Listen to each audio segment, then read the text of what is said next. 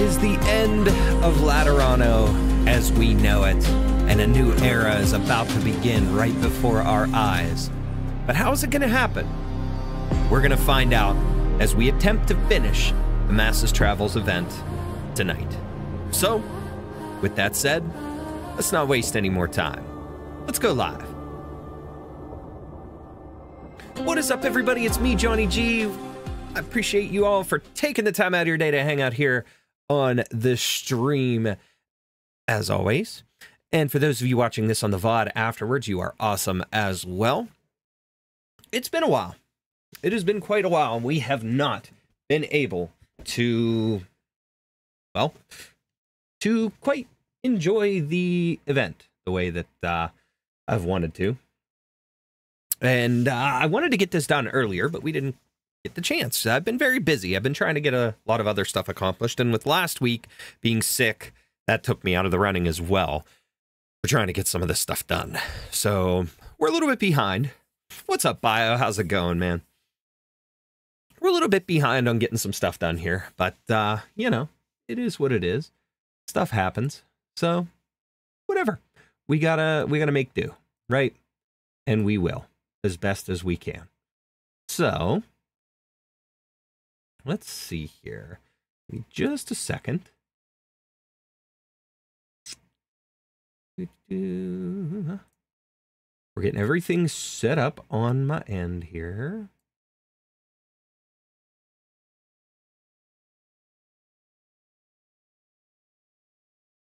Now, last time we got a little over the halfway point with the thing, so with the event, so it could be one more section, and that's what we're hoping for. I'm hoping to finish this up in just one more section, and if we can, then that would be ideal. Because then, my plan is to come back and finish one more stream of the actual gameplay, doing the EX and S stages. But I have a fifth video that I'll be doing to release as my fifth entry for the video creation event, and that's going to be a cooking related video, so we'll do that in the future here. But for now, we're going to pick up exactly where we left off here, and I know the banner actually ended today, so I hope everybody got all the polls that they wanted. I finished up pretty good. Of course, I got Exusiai. I got Fiametta, who was new to this account. And I got, who else did I get? I forget. Overall, I got Exusiai, I got Lemuen. Fiametta was a new pull. I sparked for Scotty Alter, so that was fun. But other than that, I don't really know that I got anything else like crazy good off the top of my head. So it is what it is. But it was a fun banner as well. I'm excited for what's to come, though, because we've got more limiteds and stuff stacked in our way. And if you guys have been following along with the channel, we just reacted to the stream from China that revealed the upcoming Kierag event with 3 new altars coming our way. So that's going to be a lot of fun to contend with in the future. So for now, though, let's go ahead and get the headphones on here, make sure our audio is working, and we're going to jump into this here. Make sure that it's picking up the game. It's got the audio, but it's not hooking it for some reason. So let me restart it, and then we will get going here. I don't know why it's not hooking it for some reason. I remember we had a problem with this a while back where it wasn't exactly doing it, but let's see if it picks up now. No. Okay. Give me one moment. We'll restart the whole Google Play games thing. That might be part of the problem. Let's do that. We'll switch back to full screen while we're waiting, while I try to get it up here. Give me just a moment here, chat. Technical difficulties are always fun. Hope everybody's been doing well throughout this week, throughout the last couple of weeks. Overall, especially since I've kind of been not as present here with streaming and stuff like that, with being sick and all that. I've missed out on a lot of opportunity for stuff, so I'm a bit disappointed in that, but we'll get back to it. We'll get back to the grind. You know, I forgot to say this to you guys at the beginning of the stream, but if you found something to make you smile today, that's always a good thing. There we go. Now it's hooked. All right. I see it in my little window for my little shorts thing, so I have my window for when I'm doing YouTube shorts. So let me just adjust my camera so I can sit in the middle, comfy, and then let's switch over. Arknights. There we go.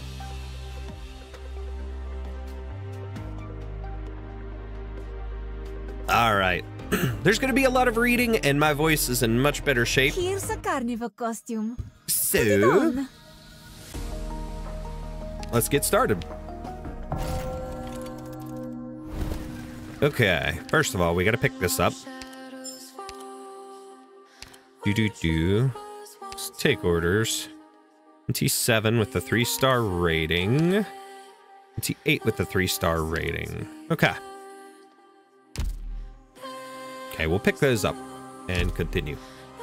So, we are on MT7. Perfect. So we have 7, 8, 9, 10, and then the epilogue stories. So, I'm going to try to read these as quick as possible, chat, and try to keep up with things so that we can keep this moving along and I can still get some decent sleep for work tomorrow, but I've been dying to get this finished and I cannot wait any longer.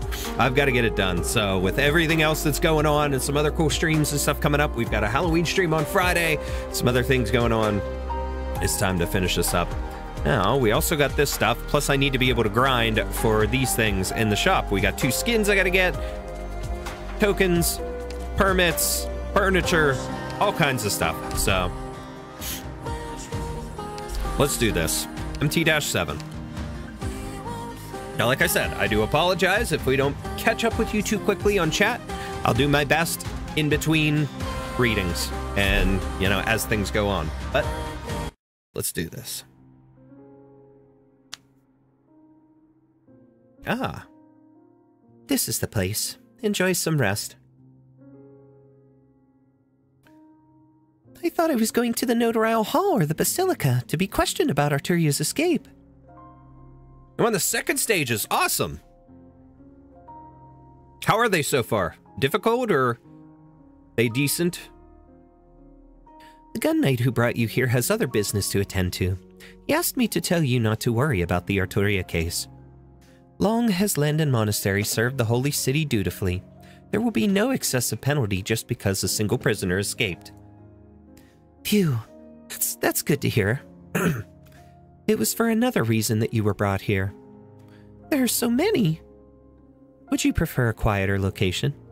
No, what I mean is, why is everyone in this nursery Liberi? Oh, wow. Hildegard scans around the room and sees Liberi in all sorts of outfits, sitting or standing. There's little conversation, only the steady ring of the comfort bells. Hundreds? Thousands? Too many to count. An entire city's worth of Liberi seems to be assembled here. Since when did this nursery become so large?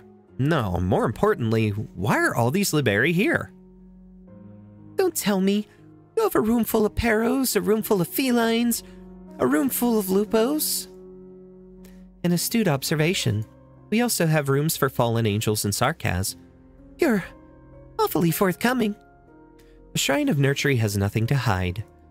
At the conclusion of the Nativity, the Curia announced that the Sankta will share the halo with all races. The simplest method is to do it race by race. Do you mean we can have halos too?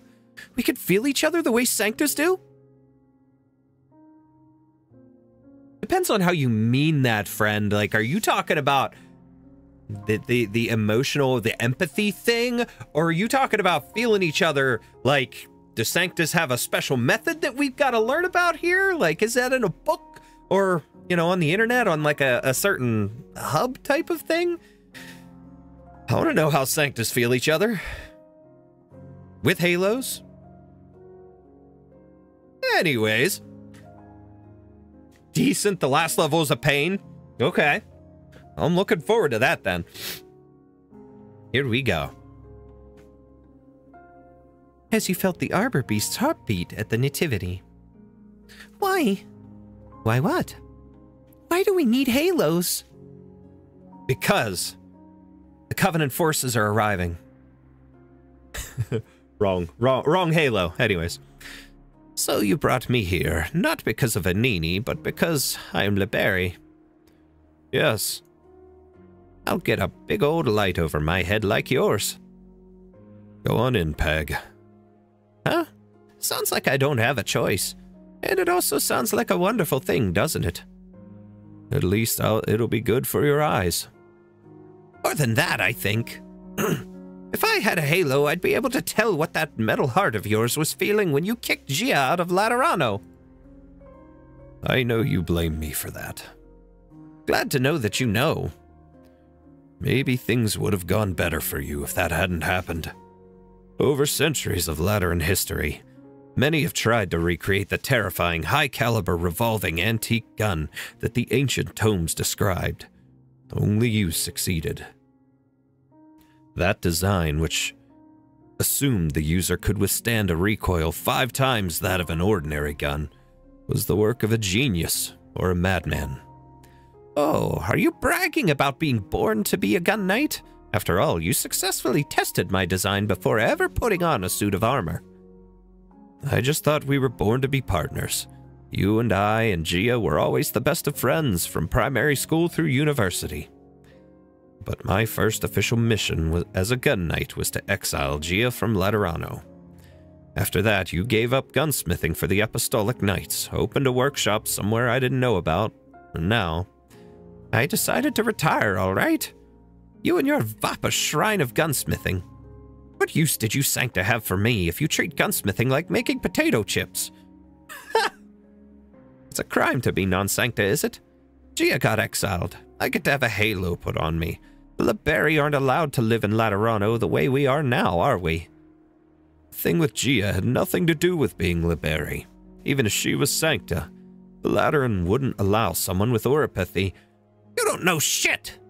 Lateran order and Lateran purity again! How many times do you think I've heard that garbage from you? Do you really believe it in yourself? Somnia Stormis!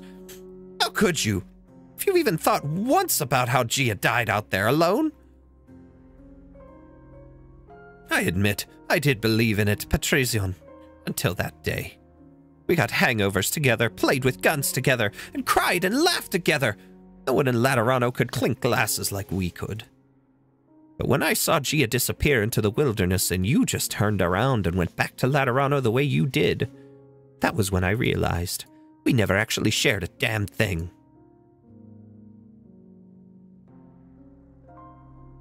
The halo is not a bad thing, Sister Hildegard. It's Laterano's blessing on us. I know. From the earliest nomads who followed the burden beasts, the Liberi had always learned from the Sancta, from their ways of living to their ways of thinking. The Liberi long for a better life, and they long to be part of the Holy City. We understand that. I know. I told that history to Arturia not so long ago. But there is only one thing the Liberi can never learn from the Sancta, the halo. That is why certain conflicts between the Sancta and other races living in Laterano have lingered to this day. Unable to take part in Sancta empathy, you are troubled by doubts about your faith. You suspect Laterano of being indifferent, of alienation. To help Landon Monastery's finances, you were away from Laterano for a long time, Sister Hildegard. That is why you may not have sufficient understanding of this situation.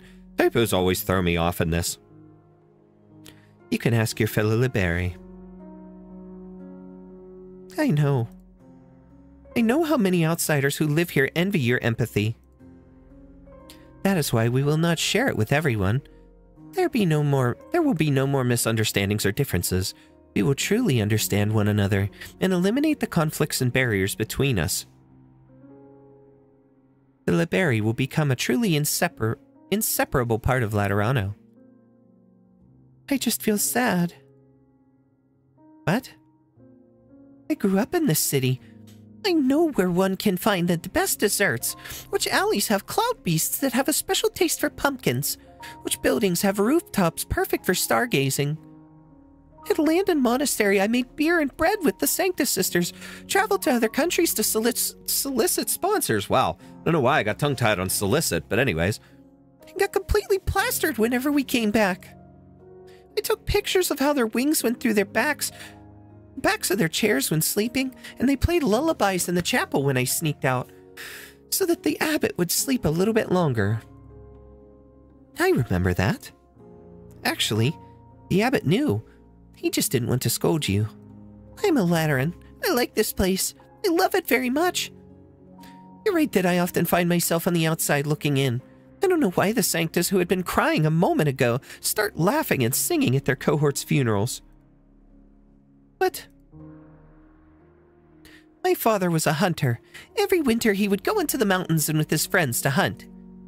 He told me that even hunters who have hunted together for decades can have different ideas when they see the same quarry. They sometimes even fight over it. Everyone is different. That has nothing to do with whether or not we have a halo. But you tell me I won't truly become a Lateran until I have a halo.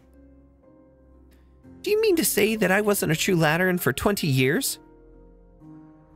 Has my entire life been a poor imitation?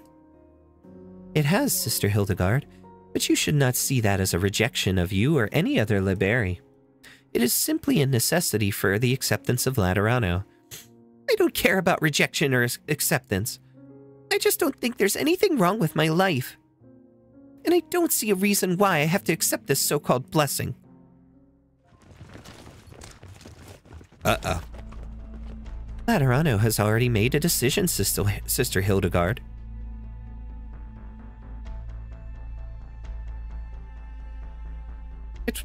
It was the first time I experienced a parting, Peg. It wasn't a good thing. It wasn't a good feeling. I guess that was when my life started to go off the rails. It's like those popcorn movies, you know? The Chainsaw Guy series or The Bridges. Wait, sorry, I missed that. Bridges of McCallion. First Gia, then you, then my finest student. I exiled her from Laterano personally. Your thoughts on Sancta Miksaparato? I don't quite know. He's an interesting character for sure. Like, but there's just something about him that I can't quite grasp. And maybe it's just because there's still part of the story left, but he just seems like this kind of guy that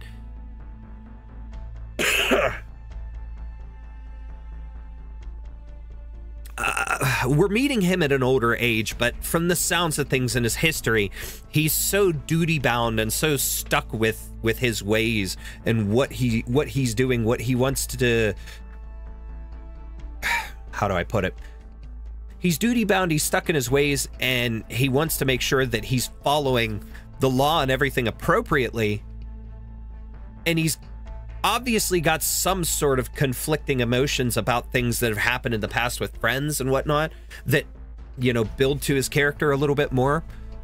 But he, I don't know, overall just seems like a really, really strong character. Just, he's got, you know, some conflict and stuff in his past and things that I think he's having trouble letting go and coming to terms with. But, you know, as far as a playable character, I haven't really gotten a whole lot of experience with him yet. And he's cool in terms of like the whole barrier thing and the type of damage that he can do as a defender. But I just haven't a lot of experience with him in that regard. But he's a pretty cool character so far.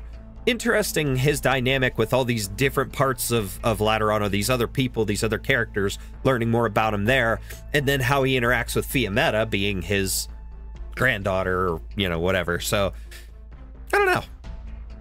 He's a tough read, I'll say that much too, but I worry too about Fia. What? You're worried about that? You're worried that your dear granddaughter might run away and you'll die alone? You all had your issues. I tried to do something, but never actually helped anyone. Did you really try, or are you just lying to yourself to feel better? Maybe both. But there's something you got wrong. I support the idea of halos for everyone, not only because I want to protect the order and purity of the holy city. You're making Laterano sound awfully racist by putting it this way.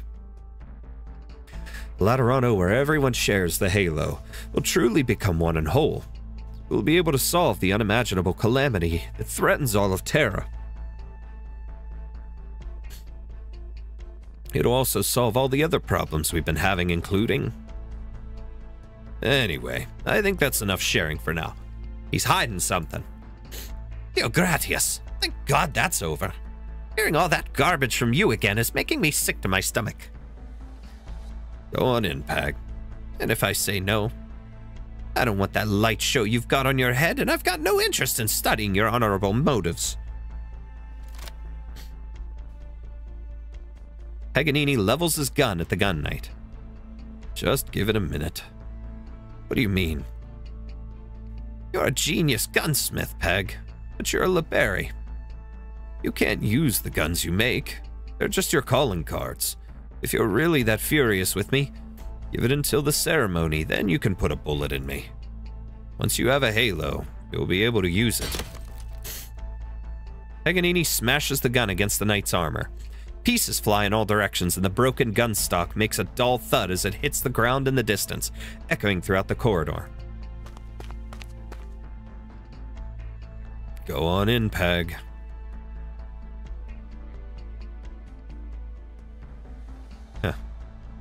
Legatus Mostima, Overseer Fiametta. Your contribution to Laterano is much appreciated. No kindly comes this way. Do the nurseries already filled to the brim? The ceremony is about to begin. The matriarch will first enlighten the liberi who have lived in Laterano for many years. Then the broken halos and wings of the fallen angels will be repaired. Quickly now, I will lead the way. Ah, Exu. Here we go. Funeral.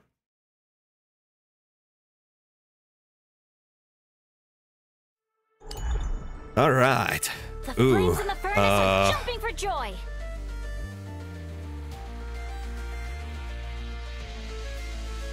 Real estate question. This wonderful realm or a panoramic view of hell?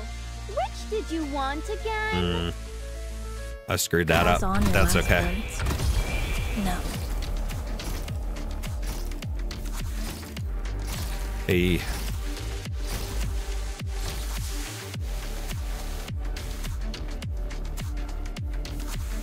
Solid positioning. Okay. I knew you'd come straight to me, Okay. leader. Let's begin. But they're there, so now we've got that set up. Awaiting orders. Shut up.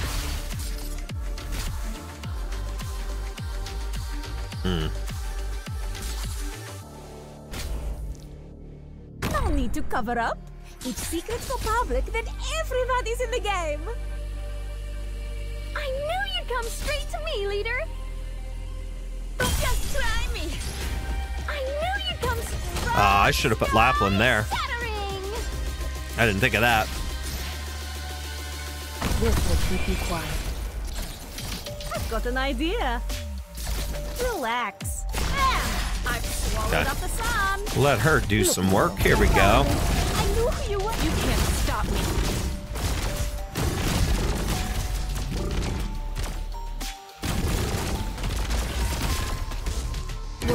Okay. A word I've not heard. I don't know if I'll get her in time to be able to heal Exu. Oh, maybe I will. Oh, actually, I beat the stage. Okay. Didn't have to worry about it. Sweet. Excuse me. Come in.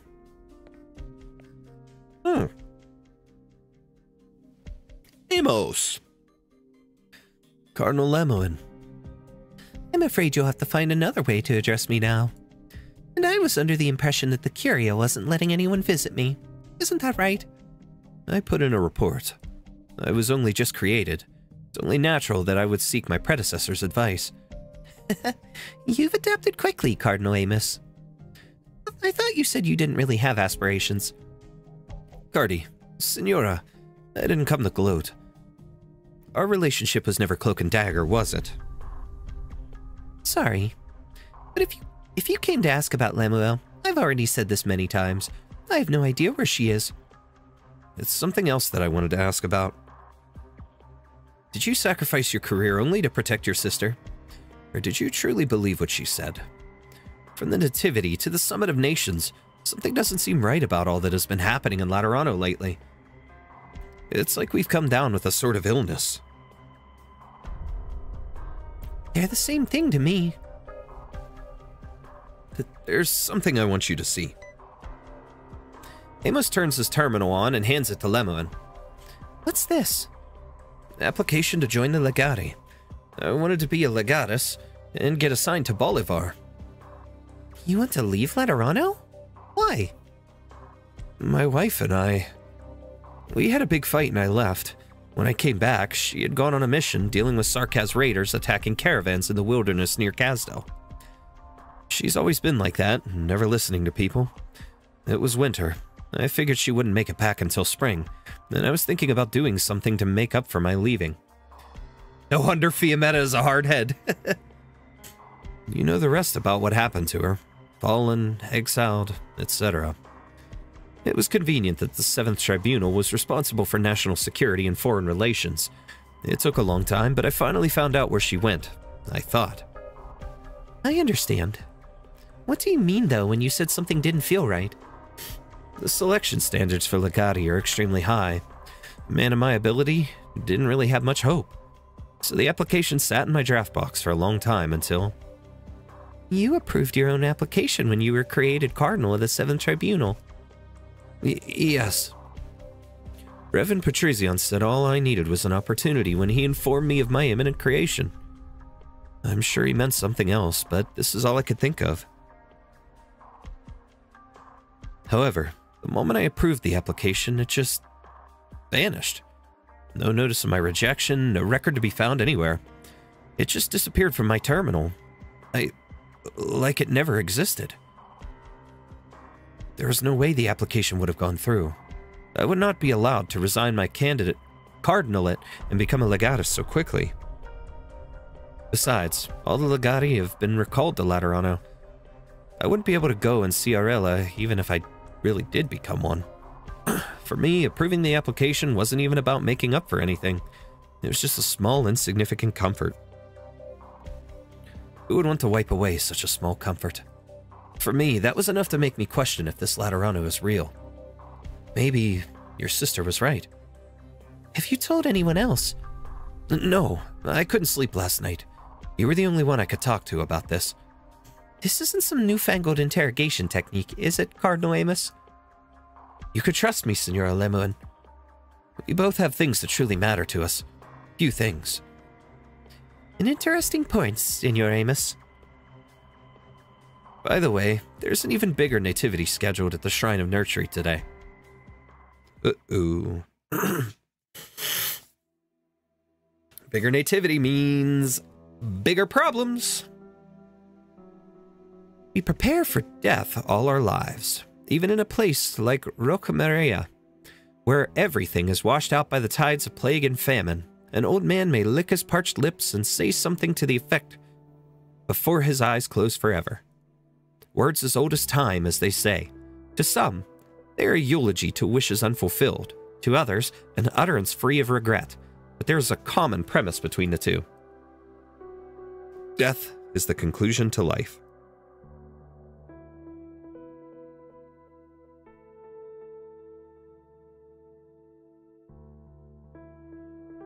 The burb looks up in confusion, flaps wings anxiously.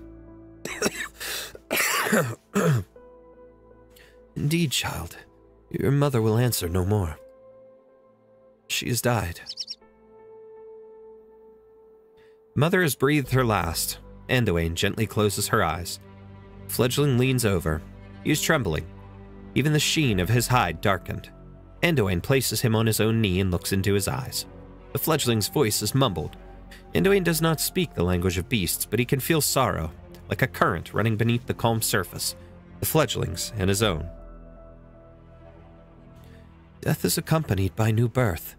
When your mother knew that her own life was beyond saving, she chose to leave the hope of life to you. She used her last strength and succeeded. This is your first lesson. Rocca Maria, the town with the clock tower, the abbey in the wilderness, and now I've experienced many such moments, and now I have another. Each experience brings deeper insight. All walk toward the inevitable end. That is why the continuity of meaning is so precious. Death is a parting. A gift from the departed to the living. The beginning of the living's own salvation. Do not fear, child. Lament and remember. I will do so with you. I will stay outside and leave her funeral to you, Anduin. What of the matriarch? She is indisposed, preparing for the nativity to bestow halos upon all the non-Sankta here. She sends her apologies. No matter. We have grown accustomed to welcoming new life with ceremony. While funerals are simple, always simple. Tell the matriarch that it will be a little while before I return to duty. Are you all right? The mother's passing was sudden. The child is young and unaccustomed to such sorrow. I must stay by his side. No, it's you the matriarch is worried for. What do you mean? Matriarch said she and you had been with his mother for a long time. She understands the sorrow in your heart. You are a thinker. Every journey gives you inspiration, but also fatigue.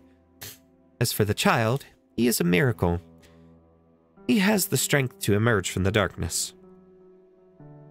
The matriarch wishes me to tell you that no new life in Laterano will ever succumb to calamity nor sorrow. They will be born equal, they will be brave, and they will be strong. Laterano will see to it. Anduin feels the fledgling arbor beast push against his arm. He wants to calm him down, but the fledgling pushes his hand away and spreads his wings.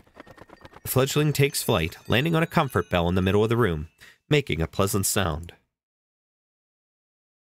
Anduin watches in confusion. He has worn a halo for decades, yet his eyes still struggle to adjust to the fledgling's dazzling light. Flaps wings forcefully. Loud cry. He has been with the fledgling day and night. He knows what these movements mean. The fledgling is inviting him to play. The nurturer, who can never turn down a child, stands stunned. He wants to communicate his sorrow, decline this incomprehensible invitation in the most tactful way possible. But eventually, he steps up and takes the young arbor beast's claw, dancing a waltz in the middle of the empty room along to the comfort bells. The arbor beast's excited cries echo throughout the room. His feathers shine bright under the halo, showing its sheen unreservedly in the spinning circles. Their steps grow quicker, and Anduin looks toward the body of the deceased mother, trying to ascertain his own emotions. Then he realizes with a start. He's no longer sad. He is joyful as the fledgling. He's beautiful as the fledgling. He sings and dances for the future with a heart full of hope, just like the fledgling. Their spinning steps draw beautiful circles on the ground and in the air. Is this what Sankta means? Only the instinct to avoid pain, but no right to sorrow and mourning. Is this the Sankta? Is this the miracle of life? Nobody answers his hysterical call. His matriarch is bestowing halo after halo upon the people in the Hall of Enlightenment. He alone stops in his tracks. He recalls a funeral, one that should not exist in his memory. False memory?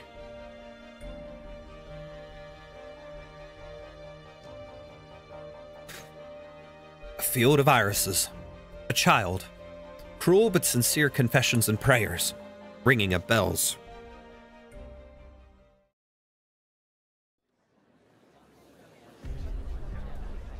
Still no answer.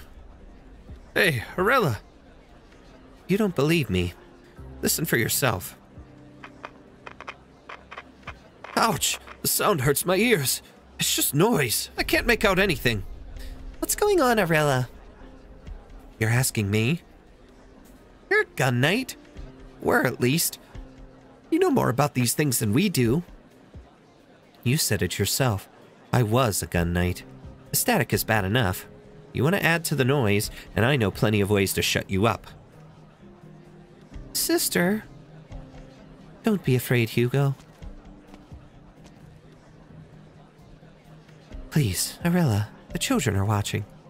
These Sanctas have come a long way after a terrible ordeal that left them with broken halos and a heart full of fear, with no comfort in sight.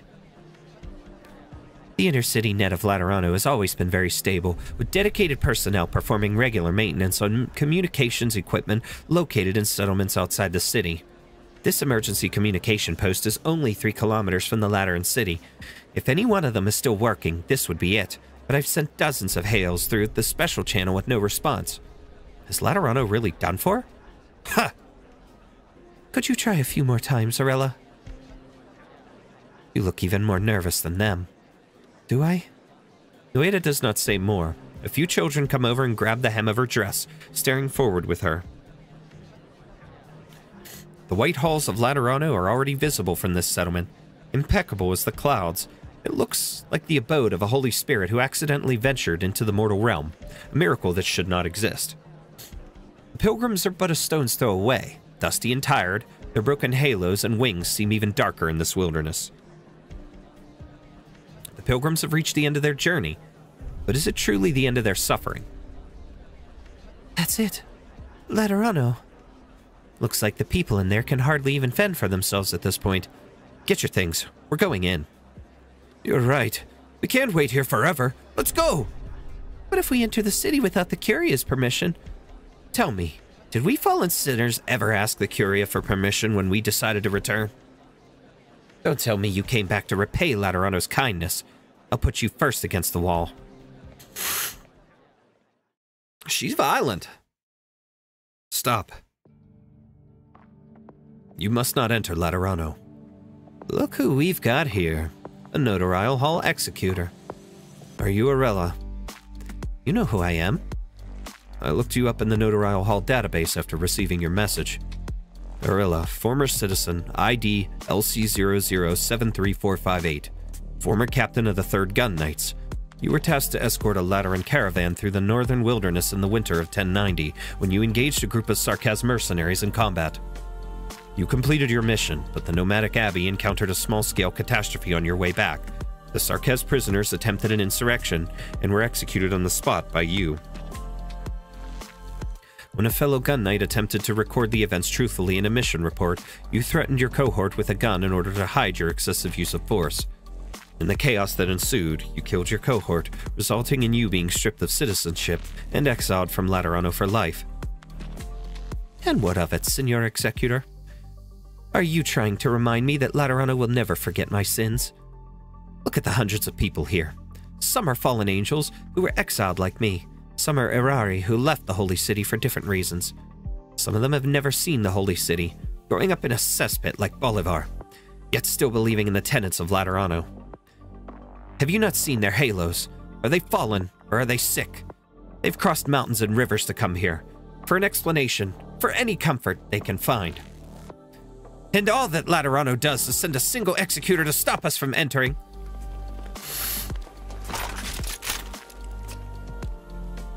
More and more Erari Sanctas gather, surrounding Federico, pointing their weapons at him.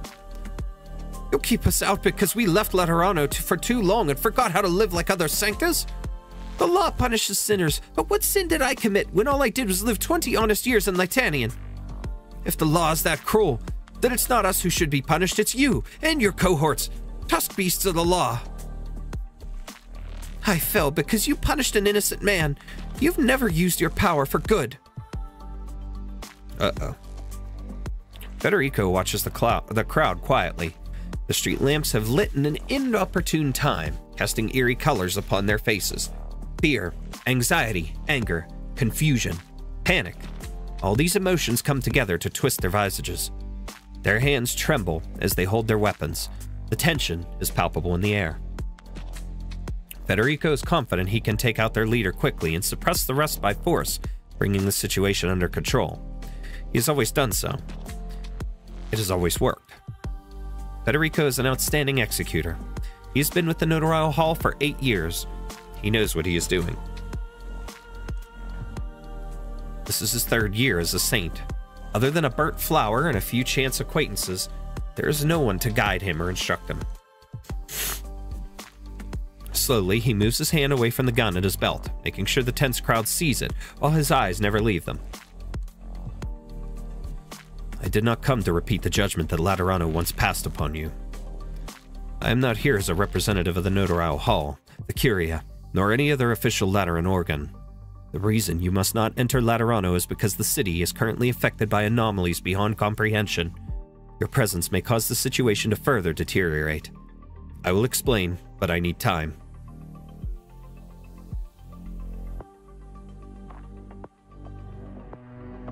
Ah, there she is. Virtuosa helped calm down the situation. Arturia, you should not leave the Holy City. Don't worry. I met the doctor, and I'm here on the doctor's instructions. The doctor's discovery confirms your hypothesis.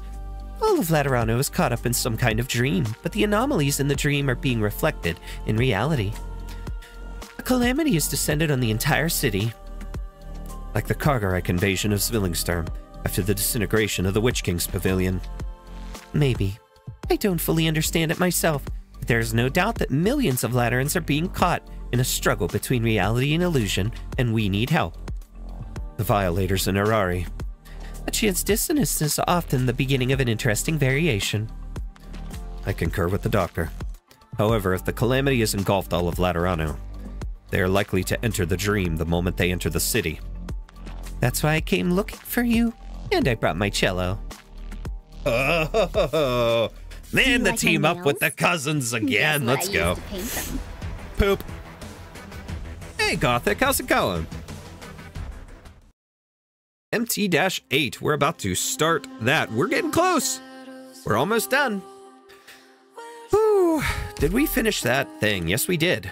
Okay, let's resume. We can collect that reward.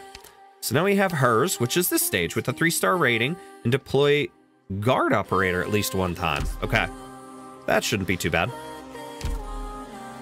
Okay, and this. Okay, and as far as these go, we have 8, 8 with the 3-star, 9, 9 with the 3-star, 10, and 10 with the 3-star. So, nothing too crazy, no special requirements otherwise. All right, let's go back in. MT-8. Let me get a drink while we're starting here.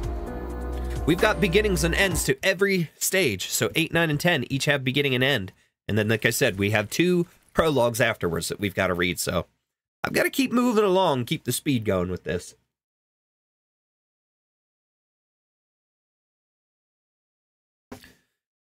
Whew. Over here, Doctor. Squeeze in a bit so this dessert cart's in front. Dessert cart. Yum.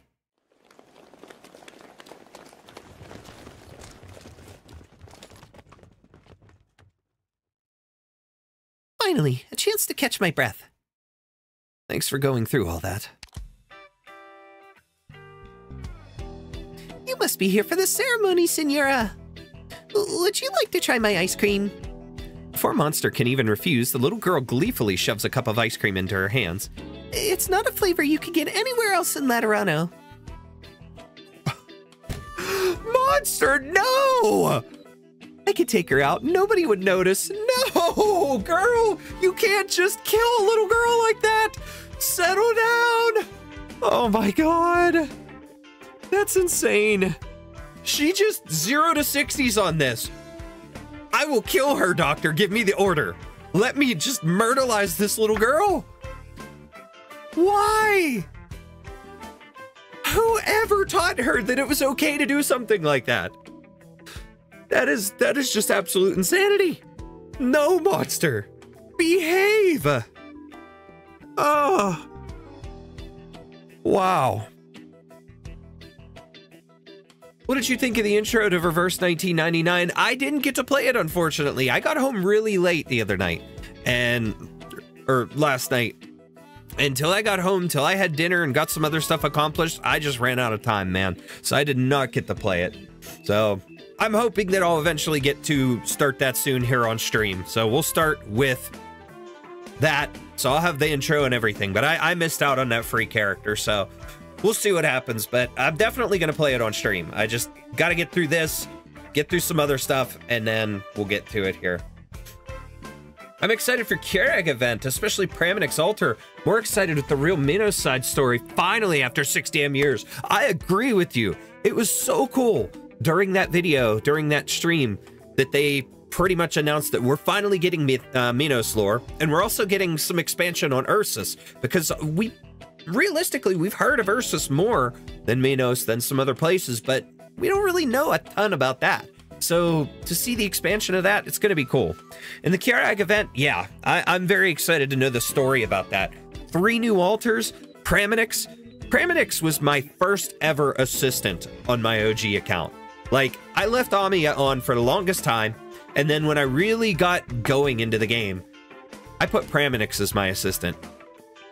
And then eventually Texas, but my god, that, like, I'm so pumped to have Praminix altar, and she looks so pretty.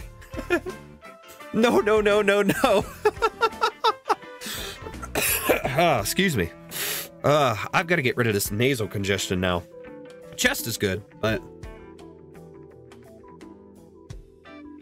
grinding for Duet Night Abyss. Oh shit, really? Sumo Tubby with a bazooka? Come on. I've seen that stuff about that game. I want to play it. I'd like to play that one too. There's that one and another one that just recently came out that looked really good. So, there's a couple new gacha games. Oh god, 8 of them. That sounds fun. As Monster gives you this paranoid suggestion, she plops a spoonful of ice cream into her mouth without thinking about it. Wow, that's really good. Could you tell me your name, kid? It's got my answer for me, Confessor. Da-da-dee-dee-dee-da. I'm called Idida. You named yourself after the dessert cart's music? Don't be silly. I customized it to sound like my name. Did you know those guards, Idida? Wow, I've never heard a confessional speak like that before. It's the latest model. Were you helping cover for us just now, Idida? Yep, because all of Laterano needs to change. That's what you think too, right? Was I just imagining things? You're the first person to say my sugar-free carbonated water-flavored ice cream was tasty, Senora. Sugar-free carbonated water ice cream. So, in other words, shaved ice? Is that like what we're going for here? Interesting. Well, that explains why it's so refreshing. Mama and Tata were right. This is a rocky road I walk. But I finally found a little bit of success. Mind explaining a bit more? Desserts connect every Lateran. But if you eat too much sugar, not only are you going to get bad teeth, even your halo will start getting cavities. Tata's a dentist. Every time he says that, people think he's just trying to get more business for his clinic.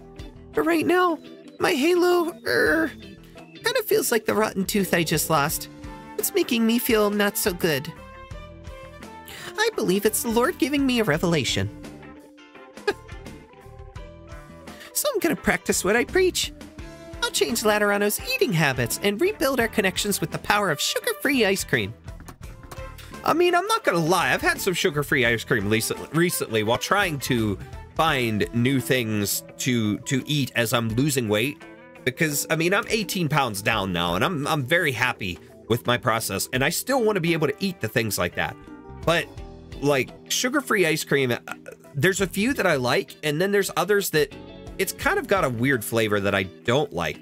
But I did find one that does have sugar, but a very low amount of sugar, and low calorie, as well as high protein and dietary fiber. And it's, ironically, because of the halos. It's kind of funny that I'm talking about this, but the brand is called Halo Top. And like a small pint-sized carton is ballpark 300 calories, depending on the flavor. There are some higher calorie flavors, like 400 some, but those ones have like different things mixed in and some extra stuff to it. But they are high protein, high fiber, low calorie. You could eat the whole thing guilt-free. For someone like me who's eating a 2,000 calorie or less diet a day, that doesn't take away much from me when my lunch and dinner usually is in around 300 itself. So it's kind of crazy. And then my breakfast maybe 200 to 300 depending. It's usually a protein shake. But sugar-free ice cream is kind of eh. What is the story that I missed? 7 stages worth so far? So that's a lot to explain. Diet soda ice cream. What's next? Laterano wasabi ice cream or Reaper California ice cream? Both? Hell no. Ooh. I wouldn't want a Reaper ice cream. That would sound awful. Wasabi, probably awful, but not as bad. Still wouldn't eat it though. Serta will devour those Laterano ice creams in just a whole day. Oh, she'd eat everything in sight. All ice creams, all popsicles. That's all hers. Going to try Duet Night Abyss and see if it's my kind of speed. I do like how everything in that game is free. You know, there's no behind paywall and stuff like that for the characters and things like that. You can unlock it all in game, which is pretty cool. So I like the sounds of that, but it makes me wonder, you know, how things will be in the long run for it. But we'll see. We'll see how successful it is. I've seen nothing but positives so far, so I'm excited. That's a grand dream you got there, Adita. Mind if we take a walk together? I'd like to hear more about this connection between halos and tooth decay. Okay. We should be able to avoid the guys chasing us with this kid around. You need to get in touch with Exusiai ASAP, Doctor. I'm trying. Hey there, leader.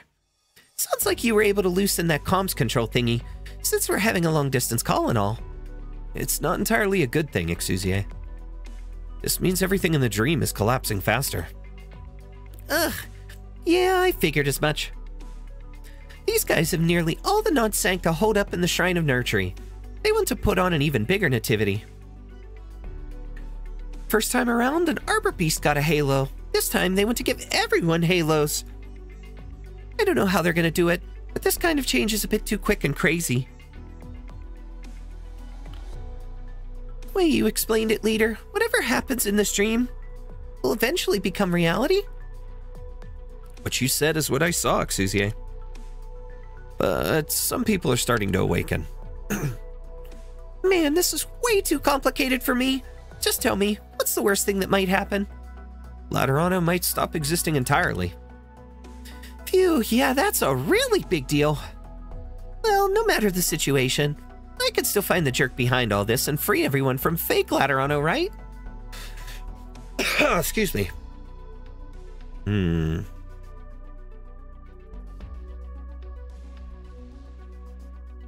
We're limited to keeping you clear-headed and free to move around.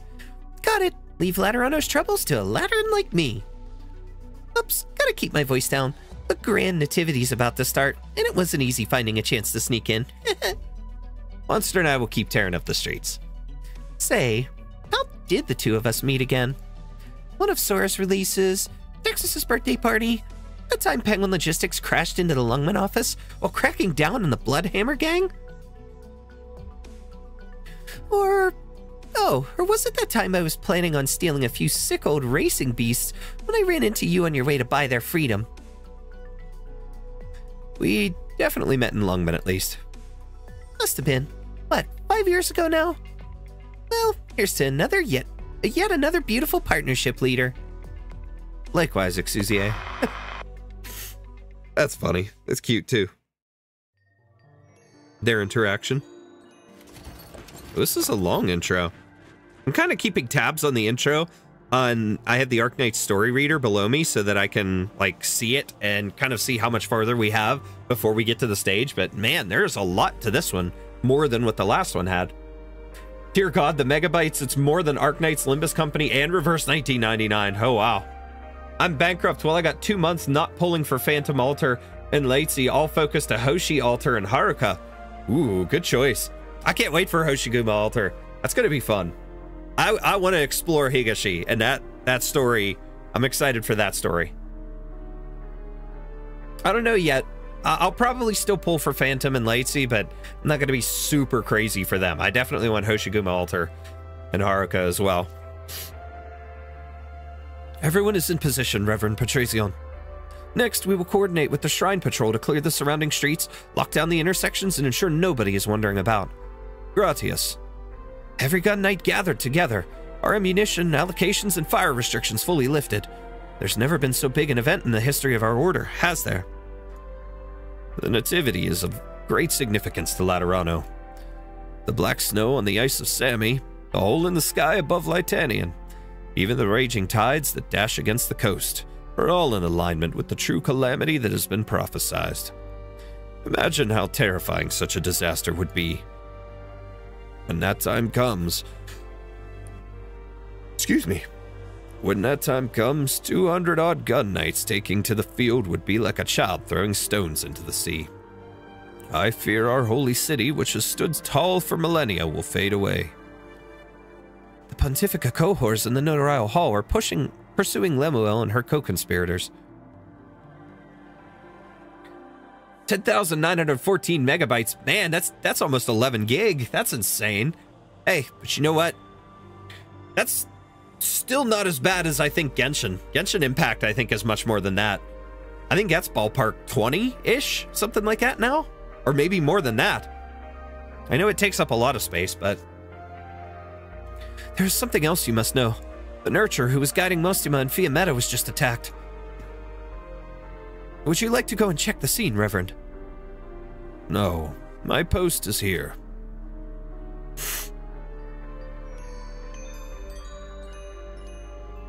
The time has come. All our Liberi brethren, please go to the Hall of Enlightenment.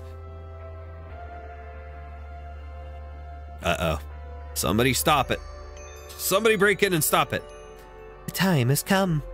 Over here, please. Once the other races have been bestowed their halos, the matriarch shall mend the broken halos and wings of the fallen angels, so that we may all regain empathy with our people.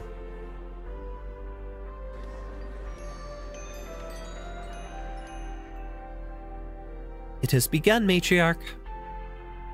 I thank you all. You have forsaken nearly all rest since the establishment of this shrine. There have been many mishaps since the last nativity. We must advance our plans. This shrine's mission must be seen to completion as quickly as possible. To this day, we have walked the same path, matriarch. This is something we realized long ago. Oh yes, there was one other thing on my mind. Today's ceremony is all about bestowing halos on the non-Sankta rather than a birth, so why are we still using the name Nativity? Is there a better term for it? The Nurturers lead the people of various races into the Hall of Enlightenment, converging toward its center. The grand procession is like a herd of migratory beasts, yet none speak a word. There is only the rhythmic tinkling of countless comfort bells. As if in response, the matriarch lifts her head towards the crowd. Henceforth, all who are sheltered by the holy city shall share one destiny, entwined into a singular whole. Can this be called anything but the rebirth of Laterano?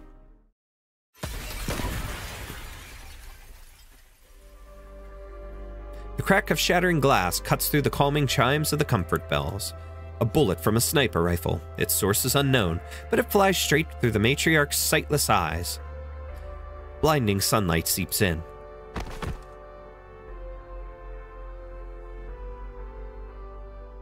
Okay. A sniper rifle. Did Lemuen just take a shot at her? That strange couple at the door. Looks like they're deciding where to go to dinner using a roulette wheel. Interesting idea, isn't it? Mm-hmm. So they're the ones who wish to adopt you. But why won't they come in and tell me that themselves? Oh, I get it. They don't want to put too much pressure on me. Now why do you think that? Because they're pretending to fiddle with their guns while actually looking our way. Nothing ever gets past you, does it? Yes, I reached out to them before they came here. Your parents were in that caravan raid, and the notarial hall's been trying to arrange things with a few families for the better part of a year now, but nobody's bitten yet. You're the strongest child I've ever met, Anne. But you still got a long way to go, and we can't let a kid live here all by themselves. I know, Senora. I'm not annoyed or anything, it's just, if I'm going to accept the kindness of others, I'm going to have to be a good kid myself. It's really, really important. Well, the long and short of it is, they wanted me to tell you that they really like you. I also think they're really... Can I have a week? No, 3 days. I'll think things over. Once I make a decision, I won't go back on it.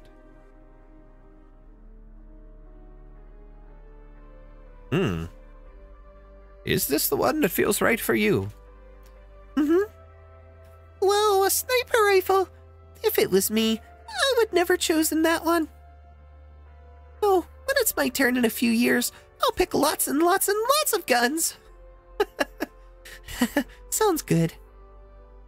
Well, I have to remind you that this fellow's been sitting here a few years now. Never been picked. Just think it over. It's really quiet. No. What I meant was, this sort of gun's different from the others. Truth be told, it's not very suited to you lively Sanktas. When you're on the battlefield, you won't get many chances to fire it. You'll have to make every shot count. Whether you're trying to protect something or destroy it, you'll need to have a sharper eye, a sharper mind, and take on more risks and costs. Because you can pull the trigger or let it go, but you can't afford to hesitate. Today is Lemuen's birthday. Today, she chooses her patron firearm, giving even more meaning to this already extremely important day to the Sankta. The gunsmith speaks with all seriousness. Her mother and father, behind her, and all her friends are silent. Even the ever-vivacious Lemuen keeps her mouth closed like a good girl for once. Despite the silence, Lemuen knows they are all looking right at her. This is the one, Master Peg. Please guide me through selecting the other parts. Nice! You don't need to worry about it not having the chance to fire, Master Peg. You could smack people real hard with a gun and this big, and my sis is super strong.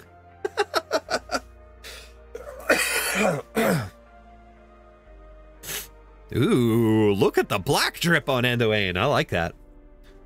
Through the spiritual light, even the darkest stain can be cleansed. With a pious heart, even a savage monster can wade out of the mud.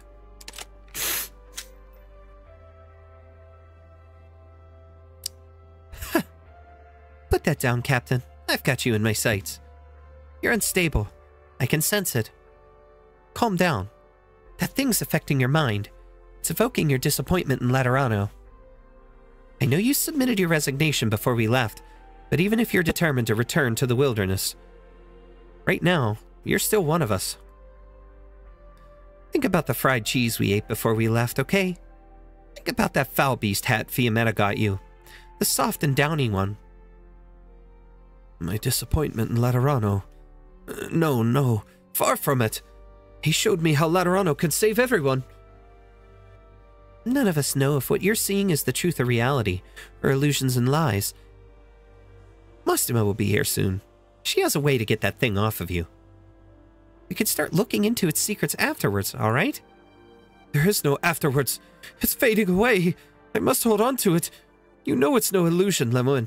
It's certainly not lies. You saw those people locked in stasis, outside of time, down in the underground palace. Those who do not die yet do not live. You heard what the mad Sarkaz said to his shadow. The future shall have no secrets. Do you need honey? No. I actually took some honey before here. I took medicine that has honey in it, but I also took straight honey to try and help.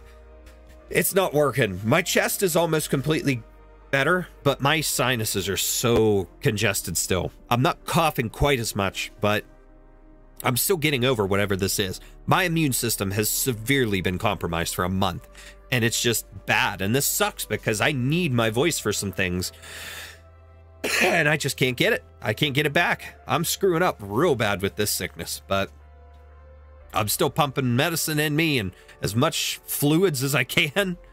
Pause, not that way, chat. Get your minds out of the gutter. But I've been drinking a ton and just still struggling. But anyways, I got a whole bottle of water with me. I just finished the only soda I've had since I've been home. I have a second one here just to keep a little caffeine in me while we're going. And then I'm going to probably destroy this bottle of water. So you should understand. What we found is the key to time itself. What I saw was a revelation. A future where even the most savage of monsters can be saved. Your arts are running haywire, Anduin. That thing's eating away at you. If that future exists, I must find the path that leads to it. I won't let go. I need to know more. Anduin keeps his grasp on the oddly shaped staff. Light condenses into solid form and engulfs the entire cave. I have a lot of chances to pull the trigger, Lemuen thinks, but amidst the chaotic, roiling waves of emotion, Lemuen finally finds the thread of rationality running through Anduin's mind. They have broken bread with one another. They have built bonds with one another. They understood one another, entrusted their lives to one another. Their empathic link was stronger than any other. In that final moment, Lemuen confirms her friend has not been swept away in that unfathomable chaos. She loosens her finger on the trigger. Damn it, look out, Lemuen!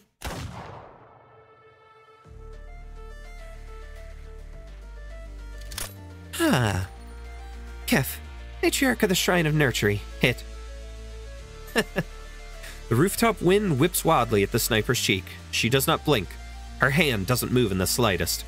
She hears, she sees, she thinks, she judges. She doesn't have many chances to fire. She has to make every shot count. She can pull the trigger or let it go, but she can't afford to hesitate. Before that crucial moment, she and her gun do not speak. Way to go, Lem. Lemuen the Silent. She looks through her scope once more, double-checking what she sees in her sights. It is proof she pulled the trigger. That is a hell of a bolt-action rifle. Compared to the ones in the vast lands, the statues oft seen in Laterano are the more incomprehensible, Cardinal. Paradise has shaped our faith, so peculiar that it has become somewhat distorted. The souls of the living praying for survival, as they traverse catastrophe and suffering, such is the most basic face of faith. No, there's never a doll statue in Laterano. My life is faith-shaped. Gun-wielding saints towering over the streets do not represent disdain for calamity and suffering. We have simply chosen to take up a different mindset when confronting them. Through her scope from far in the distance, Lemuen can finally see that all the statues in the shrine, their heads bowed and their hands clasped, are facing only the pious matriarch as they pray. Kef, if she really is a horrible monster, then it's unlikely a bullet will do any real damage. But at the very least, it'll let people in the shrine see what's so unnatural about her, and create an opportunity for you, El. The rest I leave to you. Interesting. The matriarch a monster? Was that meant literally?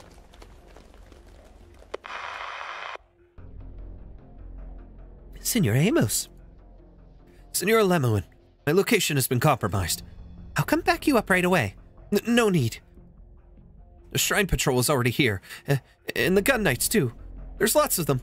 I'll hold down the street corner. Get yourself out of the building before they surround the place. What about you? It's too late for me. They've started firing. Looks like our deduction was right. This cannot be a place for just birthing babies. Anyway, did you take care of the target? Yes. Got her in one. That's good. That's good. At least this way. I managed to save a few people. Stop a few things that needed to be stopped. Can't be useless forever, can I? Well then, Vale. Go do what you need to do, Senora Lemuen. Actually, I've got a question I wanted to ask you. Funny, it's only once you can't hear it that I finally dare to ask it. The glitch in the comms terminal must be keeping the line open, and so the man goes on at length, chattering into the microphone. Lemuen hesitates for a moment, then chooses to be silent. Was I really that useless? I never have thought about it before, even though it took nearly all I had just to become a small-time investigator for the 7th Tribunal, and I never got a promotion during my decade or so here. It seems us Laterans never doubt ourselves on that front. It's like we naturally have 100 million ways to keep ourselves happy and satisfied. I know someone who made sticks for lollipops. He'd take several types of paper tape, twist them together into rainbow-colored sticks. Made nearly no money out of it. He did it simply because he knew children loved them. But ever since I found out Arella had been banished from Laterano, and there was nothing I could do about it, I haven't been able to feel even a microsecond of satisfaction with myself. You're completely useless, Amos. That's all I could think. Like how you can never forget the taste of the very first terrible dessert you ever ate. I thought that maybe with a few more years I could use my seniority to muddle my way to the Legati and go on a trip to Bolivar. I couldn't save her in the name of Laterano. Not even I can forgive her for what she did. I just want to see her again and apologize for that argument we had. After so many long years of waiting, I finally got my chance, but it was all just a dream. A dream's fine too. If it's all a dream, then I don't have to worry about anything. Maybe getting shot here doesn't mean anything in reality. When I was younger, I got 5th place at the 7th Tribunal New Joiner Shooting Competition, you know? I even met Arella that day at the range. It's a shame we weren't able to save each other.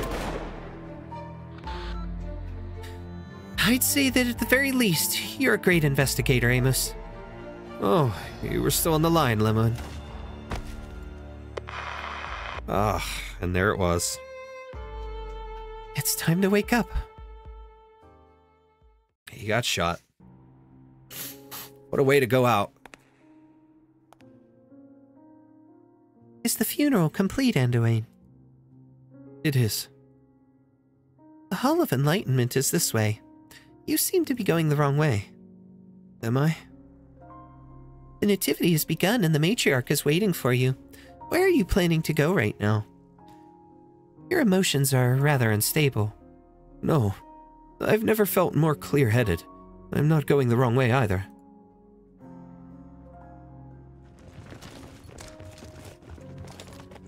I ask that you accompany me to see the matriarch, Anduin.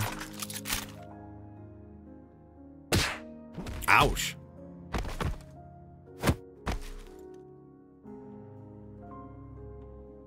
Looks like we arrived right on time. Fiametta, you... What, am I supposed to be like the other Liberi, pushed back into the herd by the guards no matter how I protest? Or should I be really looking forward to seeing if my halo gets to be a square or a circle? Speaking of, I'm curious how they're going to mend the fallen angels' halos. Ostima. Sorry, got sidetracked. You owe us an explanation, Anduin. Gathering up all the non-Sankta, forcing changes on their bodies? I thought this sort of stuff only happened in those shady Colombian tech companies full of mad scientists. Is this what you meant when you said it was about the future? About a possibility of for Laterano? Is this what the matriarch promised you? I've strayed from my path. That I cannot deny. Laterano wove a beautiful dream for us all. I was trapped too deep and took too long to awaken. Still talking nonsense even now? The other guards will be here soon. Damn it, do you think we could get close to the matriarch if we use him as hostage, Mastima? Maybe. She does trust him a lot. I'd be a little worried if we left it all up to Elle. I can sense a multitude of emotions growing by the second. The number of people with empathy in this shrine is increasing. The nativity has begun. It's no use. Even if you subdue the matriarch right now, we must go do what we still can. I'll think of what to do about this ceremony that should not exist. But it's likely to lead to great chaos. It should buy you the time to evacuate our people. What's your plan? Why do you think we'll trust you, Anduin? Seriously, a babbling lunatic who already betrayed his friend once, saving everyone? I thought joining in an hour late will get me past the story part. Damn it. Not quite. This was only the 8th stage, so I got some story through, got the 7th stage done. We're on the intro to 8, and then we've got 9 and 10, the end to 8, 9 and 10, and then the 2 epilogues yet. So I'm doing it in order. Oh, excuse me. You don't need to trust me. Pity will not save the people. I don't have that kind of power. All someone who has walked the wrong path of obsession can do is to save himself. Wait, Anduin, take this. A bomb? El gave it to us to draw the guards' attention. But if you're really going to stop the ceremony that shouldn't exist, like you said, you'll need it more than us. I'll be back another time? All right. No worries. Anduin walks past the pair, headed straight for the depths of the shrine. His steps are slow, but Fiametta makes no move to stop him. Excuse me. Wow. You okay with letting him go? He's reliable when he sticks to a handful of words instead of a full-on parable. True, true. The situation's too damned weird. Not like we have any better options at the moment. There's a whole lot of people coming this way. Probably chasing Anduin. Help buy him some breathing room. I'll get even with him after this is all over. Fiametta's still got revenge on the mind. It's kind of crazy. The shrine's very first nursery. Once, with a heart full of hope, it was here he tended to an unfortunate mother, day after day. Now the child she left behind has clambered up onto a comfort bell, the sparkling droplets of water on his freshly washed wings refracting the lamplight, just like a dream. The arbor beast does not mind his caretaker's prior outburst. He calls out happily as always, inviting Anduin to play with him. Insignificant trifles and grandiose feats are but a hair's breadth from one another. You have labored for many years over this grueling journey of yours. You should not let such a meaningless difference stray your steps. Stay your steps. I will need you to lift your spirits, for aside from caring for this mother and child, there are more deeds that must be done.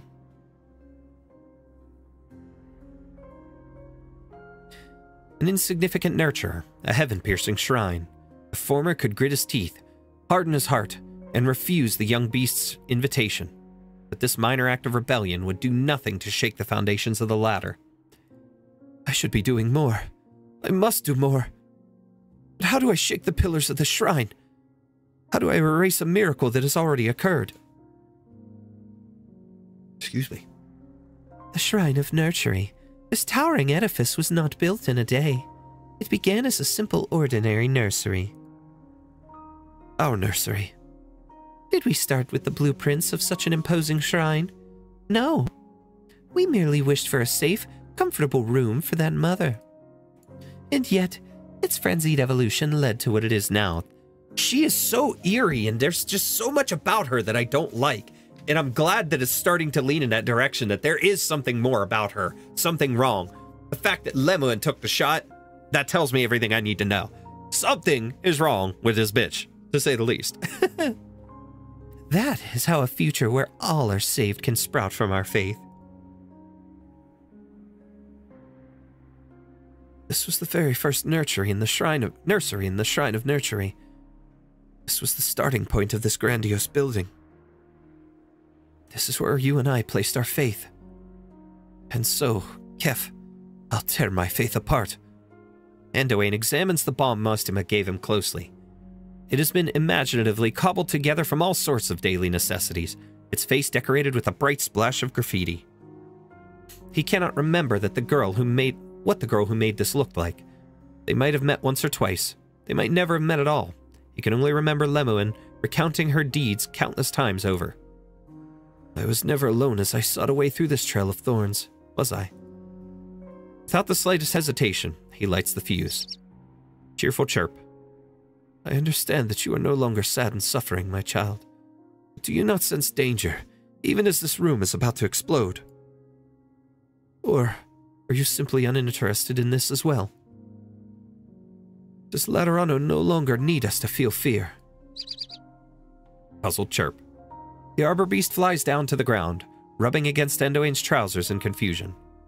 If we cannot feel fondness, fear, or torment for all that life has to offer, how can we speak of revering it? I should have asked you this, my child. But it was I who brought you here. You could even say you were born in answer to my vision. This is our penance, a lesson for both of us.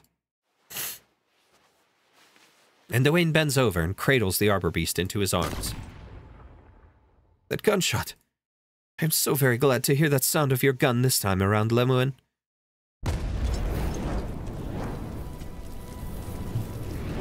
Whoa! That is sick! What an artwork! That's awesome! Sparks bloom wildly across the nursery, and that's a song from, Guide Ahead, I think. One of the past Laterano events. That wasn't Hortus, but that's still an awesome song. I don't think it was Hortus. But anyways, sparks bloom wildly across the nursery. A giant comfort bell clatters as it falls, its sonorous notes adding to the clamor. The explosion engulfs the room, devouring the graceful balance of light and shadow. Was this realm a dream or an obsession? Once you had a flock of brothers and sisters following behind you. They were rejected, harmed, insulted, desecrated. They named you guide and walked the long path with you. Yet here in this Laterano, which you believed equal and selfless, you forgot them, and so I ask, how should this community you long for be shaped? How should this holy city you yearn for be rebuilt? What path is it that you walk, Endoain? To what answers does it lead? If this is a dream, then I shall wake. If this is obsession, then I shall shatter it. Let us only speak of redemption after that. Ah, that is so cool. Flames swallow the entire nursery. The arbor beast flaps his wings furiously. There's no fear in his eyes, as though he is simply dancing. Yet Endoain still covers his eyes out of habit.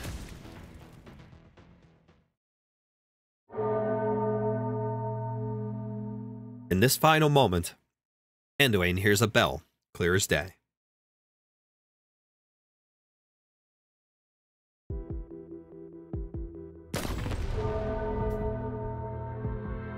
Are you all right, matriarch? The ceremony has been interrupted. The entire shrine is shaking, and that explosion just now. Is an evacuation underway? Yes, there's a Liberi wearing a Pontifica Cohor's uniform and a fallen angel leading our people to safety. Only half of the non-Sankta have successfully acquired halos. I will ask the patrol to have them reconvene right away. Like the cracking of bamboo, the explosion reverberates out from the depths of the shrine. The peal of a bell from parts unknown drowns out the chimes of the comfort bells. Chaos reigns as countless people flock to the exit. The towering edifice sways as the blast wave finally reaches the Hall of Enlightenment. Let them leave. Forcing them to stay will only harm them irreparably. The shrine is collapsing, matriarch. No, what is collapsing is not only the shrine, but also the answer we sought with it. Gather the other nurturers. Everyone must leave at once. I will have the guards escort you out. The matriarch steps down from the dais. The wind, amidst the chaos, she hears the sound of the wind clearly from above her head, where there should only be praying statues and spotless stained glass. Hey, hey, hey, over here! You're not getting away that easily. It's Exusiai, isn't it? Yes, it is. Ah, I love this song too. Such a good soundtrack. I love it. The matriarch lifts her head. She cannot see who is approaching her, but her voice has an infectious quality to it. Almost instinctively, she stretches out her arm. I've been hanging onto this window for 2 hours already. If you don't get off that stage, my arms are gonna fall off. Exusiai holds on tight to the matriarch. The world spins, and the two of them tumble to the floor. What they fall onto is not solid ground, but rather some odd softness. It is like falling into fog, yet also like falling into water. Exusiai senses a great force pushing her outwards, one that is definitely not just the explosion. Could this frail-looking woman really be that strong? She forces herself to open her eyes. She isn't sure when it happened, but the arm she is holding onto has become jagged limbs of a beast. The matriarch's gentle face has disappeared under the water. They look at one another across the boundary between truths and lies. On her side of the line, the bell atop the Tower of Revelations rings, clear as can be. I did figure you weren't as pretty as you looked early on, but my imagination never prepared me for this. Not even Ancient Forge had anything as crazy looking as you. Well, at least I don't have to worry about ripping your arm off. My friends had to bust their butts to give me this chance. So, get out of there already. You have no right to hide away in a dream. You have no right to hide in our Laterano.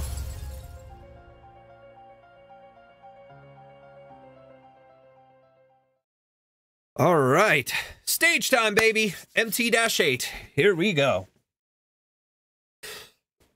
And then it looks like the outro story for 8 is not as bad. Ooh. Perfectly positioned. Let's head to the ambush Ooh. point. Cross orbs. Okay.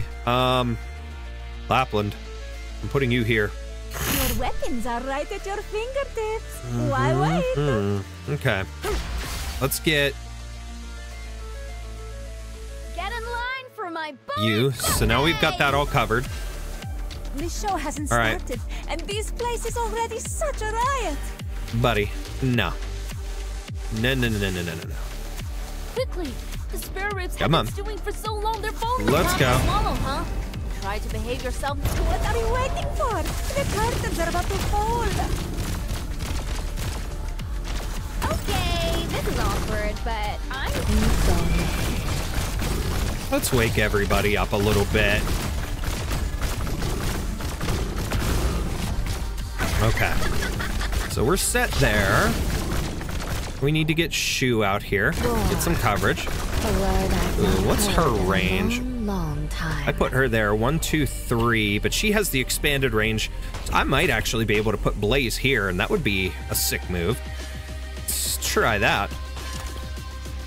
got the situation down crystal clear. Flesh and bone, though. Apple pie with chorizo! Run faster before my fire swallows you whole! Oh, yeah. Be quiet. She has held a defeat I couldn't. Uh-oh. Awaiting order. I had beat her on my other account, but This show hasn't started, and I'm pretty sure I'm mostly focused on what are you waiting for? throwing Texas down here to kind of distract, and then just letting everybody else handle. Whoever said a wheelchair couldn't get up onto a steel beam. Boom, boom, boom, boom, boom, boom, boom, boom. She's gone. Who cares? Ooh, baby. If you're really so the Thank you, mountains Blaze. when summer leaves Wow. the white dew. Wow, is See Blaze the awesome plains when in that equinox stage. paints russet hue. Okay, we got them working. I'm pretty well set here.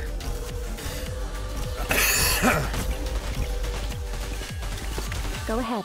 Till we bear the news of your death. Or crossed your mind. That's a little overkill. I didn't even need to use her for just that one, but... All right, where you at? There you are, bird brain.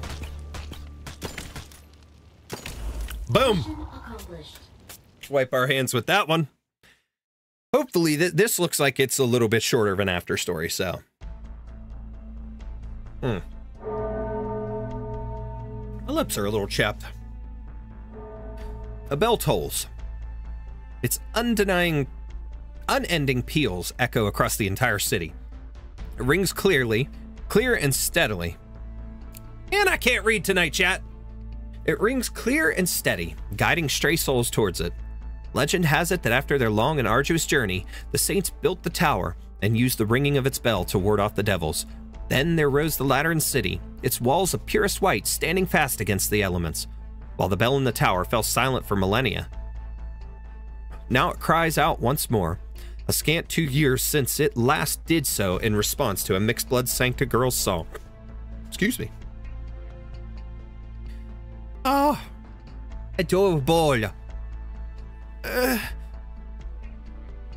and your nurturer. Are you hurt? Don't move. It was hard enough getting you bandaged up. Patia.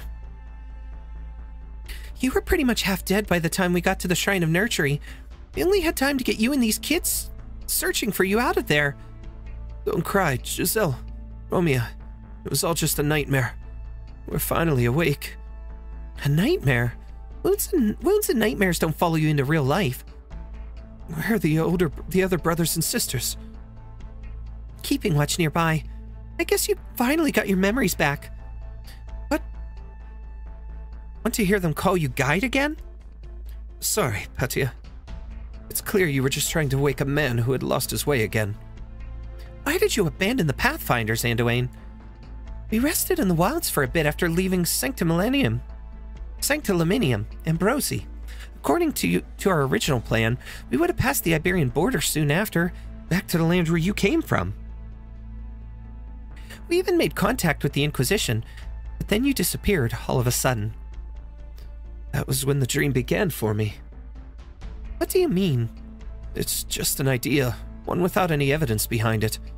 It told me to turn away, to cast aside all my plans and return to Laterano.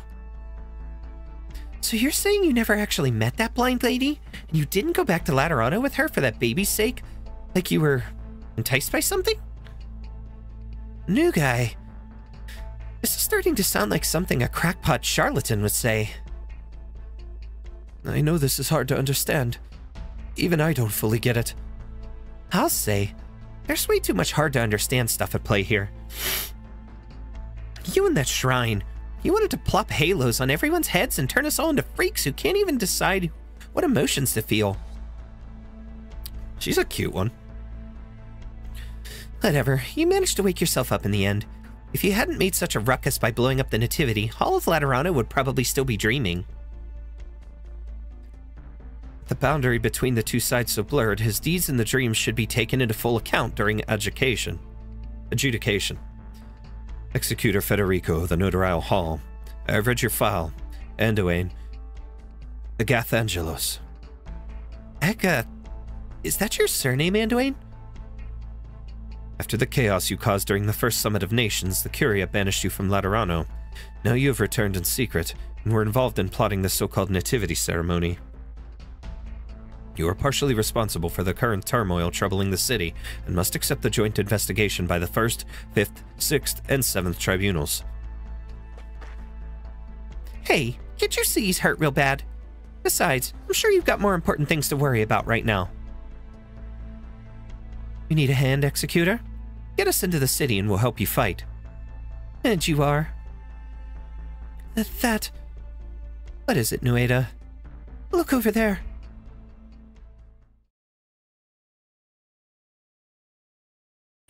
Getting your patron firearm means you've moved on to a new stage of life, El. Yeah, come quick, sis. We're taking a photo in front of the statue. I need to go to Lungman. I need to get a proper explanation from Mostima. Let's send Lemuen off on her next adventure. With a bang. The passage of time will bind people together, regardless of what they think about it. As long as your lives intertwine at some point, you'll have nothing to worry about. Safe travels home, Exusiai. She feels herself moving, but she cannot open her eyes. Her back is cupped by something rough, while her mind sinks into a bottomless softness, where even the pain running throughout her body is dulled. Her thoughts flow into a boundless ocean of faith. She opens her eyes. Ew. I told you something was wrong with that bitch! She freaky! She a monster! And now she's groping our Exusiai. You've awakened, child. You are gravely wounded. Only by accompanying me will you stay lucid during the transfiguration. While it was you who caused its interruption, we will not abandon you. Much as we once leaned on one another to traverse the devastation of catastrophe. The transfiguration? Do you mean that dream? I'm definitely awake, though. Why do you have a halo on your head? What kind of monster are you? All Sanctus have halos, child. So that we could forget from whence we came, so that we could embrace our new lives. We named ourselves thusly. Thankfully, the passage of thousands of years has reshaped your appearances and ways of life. Perhaps you can follow those tome-bound accounts and call me Saint. Of course, my flesh and spirit both have long become one with the soil beneath Laterano's white walls. What you see now is simply a snippet of code from his boundless program, a specter bearing countless memories. As he sees it, the path of the Sankta began with the saints, and so it should continue with the saints, who should lead you beyond calamity and into the future. I don't get a word of what you're saying. Where exactly are you taking me? It is not a question of you and I, child, but of all Laterans. Exusiai strains her neck backwards. Ew, is it gross looking? Ugh! Barf on it. Exusiai, just puke on it. That is such a cool design, though. Like, it is gross, but man, monstrous. 1, 2, 3. 3 legs on each side, so 6 legs. 1 tail, 2 tails of some sort? Or is this like wing? This almost looks like a tattered wing. 1 tail. Weird horns on it. That's such a crazy design, man. Whoever came up with this did awesome. It gives you some neat creature design aside from the usual, but for it to have been related to the Sankta makes it even creepier in a way. The monster that calls herself Saint cradles Exusiai. Following close behind are Sankta, as well as haloed liberi, felines, and a host of creatures the likes of which she has never seen before. It is a grand procession, meandering into the distance, its end far out of sight. Exusiai can sense that these are no longer shambling husks. Their empathy has not faded. No, it is even stronger than it has ever been. The faith of the countless masses has condensed into a vast sea. They follow behind the saint to a destination clear in their minds. Not even the saint's travels wrote of a sight so bizarre. Across millennia has he granted revelation to his chosen few, so that they may question, analyze, and deduce, so that they may point Laterano in the right direction. But it would prove far too slow a process this time. He has never been this restless and uneasy. The master of all things has awoken. Threats nip at our heels. He must carry out his original duty. Because in this calculated future, there is no place for the Sankta. There is only time for him to directly impose what he has sensed on every one of us, to force the only solution he knows into being, an even more cohesive community of Sankta, Laterano, as it should be. Yeah, listening to all this makes my head feel like it's about to pop. Heaven's sake, all this he, him, his stuff. Who are you even talking about? We are on our way to meet him, the foundation of faith, the prime mover. Even the deepest nightmare pales in comparison to cruel reality, child. And with the collapse of the Transfiguration, I fear his actions have been noticed. There is not much time. Perhaps he and I, no, perhaps we, will still have time to ensure the future of the Sankta.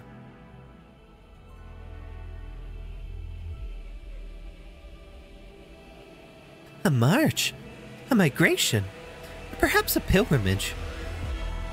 A grand procession of newborn Sanktas, traversing the streets of the holy city with a vigor the Sankta have not had in centuries. How should we describe such a sight? What do you see, Arilla? There's halos on the street lamps? And the trees, the dessert carts, the confessionals. Am I hallucinating, or is my scope fogged up? That is no hallucination.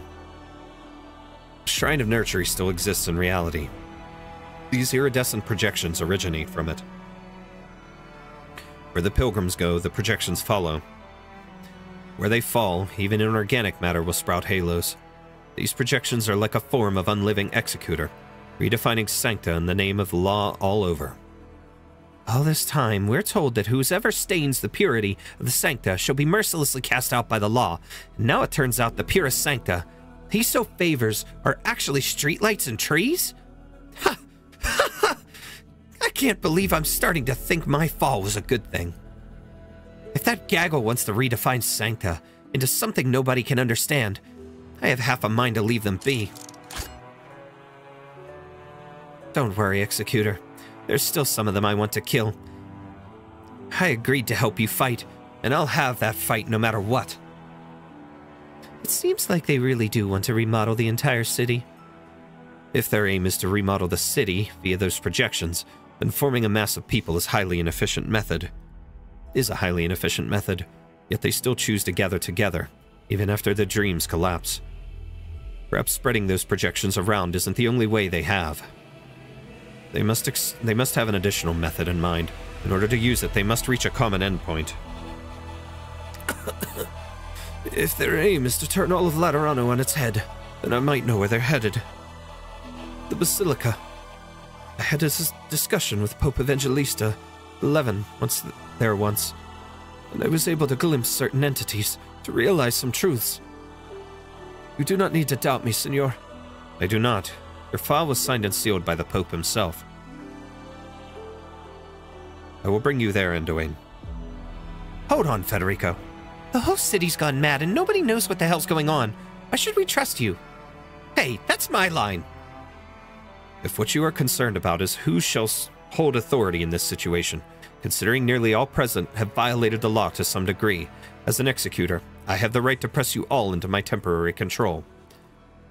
If it is the current calamity that is causing you to panic and deprive yourselves of sound judgment or action, I, Federico Giallo, am the first saint from outside the ranks of the popes.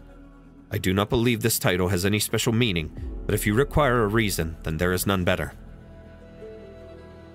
The procession will pass through here, first as they move from the Shrine of Nurtury to the Basilica.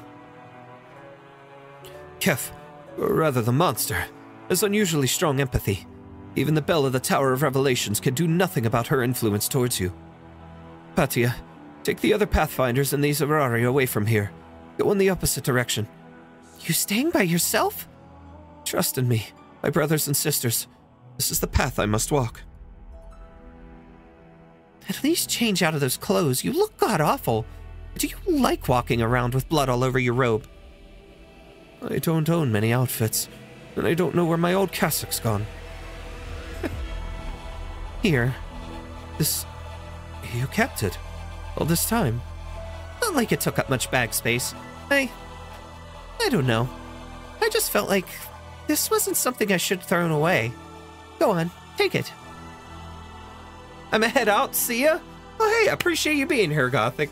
Have fun, enjoy the rest of your night, and take care. Thanks for stopping by. Thank you, Patia, for all these many years. However, we must try to find shelter for these children who have just escaped the dream. Arturia, you and Anduin will require special supervision. I will keep the two of you within my sight at all times. I haven't even said anything, you beatitude. Maybe you can leave all the children to me. I may not be a Sankta or a Lateran, but I am rather experienced in looking after children. Very well. Move out. Still want an explanation of the story on Discord, by the way. Alright, I'll try. I will try once this is all done, because I kind of have to piece part 1 and 2 together with this, because the gap between me streaming this part and the first two was enough for me to be missing some things, but I'll try to explain at some point. Just remind me. The foundation of the Sancta's future. Do you not trust my words? Why should I? You have no reason to, true. Much as how we first gained the name Sankta. When we first gained the name Sankta, we could never have imagined our community would become one of explosions and desserts after all these years. Why has it got a pole? Is this a pole dancing monster? Is it a stripper? I mean, I'm not against it, you know. I'm into the monster girl stuff, but not this kind, because that's a little creepy. So like pole dancing for it would be a little disturbing for me. I don't think I want to see it. Besides, I mean, it's kind of already naked minus the thing over the top of it, and it just doesn't really look appealing to see dancing on a pole. But golden pole dancing monster, Sankta thing, saint. It's a little creepy. I don't know. I just, yeah. To each their own, though. Halos, empathy, guns, walls of purest white. Do you believe the law innate, child? Do you believe the Sankta have always been unique in these ways? Why would I doubt it? You love it, as do I. Faith is shaped by the experiences of countless generations, the ravages of time, and the footprints of the teeming masses. It should not, must not, be swayed again by the first of the faithful, or pole arms fighter. But once more to the people face down the crossroads of destiny. I have no choice but to do this. We have not sown lies, my child. We have merely hidden some truths, then allowed the rest to become inspirational tales and parables of saints. These texts tell of how the devils arrival left all things desolate, and how none saw the light of the sun. But for the Sankta, they had radiance bestowed upon them by the law. But the angels were born from devils, child, and as for this so-called bestowment, it was not but a chance encounter. Angels were born from devils, so wait a second, is she not Sankta? Is she technically Sarkaz? Or wait, if she's ancient, as far back as they're saying, perhaps she's pre-Sarkaz, predates Sarkaz, the devils. So the Sankta were born for so she'd be T-Kaz, is what they called them back then. That's interesting. I mean, she is very reminiscent of Sarkaz monsters. But yeah, wow, she would be technically T-Kaz. That's crazy to think about. In that age, the king sent out his warriors to seek a new beginnings for their people. In that age, monsters that crawled the earth longed for a homeland, and so were named T-Kaz, a race yet young. There we go! We're piecing it together. Come on, chat. I got that ahead of time. In that age, hegemons, who could command raging flames, blinding thunderbolts, wild winds, and frigid snow, descended upon the land alongside their myriad servants, here to seize the T-Kaz's precious home. The flames they threw could melt the skulls of Wendigos. The howling gales they summoned could shatter the wings of gargoyles. Even if vampires sucked them dry, they would be reborn from eggs of fire. Wow, that would be like... Man, might be because I'm dead tired, but I can't get my imagination working at all. The Colossus cups the wounded Sankta in her hand, continuing onwards with a shambling yet steady gait. Her voice is as gentle as it was, and her guise as the matriarch. And so she tells her ancient, unprovable tale, like a saint who has stopped to rest her feet, taking the chance to preach to a stranger she met along the road. Exusiai knows she's not the only one hearing this story, though. The winding procession follows, all while countless people pour in from every corner of the city, leaving the buildings painted iridescent, joining the ocean of faith. I shall share the portion of the truth hidden from you, child. Once we arrive at the Basilica, the past will be made clear, and all shall know it. It is then that the term Sankta shall be redefined. The king's might could not slow the decline of the T-Kaz. His weary gaze scanned the land for countless days and countless nights, before finally falling upon the ancient silver mounts. And so, his warriors set forth, seeking out these never-before-seen argent mountains beneath the earth. With the language conferred unto them by the king, they would conquer them and command them to rout the forces of the foes of the T-Kaz. To grant the T-Kaz the chance to truly become those with a homeland. Before they left, the king took the blood of a burden beast and anointed the head of every warrior with a crimson circle, symbolizing the mission they all shouldered together. The warriors strode across the land, crossing the most barren of wastes, where not even the hardiest of plants could take root, where not even the most tenacious of beasts could survive. But with their twisted limbs did they aid one another. Not even the weakest of their number would be abandoned before they breathed their last. For the king had taught them this: kin shall not eat kin, kin shall aid kin. What? Exusiai can barely believe what she is seeing. A scene unfolds before her in an extraordinary way, and the next second she catches a glimpse of the amazement spread out across the sea of faces. There is no doubt. Through empathy behind empathy, the monster is sharing what she sees with all present. Finally, after many days and nights, numbered beyond reckoning, they arrived at the edge of a great rift in the earth. And then they saw... Ew! There, floating above the floor of the valley, was a new beginning, one that should not exist in this desolate waste. The pale, petrified forms of plants and beasts dance among the mud, spinning about some rhythm beyond ken. A string of boulders draws them along as they go, coming together to form a great ring. Fragments of the ring pulsed faintly with light. At first, they thought it was fire. But they sensed no heat, and it seemed untangible. In that age, the warriors of the Tikaz knew they had found the slumbering silver mounts.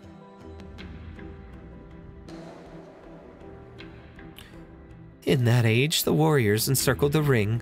They attempted to call out to it, to appease it, to command it, to persuade it. They cried out until they could not cry no more.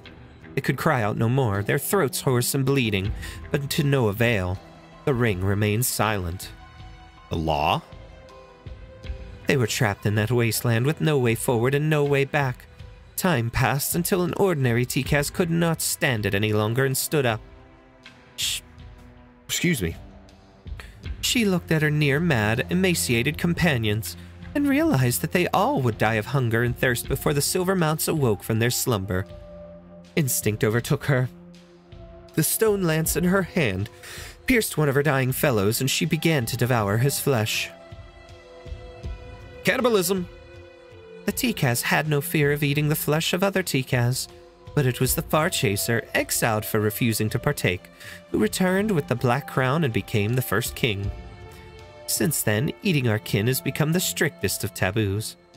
But at that moment, one of the warriors, handpicked by the king, defied his ban without the slightest hesitation.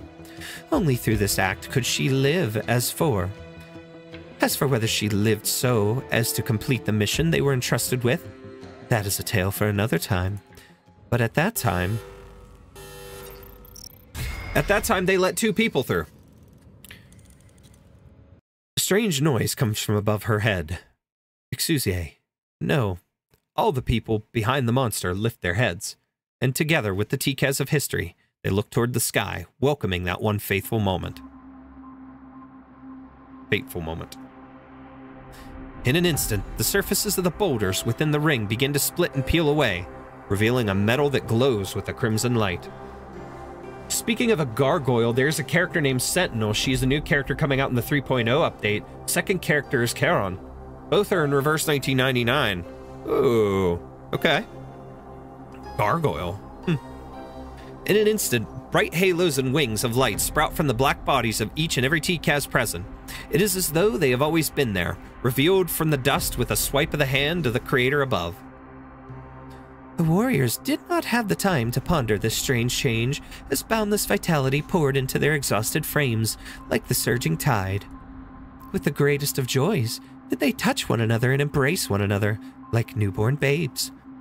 As for the Tikaz with the stone lance, its point still painted in blood, she looked up at the alien metal and remained silent for a while. She did not understand why it remained aloof to the words the king had imparted upon them to appease the silver mounts, yet deigned to respond the moment she ate the kin flesh. Then comprehension dawned on her. Perhaps the metal would not respond to the king's dignified appeals, nor the pleas to smite the enemies. But rather it answered the simplest and purest of ideas, a quiet prayer for survival.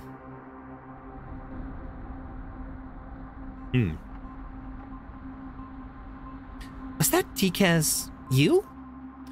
Silver Mountains are in Laterano? And you want to take everyone to go see them? Do you understand now, child? Before faith became faith, before the first brick of this paradise of tolerance, equality, mercy, and joy was laid, this was the origin of it all.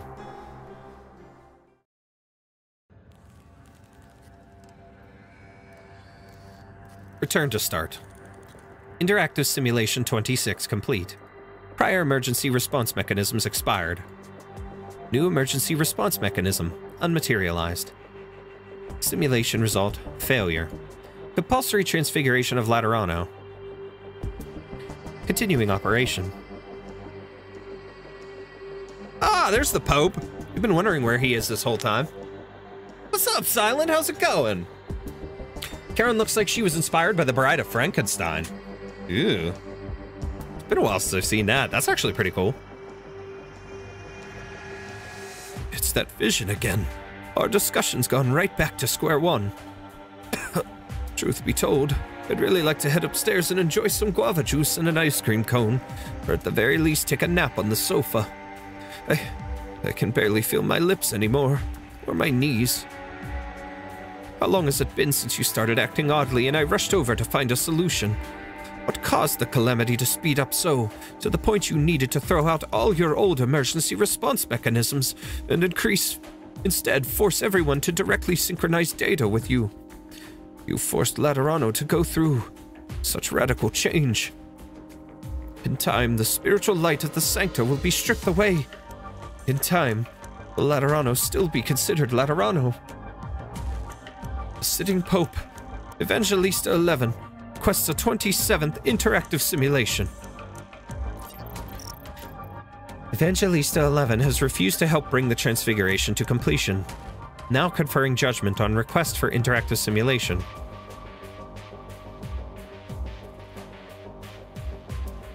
Ew.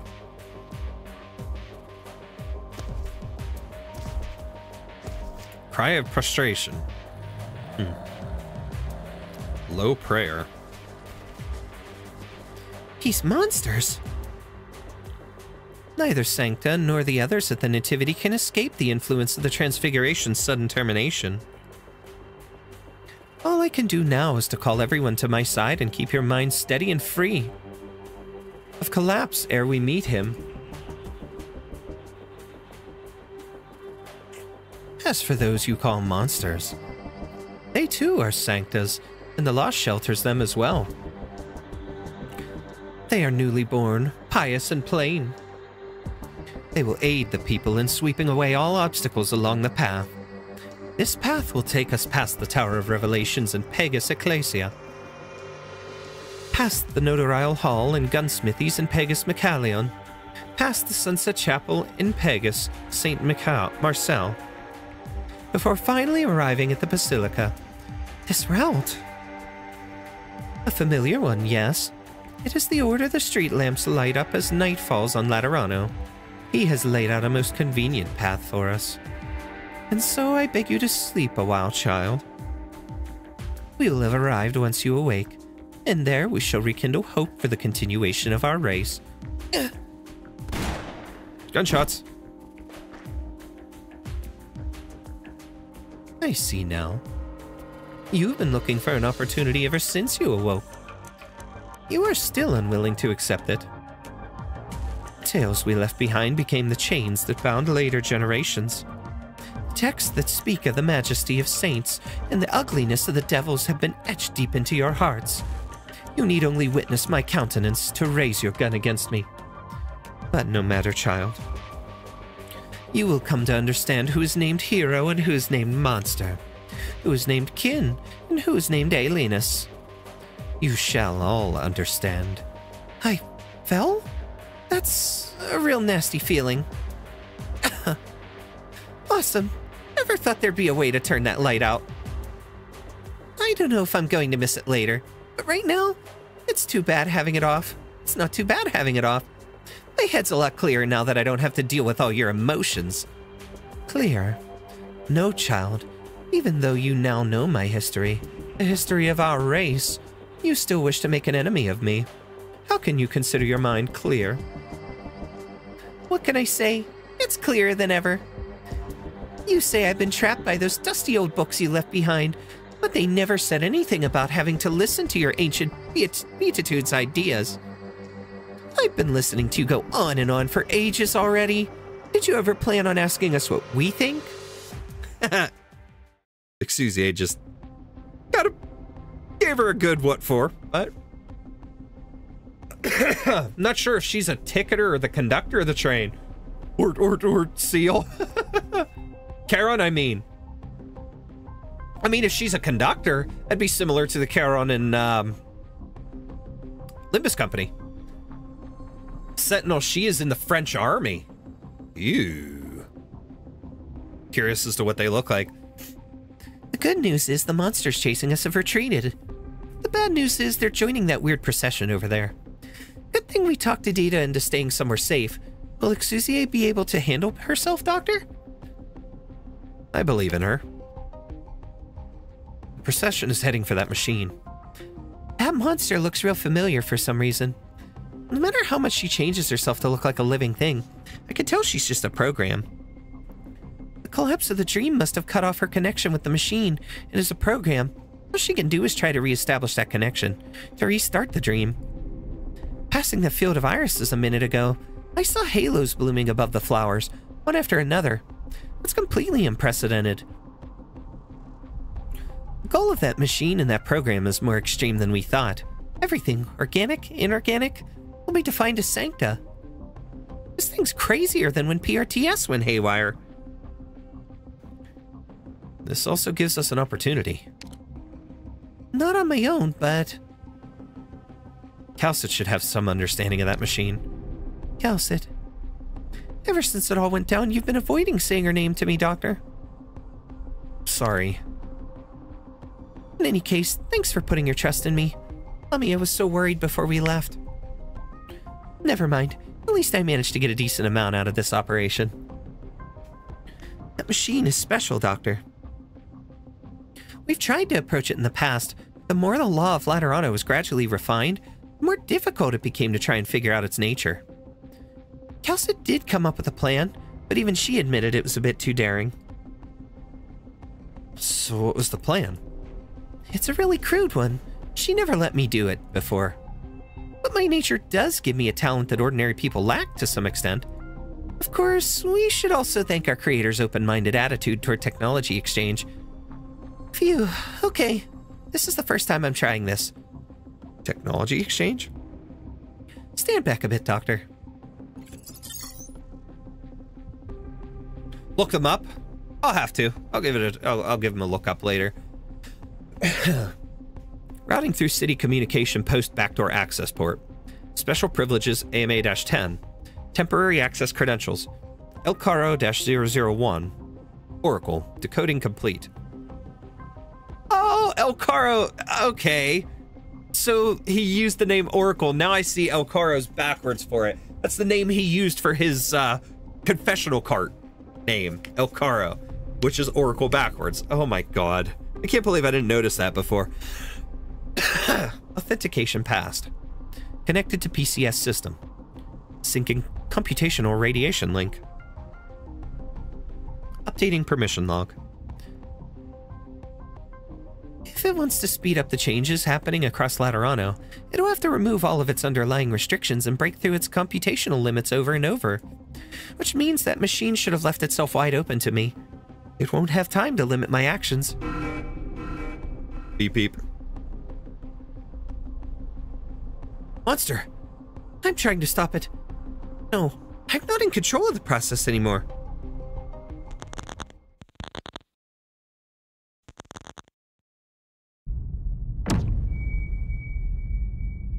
I went black and white.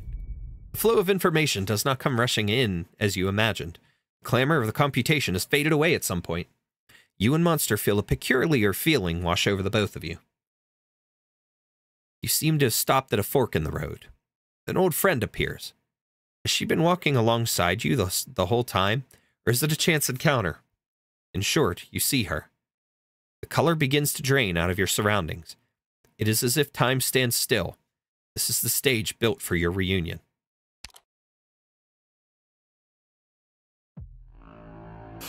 Whoa, what? This bitch shows up now, of all times? What? Priestess is in Laterano. Thank you for your hard work, AMA-10. We meet again, Doctor. Our reunion has come much sooner than I imagined, just as I had hoped. Fuck you! We're not reuniting! Goodbye! Get out of here! Like that. You've definitely got the potential to be a top chef. Karen is a he, never mind. Based off the ferryman, okay. Oh, hell yeah, the best part, Priestess. You're out of your mind. That ain't the best part. Sorry. She can disappear off the face of this earth. Simple as that. Let's collect our stuff. And complete this data. Thank you. Okay. Oops. Okay. And we continue on. MT-9. Excuse me. All right.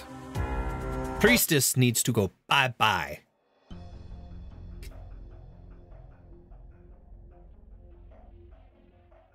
Best parts are anything with Exu and Aurela. Oh my god, yes. Exu for sure. I'll toss some Lemuen action in there because I loved when she sniped the frickin' head off of a matriarch. That was pretty cool. But for me, it's Exu and Priestess. I'm just gonna forget about the Priestess part. I'll accept your Exu there, but Priestess, she needs a Lemuen snipe in the head too, and a firebombing from Fiametta, and Sankta Miksaparato to, you know, explode all over her. Pause. Not that way. It's not what I meant. His guns, chat. His guns. That's what I meant. Moving on now. Loosen up that trigger finger, Fiametta. I get the impression that scowl's stuck on your face until you get to fire off a few grenades. Thinking about that disgusting dream just makes me even angrier. Too bad it wasn't entirely a dream. Look over there, way in the distance. The Shrine of Nurtury's still there. Let's go, Mastima, to the hospital. Doesn't matter if what just happened was a dream or not. We need to make sure that... The fact that I'm the first person you thought of really means something to me, Fiametta. But she's in her wheelchair again! Lemuen, I'm so glad you're alright. How are your legs? A little sore. What happened? I was running all over that dream until I was dead tired. Getting to sit down is a treat. Alright, alright. The two of you can relax now. What the hell's going on here? It was only my second day after being created Cardinal, and I was headed to the office like usual. Might have been the moment I stepped out of the front door. Maybe when I saw the shrine. I can't really say when I left reality. It all happened so naturally. What is it, Fiametta? And Dwayne back in his black drip. Federico and Arturia. Salvate, everyone. Yep. You're still keeping... What are you up to wearing that? A friend kept it for me. You have a very kind junior, Fiametta. She told me this wasn't something to just throw away. Perhaps today I will finally reach my destination. To be clothed in these vestments as I do so may be fate at work. Why you? Anduin has an important role to play. Resolving your existing disputes is not a priority. It's been a while, Federico. I know who you are now. I know who you are and how you like to get things done. And I know that according to the Curia's rules, Saints have the highest authority in emergency situations. But please give us a little time. Please keep it brief.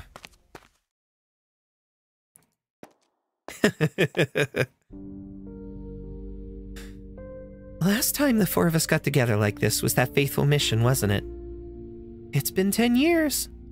We reached the underground palace. Fiametta got a distress signal from another team and went to go help them, while Anduin was revising our tactics at the entrance. We laughed as we shared the last of the chestnut scones, an old habit of the team. I remember the day well. We were so happy back then. I thought those days would never end. Nobody could have imagined what would come next. You caused all this, Anduin, but you still refuse to tell the truth, or at least repent. Our brief time together may have been one of life's accidents, but it was a precious one. I ruined it, in a way I did not foresee. I understand how deeply you treasure that time, Fiametta. Your love burns so hot, it singed the hearts of those around you. I always wanted to thank you for one thing. You were the one who taught me how to love Laterano. But at the same time, I knew I would hurt you and destroy what you so cherish. I am a villain. It would be just for you to hate me. Are you trying to piss me off, Anduin? Whether or not I hate you is for me to decide, not you. I understand that. I am grateful for it. I am fortunate to have made a friend like you. Go do what you need to do. Corvus is who I was talking about. Corvus is the conductor. How I confused them both. It's alright, it happens. Excuse me. But remember, I won't forgive you. I never will. These two are taking you to the Basilica, right, Anduin? It is I who is taking them, Lemuen.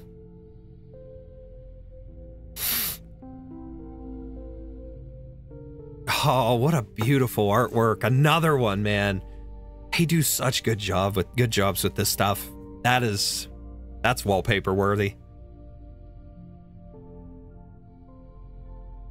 Which means you're still determined to walk this path. Of course I am. Will it be dangerous? Unknown might be a better word. Have you ever thought of stopping? Whether I'm the captain who attacked you, or an arrogant, naive nurturer in a dream, my doubts, my fixations, my mistakes, they have all led me here. I cannot stop. All right, then. It's hard to call Laterano paradise the way it is now. That monster running rampant across the city, the strange things she reared wandering all over the place. Nobody really knows what's going on or what will come next. Three of us need to work out a way to solve these issues and find Elle, who's gone missing. As for you, your wounds look rather serious. You might die, Anduin. We might die. I know. We've talked about Rocamaria, about its bell tower and its rainy nights, about the mute child you buried in Sargon, about the miner's frozen legs you had to amputate in Ursus. You told me about all sorts of places, and I remember them all. I always pitied you. I understood many of your opinions, and I never disagreed with you, but I could never truly understand you. I was much the same for you. We are both clear on that matter, just as you know how grateful I am for your pity.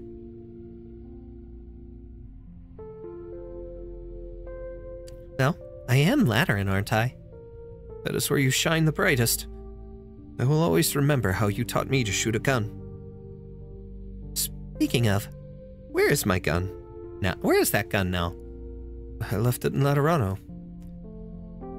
10 years ago, it was your final mission with our team of commandos. Even if nothing had happened, you would still have left. Which means these words came a little late is all. Right. It's been far too long since that day, and I'm glad of it. Gratitude and blame no longer hang so heavy. Well then. Farewell, Anduin. Lemuen speaks no further. Ostima goes up to her wheelchair, looking Anduin square in the eyes. I know what you're about to say. No need to thank me. Farewell, Captain. Fiametta looks at Anduin, then at her two friends. She stays silent. Farewell.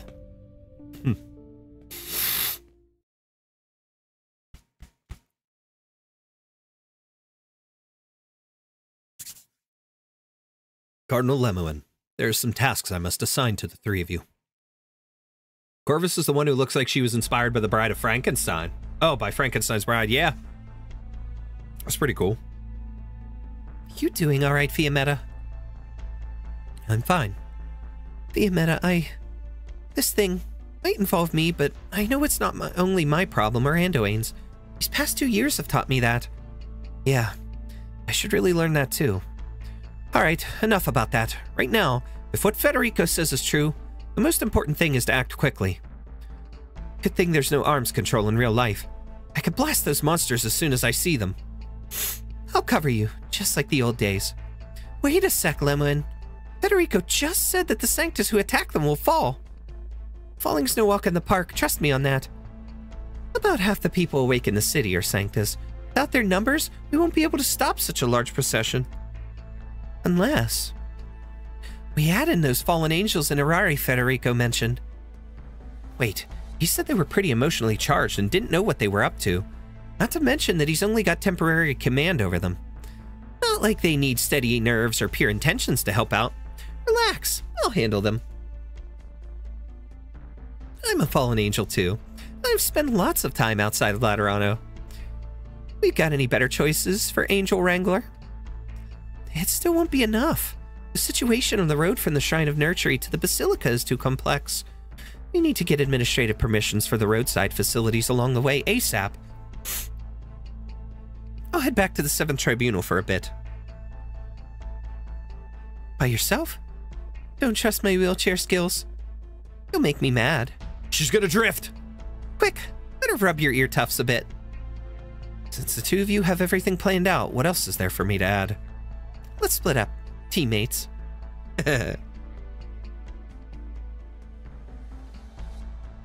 We have to go now, children.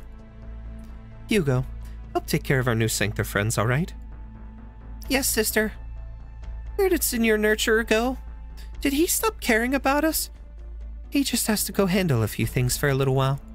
Think about it.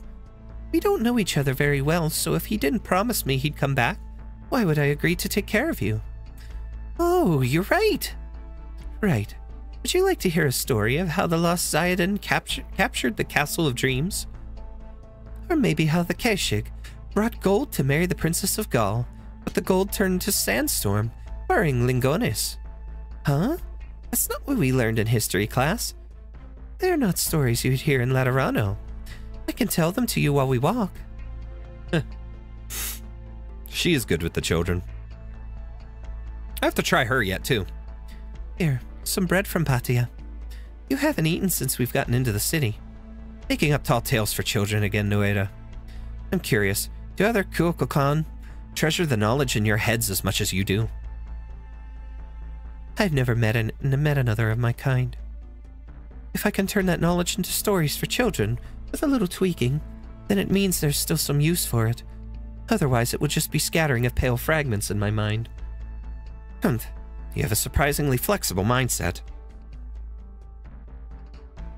Alright, are you disappointed? About what? You traveled all this way to Laterano, to your holy land, but it wasn't apples and fireworks that welcomed you, or a loving god of universal salvation. Instead, you've got rampaging demons. I am disappointed, but not completely. Have I ever told you how I became a nun, Arella? Please do. As you know, I wandered all around Bolivar from a young age. It wasn't hard to survive. My knowledge proved useful on that front. As for my parents, even if I forgot what they looked like, they still managed to fill my head with lots of things. But I couldn't understand the more complicated parts. They pointed to the black flow, the far edge of the sea, the depths of the dunes of gold, even the space beyond the stars. They spoke of race after race, secret after secret. Not a good fit for a place like Bolivar. Which is why I hate them, Mirella. Everywhere I look, I see soldiers fighting over men and money, artillery firing left and right, Bolivarians caught in the crossfire. And all I had were pale fragments, until I was 13 when I met a nun.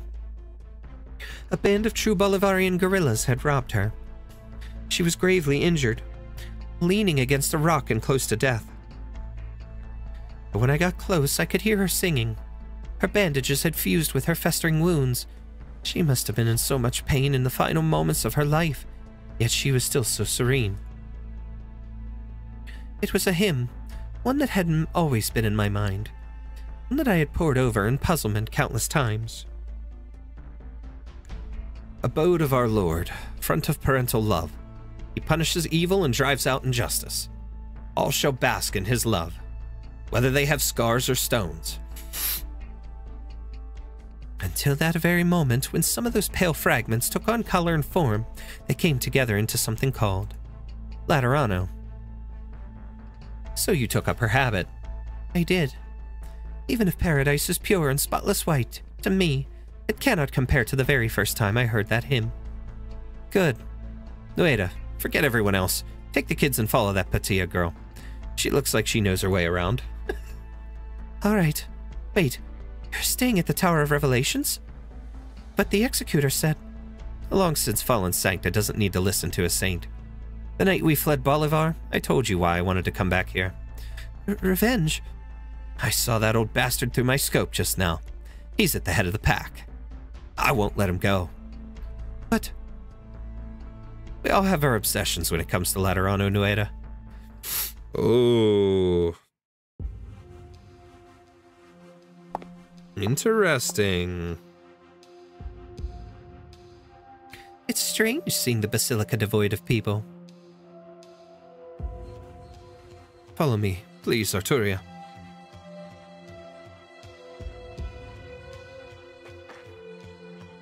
Sentinel, she's the first up in the 3.0 banner, then Charon.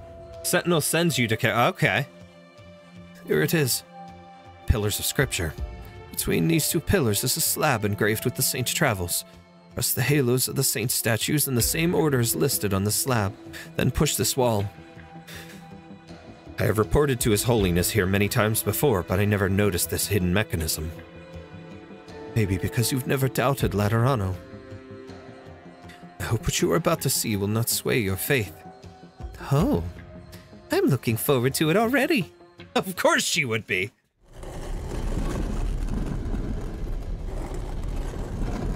Anduin followed the Pope down here once. They had passed the buried bones of saints, past stales, and statues showcasing their deeds, walked through thousands of years of Laterano before arriving at the end of history. But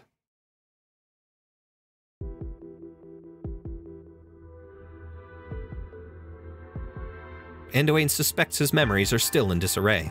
The former white of the corridor is gone, entirely replaced with the dour, cold sheen of iron. Statues of saints still line the path, but bizarrely shaped lumps of machinery protrude from the walls, engulfing their arms, eyes, and legs. It seems like devils have had their way with our history. Thank you for your warning, Anduin. I would have been much more surprised otherwise. Oh, this place has changed.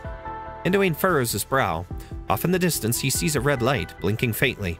He knows what it is. Do you see that red light? That's where we're going. But we should only be seeing it much further down this corridor. Stay alert. Cloaked guard suddenly appears. The moment he sees Federico, he starts firing. There's no room for negotiation. Alert. Repeat, alert. Intruder sighted. Eliminating on sight.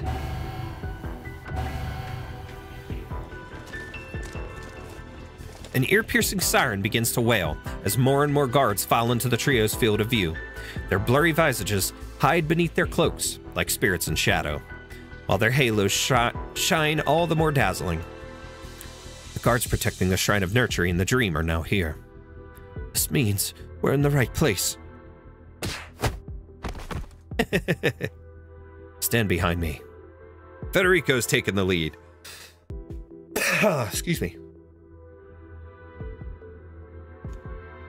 This isn't the dream. It's obviously still reality, so why'd all the color... It's been erased.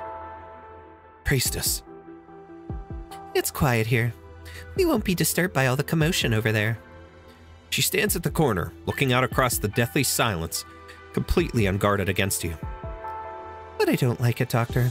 It's perhaps too quiet. But we have no other choice, do we? She's not limiting me, Doctor.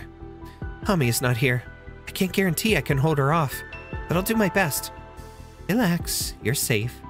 I won't allow you to be disturbed by the chaos these Sanktas caused. Thought you were still locked up in Rhodes Island? Why are you here? That doesn't matter. Compared to what's currently on my mind. Priestess is the best part of this story? No, she ain't! Priestess is the worst part of the entirety of Arknights. She's a terrible existence. She's a shit stain on humanity. Or all of Terra. We don't need Priestess. Get that slander out of here. If anything, this is Exusiai's story. This is Laterano's story. So the Lateran people, Exusiai, Lemuen, they're the best parts of this story. The fallen Sankta and stuff like that. Hell no, we can't get that Priestess crap out of here. Chat, just so you know, I don't care if y'all like Priestess. I don't care if y'all like anybody. I just like bantering like this. It's fun. It's enjoyable. They know I'm not, you know, serious about that. We've had this conversation before. It's just fun going back and forth on it. So it's all right. Y'all like what you like, who you like in this game. I don't care. It's just fun. So I like arguing with y'all. Entering attack mode. Sorry, Doctor. She might have shown up because of me. Me during the entire Victoria arc. I never thought she'd catch on to me when I tried to access PCS. Did you cause this calamity? Calamity? I see only the evolution of a species. The pointless struggle of life. Everything happening in Laterano right now is a product of PCS's autonomous derivations. Silent, what's your thoughts on the new Vina skin coming? You're the one I gotta ask about that since that's your woman, man. Gotta ask you. Vina Victoria skin that got announced in the CN stream. Hey, Rosabelles, how's it going? That's biased as a true man. A psycho woman trying to destroy all of Terra is the best. You keep that all you want. You keep that idea and you enjoy that in your little fantasy realm. But you want a real psycho woman, you got to get you a Lapland. That's all the psycho you need. And she is so enjoyable. Aren't you, Pookie? Moving on now. All I did was recalibrate it beforehand, returning it to its original purpose. Of course, it has adapted to the progress of the Originium project since. Vina's skin and her second module are all I gave a damn about in the 6.5 anniversary. I knew you'd like that skin. I knew that was one of those things that was gonna pull you in. How did I know? Of course, it has adapted to the progress of the Originium progress since. Speaking of progress, ours is slowed far behind projections, Doctor. Recalibrate? Good to know you haven't lost your curiosity. BCS was an experiment developed using bionics, one that once offered many benefits to our soldiers and scientists.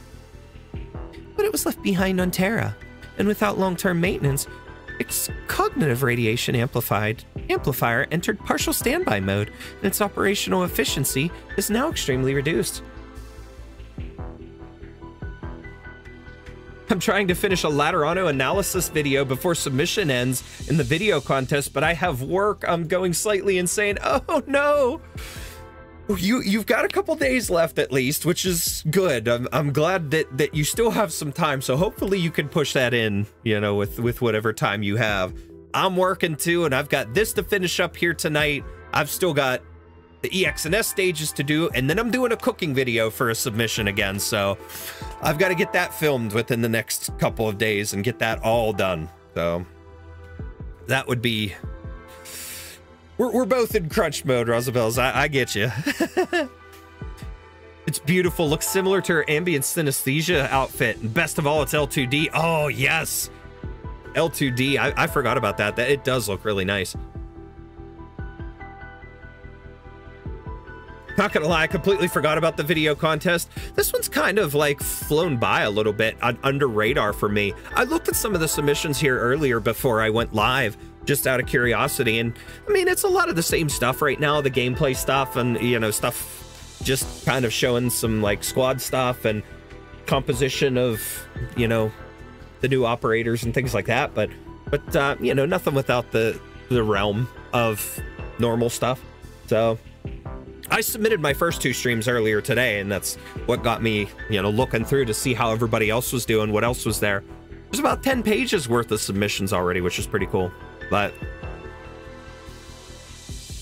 my ass is too busy grinding Halloween events. You got to start your channel. Start your channel and get your stuff. Make yourself some videos and then enter sometime. It'd be fun. All right. Excuse me. But it was left behind on Terra, and without long-term maintenance, its cognitive radiation amplifier entered partial standby mode. Its operational efficiency is now extremely reduced. But what's interesting is what happened after it came into contact with Terra's native species.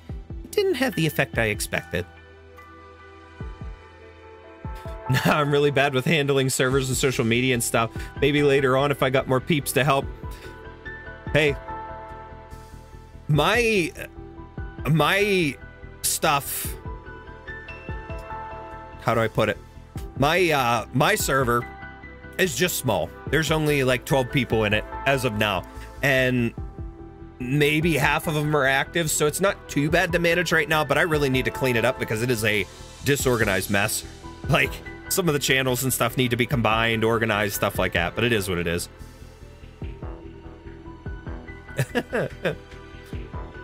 Someone pointed out that Exu's job as a delivery girl for Penguin Logistics is a play on the "deliver us from evil" line from the bottom. Oh, that's a good point. I do like they separated gameplay and fan works. I did see that. That is pretty cool. They had a new prize category and stuff for it, which is nice. Sentinel and Karen being released on Halloween is fitting. Gonna be real, I have an Arknights font like Masses Travels ready to use for any thumbnail or video. A semi-custom bubbly font style for lore joke videos and other things. I'm just busy playing Halloween events. I ain't missing them this year. I don't blame you. Hey, you know what? If you do make a thumbnail, whatever you do, don't be like some of these people that make these extremely weird, like, meme face thumbnails where it's all just like memes and stuff slapped up that kind of take away from the Arknights part of the thumbnail. It like leaves very little to no Arknight stuff. That stuff turns me away from those videos. I don't understand that. Like, it's okay. You want to make memes and stuff. That's cool. Go make memes. But some of these thumbnails for some of the videos I see and the ones that get entered sometimes, it's like, why? You want your video to be taken seriously? Come on, make a cool thumbnail. Some people make some awesome thumbnails in the contests and just in general, Arknights content that I watch. They make some really amazing thumbnails and put a ton of effort into it. I love seeing it, but the meme ones always are like, ugh, they take me out of it. I might be the only one in that, but it is what it is. Please stop, I can't add more to the script. I went through a whole year of philosophy and religion notes. Oh my god. A gargoyle and the ferryman of the underworld. Oh man. Not only were its beneficiaries able to share their knowledge and emotion, but even their species-specific traits were assimilated. That never happened during our testing. I gotta lock in here and get this done. It's already almost 1 o'clock. Poopy. I've got stage and the end of 9 to do yet. Stage and both intro and outro of 10. And the 2 epilogue parts yet. Oh my god. A rather pleasant surprise, isn't it, Doctor? You mentioned it adapting to the Originium project's progress? Don't get excited, Doctor. I'll explain everything. However, your new companion seems like she has something to say to you. Bad news, Doctor. I can't find a way out of here. If her goal is still Originium, we might not be in Laterano anymore. As keen an intuition as ever, but one that lacks basic knowledge. This is just a vision of a possible future I conjured up for you using the PCS system. No more time, no more color. A place locked in eternal stasis. It's rare for us to have a chance to walk together, Doctor. Come, leave behind these conflicts that have nothing to do with you. No, you're afraid I'll access the PCS system. I sense hate in your voice. I understand. It's because of AMA 10, your Calcit. Bitch. Oh, you gotta bring her up. Why you gotta bring her up like that in my face? Rudeness. You left in such a hurry last time. You still have many doubts. You have not yet cleared. While I have many conjectures I must confirm with you. Fitting for Halloween, absolutely it is. I was thinking more similar to Storn or Spose, honestly, in terms of thumbnails. Something's strange about the way she's acting. Her expression's different from when she was back on the deck. I could try an attack. Put away those talons. I respect that you've given yourself a name, monster, but I understand your fundamental underpinnings better than you do. If you want AMA 10 back, I can help you. You know where to find me. I know that's what you want too, monster.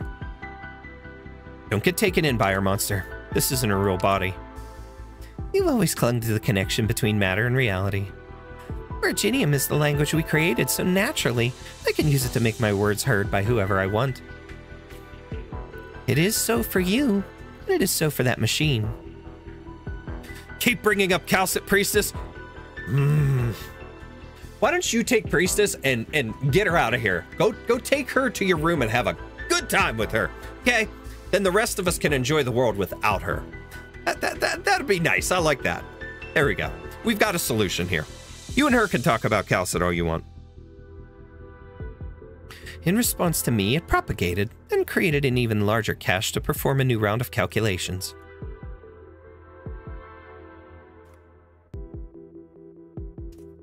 All right, now we can start water.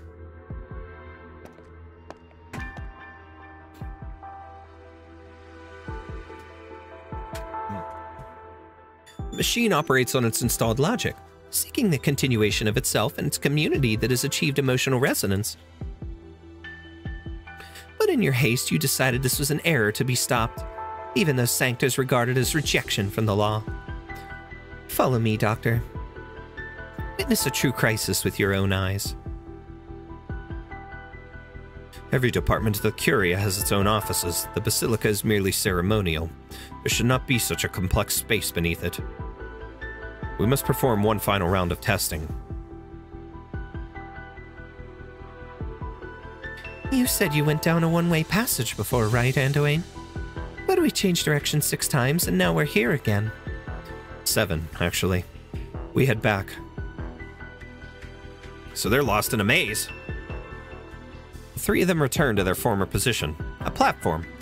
One where the white of a church blends with the black of machinery, wantonly streaked with red light emanating from an unknown source. Disorder, chaos, imbalance, danger.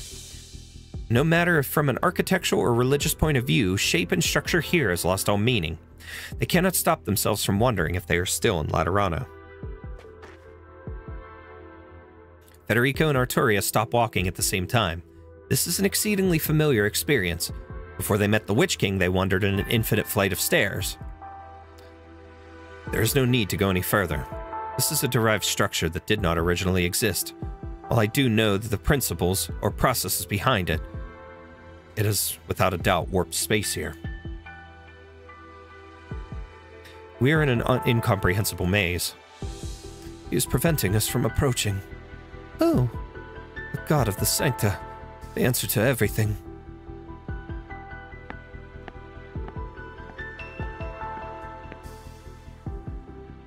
don't expose our position, Fede. I don't sense any human emotions coming from them. Are they really Sanctas, or are they machines here to tidy up the maze? They're most likely the same as the organisms above ground. If ordinary Sanctas attack them, they will fall. The deeper we go, the more of them there are, and the stronger their empathy becomes. We beat back a wave of them, and that just draws in another. We'll end up completely overwhelmed. The procession is moving at a fast pace and will not need much time to arrive at the Basilica. It is highly unlikely Cardinal Lemuen's team will be able to stop their advance completely. We must learn the entire truth about this calamity. We've wasted too much time already. Perhaps I may be of some use. Should just Alt F4 Monster 2, honestly. What is wrong with you?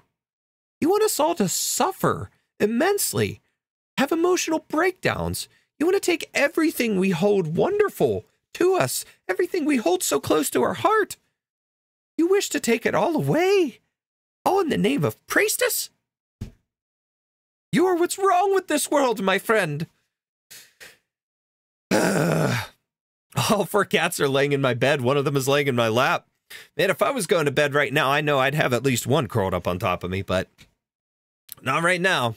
She's somewhere out there in the other room, but you got yourself a bunch of cuddle buddies right now, it sounds. You were severely wounded. I'll leave the patrols to the two of you.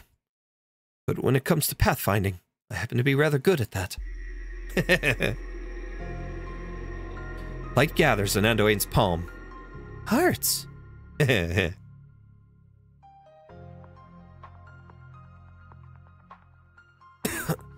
you, Anduin. You shouldn't go so far, Senor Jaime. I didn't see you all day. I only found out you came to the beach after asking around.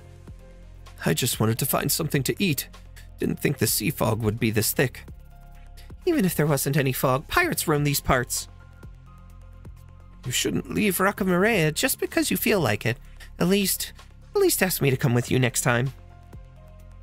All right. Speaking of, was that your arts just now? The fog was so dense, couldn't even see my own shoes.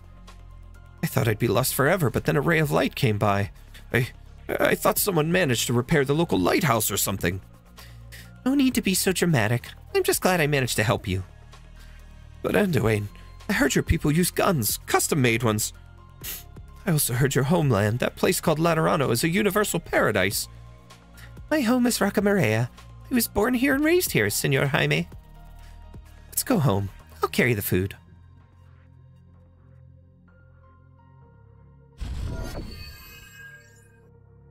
The light parts the dawn mist, and our quarry's line of sight is blocked. I will show the way. Now's your chance, Fiammetta. Got them! Lemuen, Mustama, sweep the battlefield. Understood, Captain. Not bad, Anduin. Keeping a trick up your sleeve like that? There's way too many bandits in this gang. Without your arts, we wouldn't have been able to resolve things this quickly. It's just an unconscious reaction. It got me and the others out of trouble a few times before I got my guardian gun. Without it, I wouldn't have been able to find Laterano. I nearly forgot you only got your gun the day before you joined the Pontifica cohorts, but you're pretty good with it. Can't tell you've never used it before. It's part of a Lateran's life, isn't it? I should be practiced with it. Besides, as I found out recently, guns and halos are what keep Laterano invincible. It doesn't need this glimmer of mine. Talking about that stuff again, Anduin? Sorry. This operation's gone pretty off the rails compared to the original plan of the Pontifica cohorts. Should we write up the details as is? Whatever. I'm sure you'll polish up the final report. But what about the places outside Laterano? How many Rocca Marias? How many lonely islands are there beyond the reach of the faith? Anduin is so short. When he was a kid, yeah. Now he's big. He tall boy. I cannot forget. I can see. Anduin? Ew. Is it Laterano, or... Oh, no, there is no difference. If through the spiritual light, even the darkest stain can be cleansed. If, with a pious heart, even a savage monster can wade out of the mud. Does that not mean there are no lonely islands beyond the reach of the faith? Then why is it that all I've seen, everyone I've known, couldn't be saved? There must be something missing, something I overlooked. A path.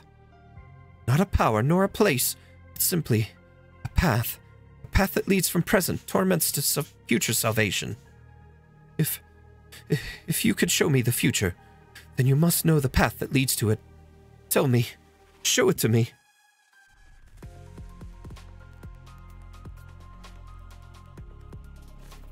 The Colossus of Nothingness swims through gaps in space-time. It does not respond to Anduin.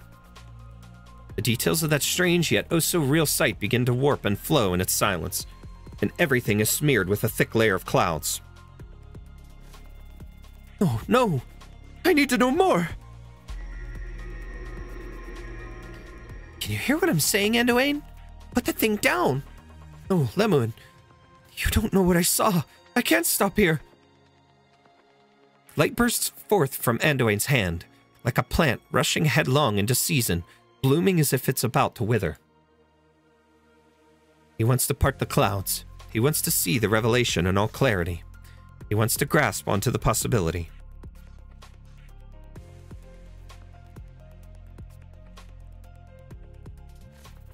From then on, once more did he set forth on a journey. Bearing sin and evil upon his back, he guided foreign believers to Laterano, searching for an answer. But he had no time to share what he saw, the truth that nearly shook him to his core.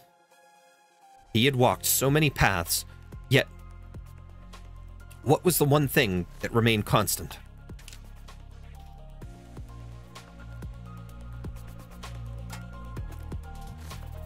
He will always remember that year, the year the salt wind buried his home, and the emotions he bore in his heart as he left Rocamaria. That was the starting point of his journey. The sounds of the Executor fighting the patrols do not stop. Anduin does not hold back as he casts his arts, an endless font of light flowing from his body, winding its way into the depths of the maze. Rather than a harsh light, it is gentle, perhaps even dim, like sunlight caressing a patch of autumn leaves, tracing the paths through which they fall. He asks himself, Pathfinder, where does the path end? Until finally, a glaring red light cuts off his arts. Once he saw this alongside Evangelista 11. Once, he found himself shaken. The light is more icy, more piercing, more dangerous than before. But Anduin does not close his eyes. He knows that cold machine is his lord, his god, the foundation of his faith. Anduin faces God. He does not turn away. He has sought and he has lost. He has pondered and he has doubted.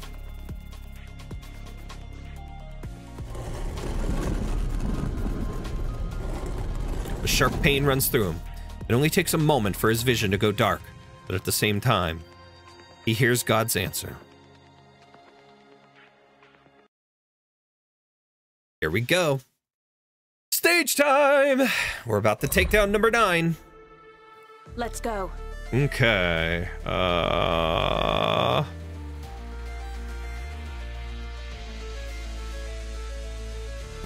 No, we need to wake this one up. This will keep you quiet. Let's begin. Toxins and traps are my tactics. Probably not a good idea, but Pieces.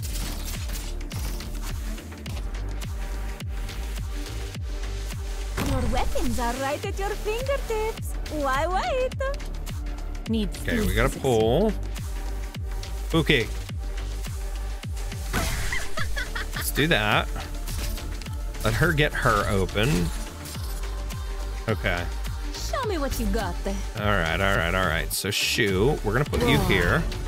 A word I've not heard in a long, long time. Listen, pal. Bad luck. You ran into me. You can't stop me. If you're really incapable. There's only 8 enemies here on this stage. I knew who you were right away.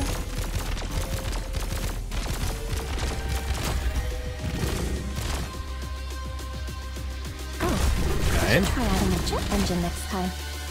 Okay, Put her this is there. awkward, but I'm the only one who knows how to handle the chaos I created. You would hear the music you jack. Cut them into pieces. Broad sky shattering. Do that. Down crystal clear. I think we're in solid shape here. Halfway down. Got everything pretty well Got an defended. idea? Enough, please.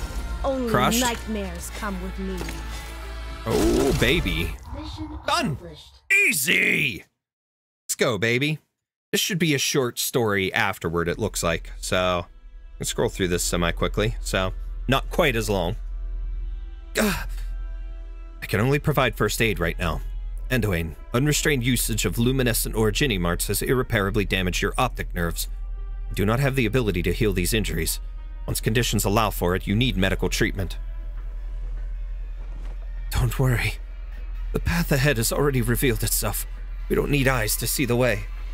Follow the cursor running along the ground. This maze is too complex, and I cannot maintain my arts for very long.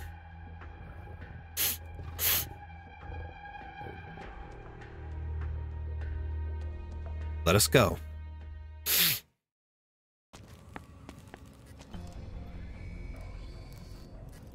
It's here.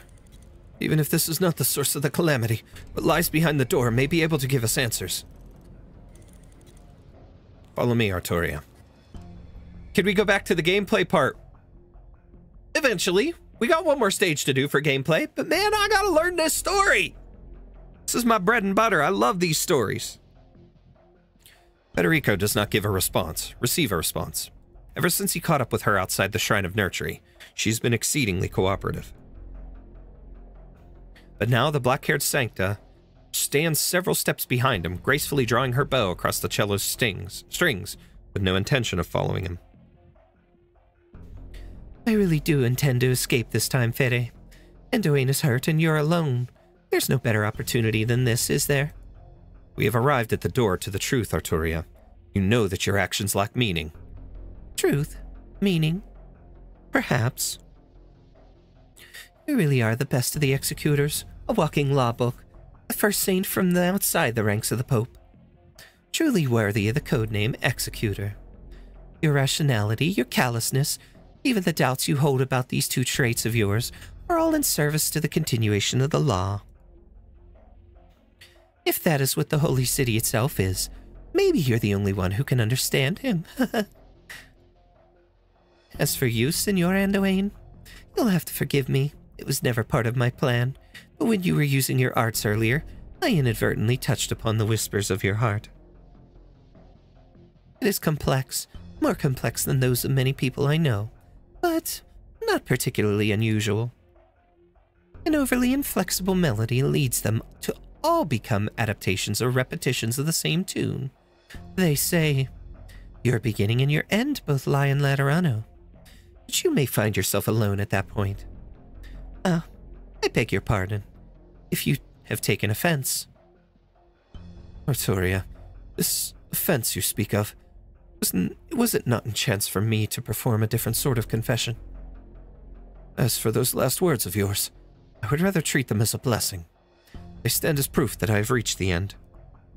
Oh, what an interesting answer.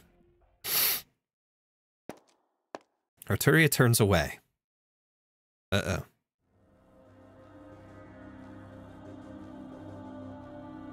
And not everyone is so obsessed with the truth and meaning behind Laterano.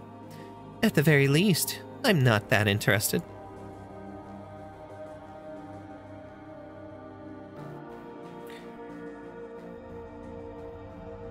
I got a little peek at him just now. Behind that door lies a machine, right?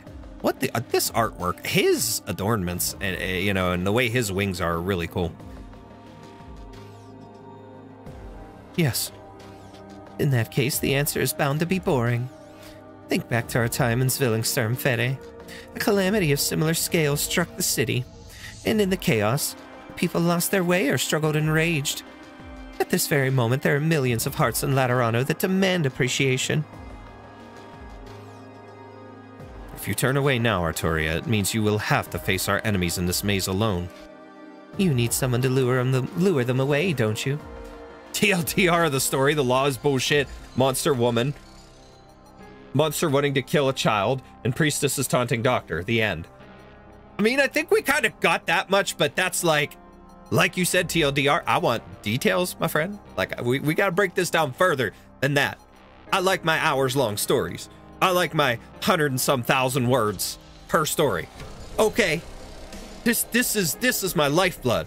This saved my life at one point, so I gotta read it all. I don't care. Short story, long story, it don't matter. I'm reading it. Okay? Capiche. Your patron firearm is lost. You have no way to defend yourself. Perhaps I can find a way to turn them into my audience. Don't worry about me, Fede. The Lateran did designate me as a dangerous element. Situation assessment, high risk. Probability of survival, low. Executor's decision. You may leave. Time waits for nobody, you two. If you don't plan on leaving yourselves, no need to see me off. Well then, farewell, my beloved little frater.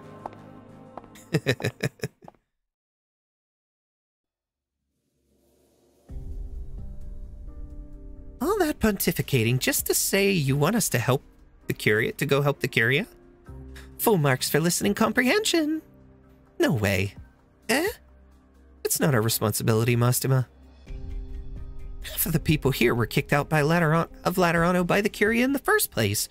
Maybe it was because they fell or because of oropathy. As for the other half, they chose to leave Laterano, whether out of despair or doubt. Not that it really matters. Huh, and why come back now? Because our halos started acting weird and breaking. Is that so hard to understand? We're not a part of Laterano anymore. Alien-y even.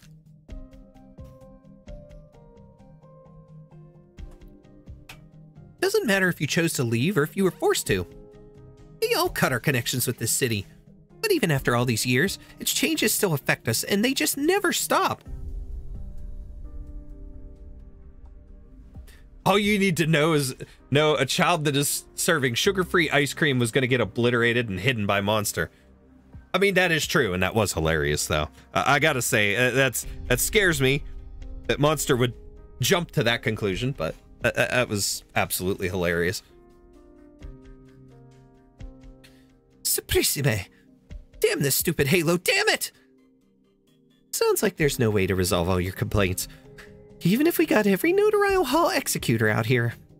That's why we came back, to settle things. Did I tell you to save anything? What?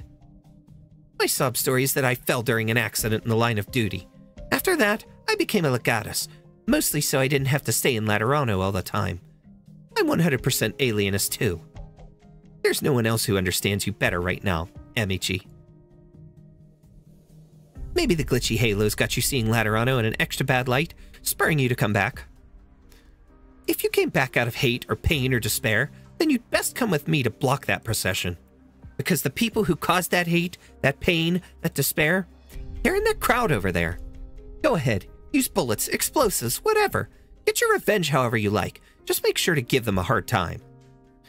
Here, I'll talk, Mastima. Drat, you found me out. Something's got to be done. Besides, you're already here, aren't you? Honestly, the best part of the story, in my opinion. That was a good moment. That was perfect comic relief, too, in the middle of everything that was going on. Hey, Nueda. Yes? Keep going down this alley, then find an empty house to hole up in.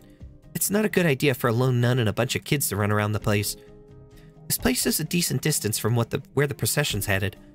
Monsters probably won't come running here.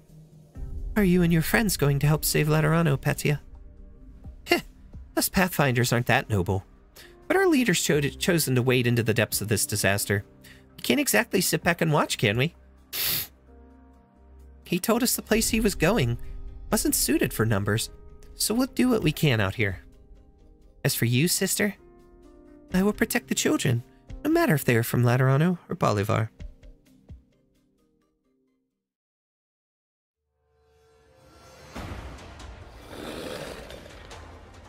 These freaks started chittering like mad the moment the tower's big bell stopped ringing. It's pissing me off. I don't care what your sales pitch is. I don't want a stupid halo! Wart.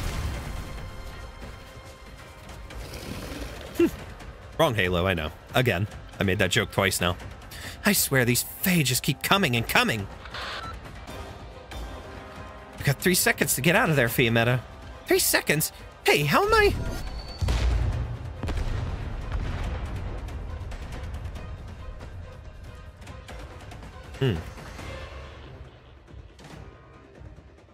How was that? Got you in the nick of time. Do you think everyone can go as fast as you or something? Never mind, the situation up ahead's a complete mess. Even the Tower of Revelation's bell has gone silent. We've lost Pegas Ecclesia. They'll be in Pegas McCallion soon. If that monster can flatten one of our barricades with a single stomp, I don't think the Notarial Hall's defenses will be much use.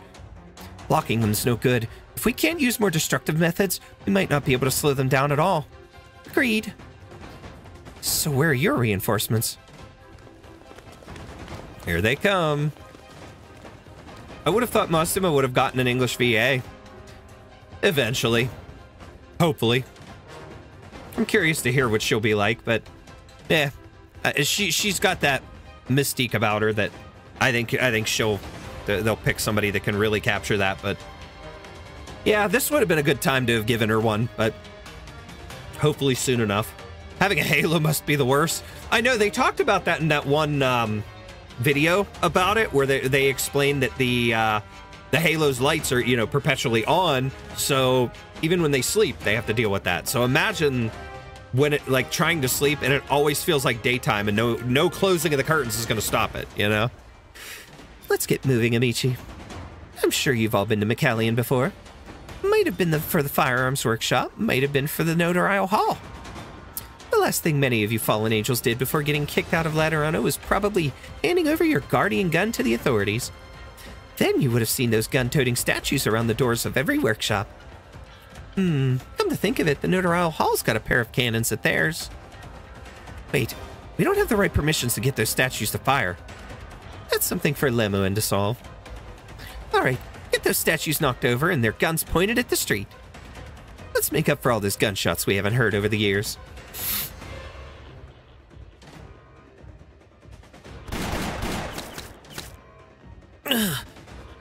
Holy smokes! Your skin can't stop bullets? Talk about thick-skinned. Man, an entire volley didn't even scratch you. Last time I felt like this, I was gaming with the boss. He went around back and cranked the difficulty up the max. Couldn't clear it even after spending all night on it. Sure was discouraging. Discouraging? Hardly. What I see is that your attitude and emotions are unaffected by the shattering of your halo. Stand atop my shoulder, child. Huh? From the Tower of Revelations to the Notarial Hall in Pegas McCallion, every lamp along the road is lit up. Our newborn comrades are bringing light to this city, little by little, like our journey countless eons ago. For the sake of true paradise, we crossed treacherous ravines and traversed barren wastes, searching for the slumbering silver mounts. The only difference is that this time, we are certain he is there. Salvation is our inevitable endpoint. Laterano shall never fall into the night. To move onwards is the only choice this city has now. Yet you still wish to resist an entire procession, an entire race, an entire city by yourself. I finally get to hear life's most relaxing sound, and now this is Laterano. Say, if I really am on my own, then where'd that explosion come from? I might not know who I'm fighting alongside, but I'll leave the monster hunting to them. As for what I'm gonna do, I'm gonna keep you company the whole way through. Let's go. What exactly is Calamity? What exactly is the future? And why exactly have you decided what you're doing is salvation for the only choice?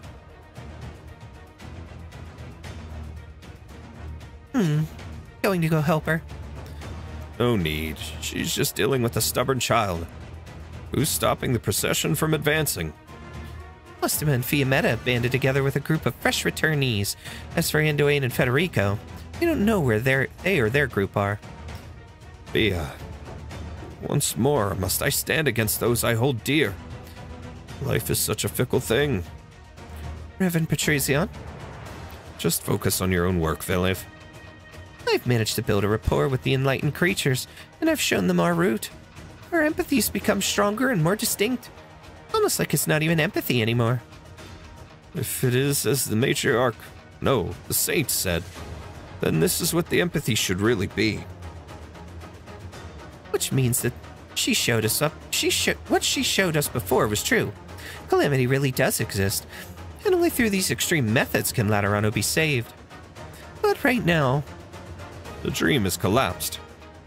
After all, this chaos is only temporary. Continue onward. We can no longer be stopped. We must ensure the saint reaches the basilica. That way, she can continue with the nativity after it was so rudely interrupted. Why is he so fixated on that? Is he not? It seems like he's not awake yet. Because I really don't think he'd be standing for this in that manner, but I don't know. Maybe I'm wrong. We still have time to make an even better Laterano, to take care of everything that stands in our way.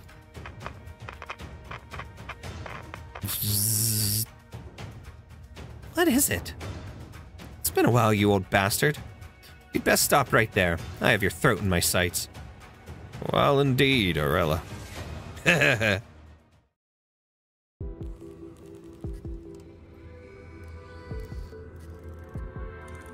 Honestly, I don't mind. Exu could be my nightlight. Honestly, I could see why Exu was fine with having the halo turned off for once. Must be a pain having to see that light every time. Face mask would do it so could sleep if you were from Laterano. I mean, I think, well, that reverend that's in what's it called? Siracusa. He uses that face mask all the time. He falls asleep standing up. So what the hell? Why does it say no data? Oh, now we're excellent connection. Weird. Anyways. Yeah, so that's one of them things where, weirdly enough, I guess a face mask would work in some ways, but it's gotta be thick. Tomorrow's the last day, by the way, for the dual channel event. I know. I don't know if I'm gonna get to do it, like, on stream, like we had planned. We'll see, because I've still got to do the other part of this, and I've got other stuff that I have to do this week. I'm doing a Halloween stream on Friday, and, you know, I wish it was through the weekend, but I'm probably just gonna have to do dual channel on my own. It sucks, but that would have been fun to do together. But it's just a repeat of frickin' what's it called? The icebreaker games. I missed out on that too, because I was at the beach on vacation, had so much other stuff going on. I hate that stuff because I feel guilty not being able to share that stuff with you guys and stream it for you, and to be able to hang out with you guys and chat and do those kind of things. Especially with the icebreaker games being co-op, I could have been able to play with you guys, and I'm thankful that there's more coming, but still, you know? And dual channel I thought was supposed to be like a permanent thing in the future, so I mean, maybe in the future we'll get to it, but still, I don't know. It just sucks. Wake up, Gramps.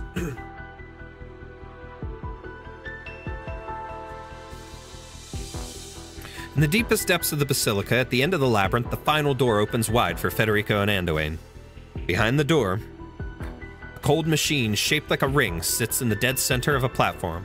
A strange red glare seeps out of its innards, sweeping across every inch of the room, accompanied by an inaudible buzzing. Sure signs of calculation. Your Holiness. Don't worry, I know you're busy, and I know you don't like doing co-op events, JK. Since when do I not like doing co-op events? I love co-op events, man. Look, I was the dumbass that realized on the last day of the first icebreaker games that there was a way to actually party up with people, that like you could connect with friends. I thought it was all randomized. I completely somehow missed the option to do that, and I was like, oh my god, I could have totally been playing with people. And I mean, of course, that was prior to my, you know, my Discord and stuff like that, but like I could have been able to actually interact and play with my actual friends on my friends list, people like you all that I talk to, everybody that comes into chat, you know. I'm stupid like that. I overlook these things, you know? I'm such an idiot. Beneath the platform, the old man stands in silence. He stands with his eyes shut tight, his robes covered in a thick layer of dust.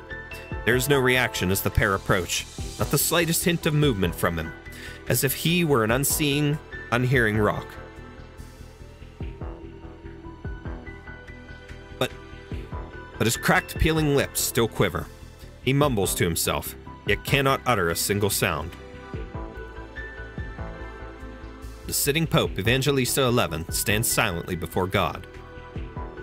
Clear signs of aphasia and neurodegeneration. Preliminary judgment. His Holiness's body and mind are on the brink of collapse. But the dream covering the city has crumbled. Why is he not awake? Maybe he came here for the same reason we did. He just hasn't found the answer he's looking for yet. I know half of your audience besides the click person would not want to gamble anyways. I mean, it's all right. You never know. I mean, it's just fun community stuff in the sense. Even if they just want to view, while the rest of us that do jump in and do it together, you know, would be fun. But, I mean, you might be right. We might not have enough people yet to get there. But hey, we're getting close to that 500. And after we hit 500 subscribers, once we get up further, you never know how many other people we may get into the community that would make a full party, so to speak, for events like that. So, Interactive Simulation 31 failed. Wow! So when we last saw the Pope, he was talking about 27. We're up to 31 now. 31 simulations, and they're all failing. Prior emergency response mechanisms expired. Retrieving suitable list of names. Evangelista 11 expanded. Federico Giallo. Andelaine. Agathangelos. Signal stable. Judgment. Able to assist in bringing the transfiguration to completion. Suitable. Does it have something to do with your title of saint? But why me then? Suitable candidates are particular individuals situated on the edge of the calculation model.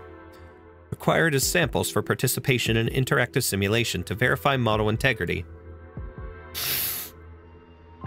His Holiness discussed my sainthood with me several times, but he never elaborated on the details. Perhaps he was also unsure as to what the true duties of a saint were. But if the law sees us as suitable candidates, entrusting us with a specific duty, then saint or not, we are now responsible for it. Interactive Simulation Authorization. Released.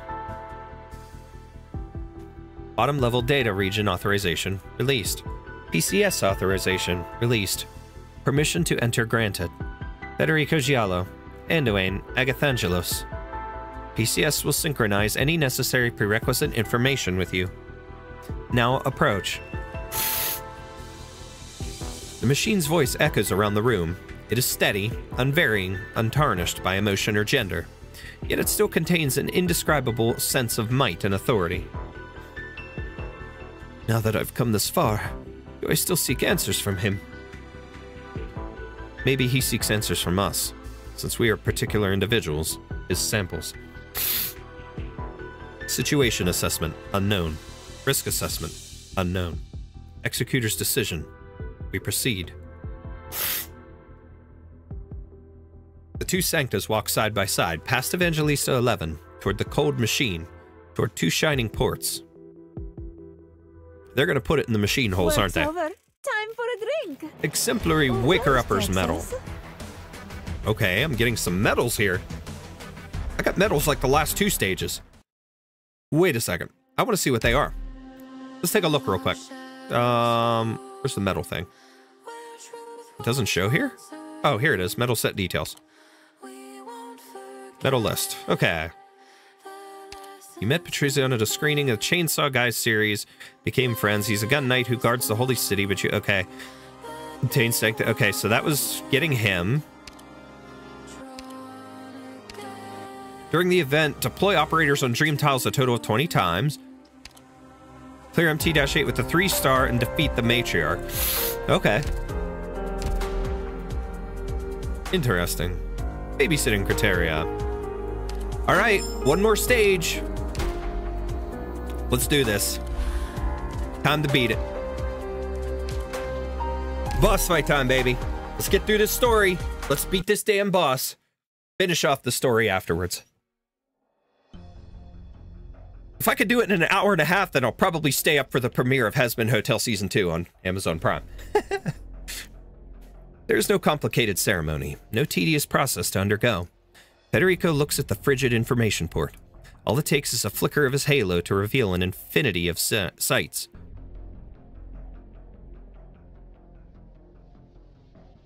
Halos can transfer this much information this quickly. Neither medical text nor ancient scripture have ever described this phenomenon. From antiquity, halos have only ever transferred simple emotions through the process we call empathy.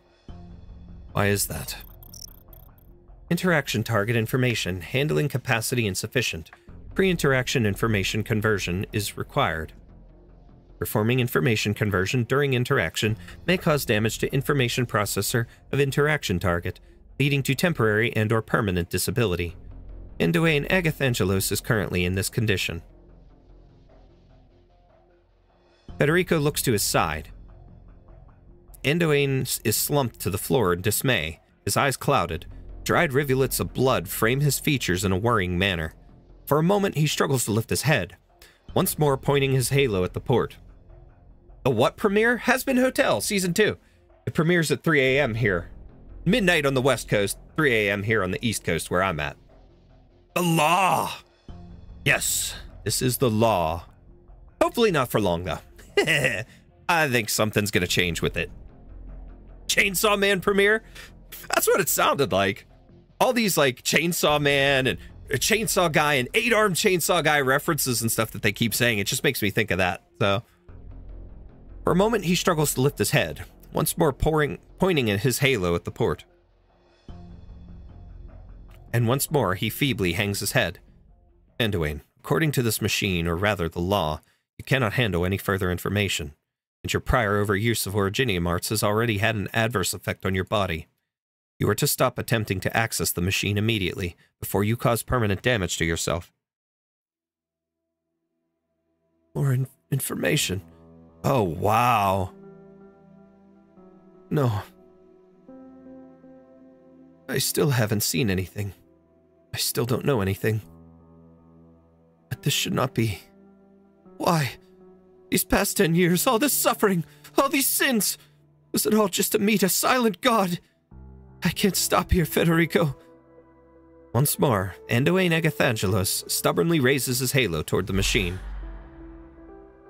I gotta be real, I have no clue what that show is. What show? If you're talking Has Been Hotel, that's the one that you sent me the pictures of the plushies of in Discord. If you're talking Chainsaw Man, that's an anime that's pretty popular right now, and the movie actually is in theaters right now for, so. Cool manga from what I've seen, a couple panels and stuff of, but I haven't sat down to read it yet, and I haven't actually watched the anime. The child. Is this yet another dream? It's not. The law would not construct a dreamscape for you alone. Federico chose to communicate with the law in its own language, while you cannot understand it, nor are you willing to accept such an impersonal tongue. It is you who, word by word, line by line, translated this language into what we see now.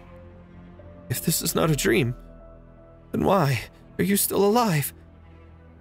Because you wanted me to live, Nurturer. I set off that bomb myself. You were there. Not only did you want me to live, you had great expectations of me. That one, yeah, I know about the plushies and characters, but the characters are the only thing I know. It's alright. It's one of those things. If you want to look it up sometime, look it up, but otherwise, is what it is. I like it. I think it's a cool show. I saw it way back when the frickin' initial premiere of the, what's it called? The pilot on YouTube was, and I kind of forgot about it for years. And then when they created the spin-off for it, Hell of a Boss, I got into that. My wife got into it then. You know, we kind of got into it together, and then Amazon Prime had the rights for the series, so they had the first season, got super popular. Now we're on season 2. It's about the premiere, and there's 3, 4, and 5 are already ordered for seasons, so lots more in the wings. It's a pretty popular show too, so, you know. Chainsaw Man is pretty good. Himeno, my favorite. I'll have to watch it. I need to sit down and watch it. My youngest has an obsession with the Pachita character for some reason, so. I didn't want him to watch it because of he's about to turn 10. Literally today he'll turn 10, but it's one of those things where I didn't want him to watch it because, you know, obvious reasons, but I have a clip on video finding out when we were at anime convention one time, and I said, you know, he wanted a Pochita plush, so we were getting it for him. And I'm like, he doesn't know what it is yet. He knows it's Chainsaw Man and whatnot. You know, he's not allowed to watch it yet. And he looks at us and he goes, but I'm already on episode 11. And I'm like, how are you watching this? He found some website online and was watching it online. I'm like, kid, no. I told you no. Why? But needless to say, he's watched it and I haven't, so my kid's ahead of me on Chainsaw Man. Literally, only thing I remember of that show when I heard about it years ago, drama, lots of drama. That's the sad part. I mean, drama infects everything, but it hit that show so bad because of people arguing and people shipping stuff and all that kind of crap that really made people hate each other and go nuts over it. And even today, there's tons of drama over stuff with the creator and hate back and forth and whatever. It's just dumb shit that I ignore because I don't care about that stuff. I care about the show, if I like it or not. The background, behind the scenes crap, I could care less about. I like the show. I like the voice acting talent. I love the music. That's the stuff that gets me and brings me in. It's just like, you know, one of my favorite animes of all time is Rurouni Kenshin. I love Rurouni Kenshin. That show sticks with me in my heart because I grew up watching it on Toonami. And I got inspired to learn a lot about samurai stuff because of it and the history that was baked into the show. It was a fictional show, but had a lot of real history and stuff in it. The manga was fantastic. Come to find out a few years back that the author was pretty messed up. He was doing some messed up shit. He basically had kiddie porn, more or less. And okay, he's remorseful for it. Everybody says he's remorseful and this and that. And it's like, okay, dude's messed up, whatever. I don't care about him. I care about the story. Simple as that. It's creepy. Yes, it's disgusting. I don't agree with what he did, but I have no interest in that drama. It's the story that I care about and I have a personal connection to. So I ain't gonna let his actions ruin something for me. Just like I'm not gonna let the drama behind Hazbin Hotel ruin that for me. I'm not gonna let the Arknights drama ruin it for me. I sit every day and see all these people on Twitter. Oh, it's YoStar's fault. YoStar's ruining this. YoStar's ruining that. Anybody who blames YoStar is so dumb to the process of the fact that everything that YoStar does goes through Hypergryph and Griffline's approval first before it comes over here to Global. So if they want to blame YoStar for things, they're blaming the people that they think taking over for Global is going to fix everything. YoStar is literally just the producer handling the translation and pushing things out on this side. All the stuff that they set up as far as pricing, merchandise, their website, server issues, and things like that. That's all Hypergryph and Griffline still. That has nothing to do with YoStar being a problem. Like, it is insanity that people still do not see that. Even some of the bigger creators that have blamed YoStar, it's not them. Everything goes through approval. It's basic knowledge for anybody that understands game design and localization processes. And I dream of getting into this stuff. I've researched this stuff because of wanting to know those kind of things. I just don't understand why people are so blind to seeing that and think that let's get rid of YoStar, the others taking over. You're gonna have the same problems. Like when the one update went and there were server issues and things at the time, they were freaking out because it was late. Oh my God, it didn't come back on till late. What was that? Like a half a year ago or something. One of the bigger anniversary updates or something. Oh my God, they're pissing me off. There was all these clickbaity videos. I seen so many clickbaity videos. People like Cookie Kaze and all these other ones putting these videos out. And it's like, you guys are clickbaiting and saying that you're so pissed off at YoStar and this and that, but you're not understanding the process. You're not understanding that you should be pissed at Hypergryph and Griffline. But at the same time, a server issue is outside of their realm of fixing, any of their realms of fixing. It's something that is unexpected that happened. As an IT guy, I know that. But they don't, because it's all me, now. Take a step back and breathe. Think about these things. Come on, people. There's more to life than this game. But at the same time, to blame one thing and not realize the rest of the process, it just baffles me. It really, really baffles me. I don't understand people's thought process.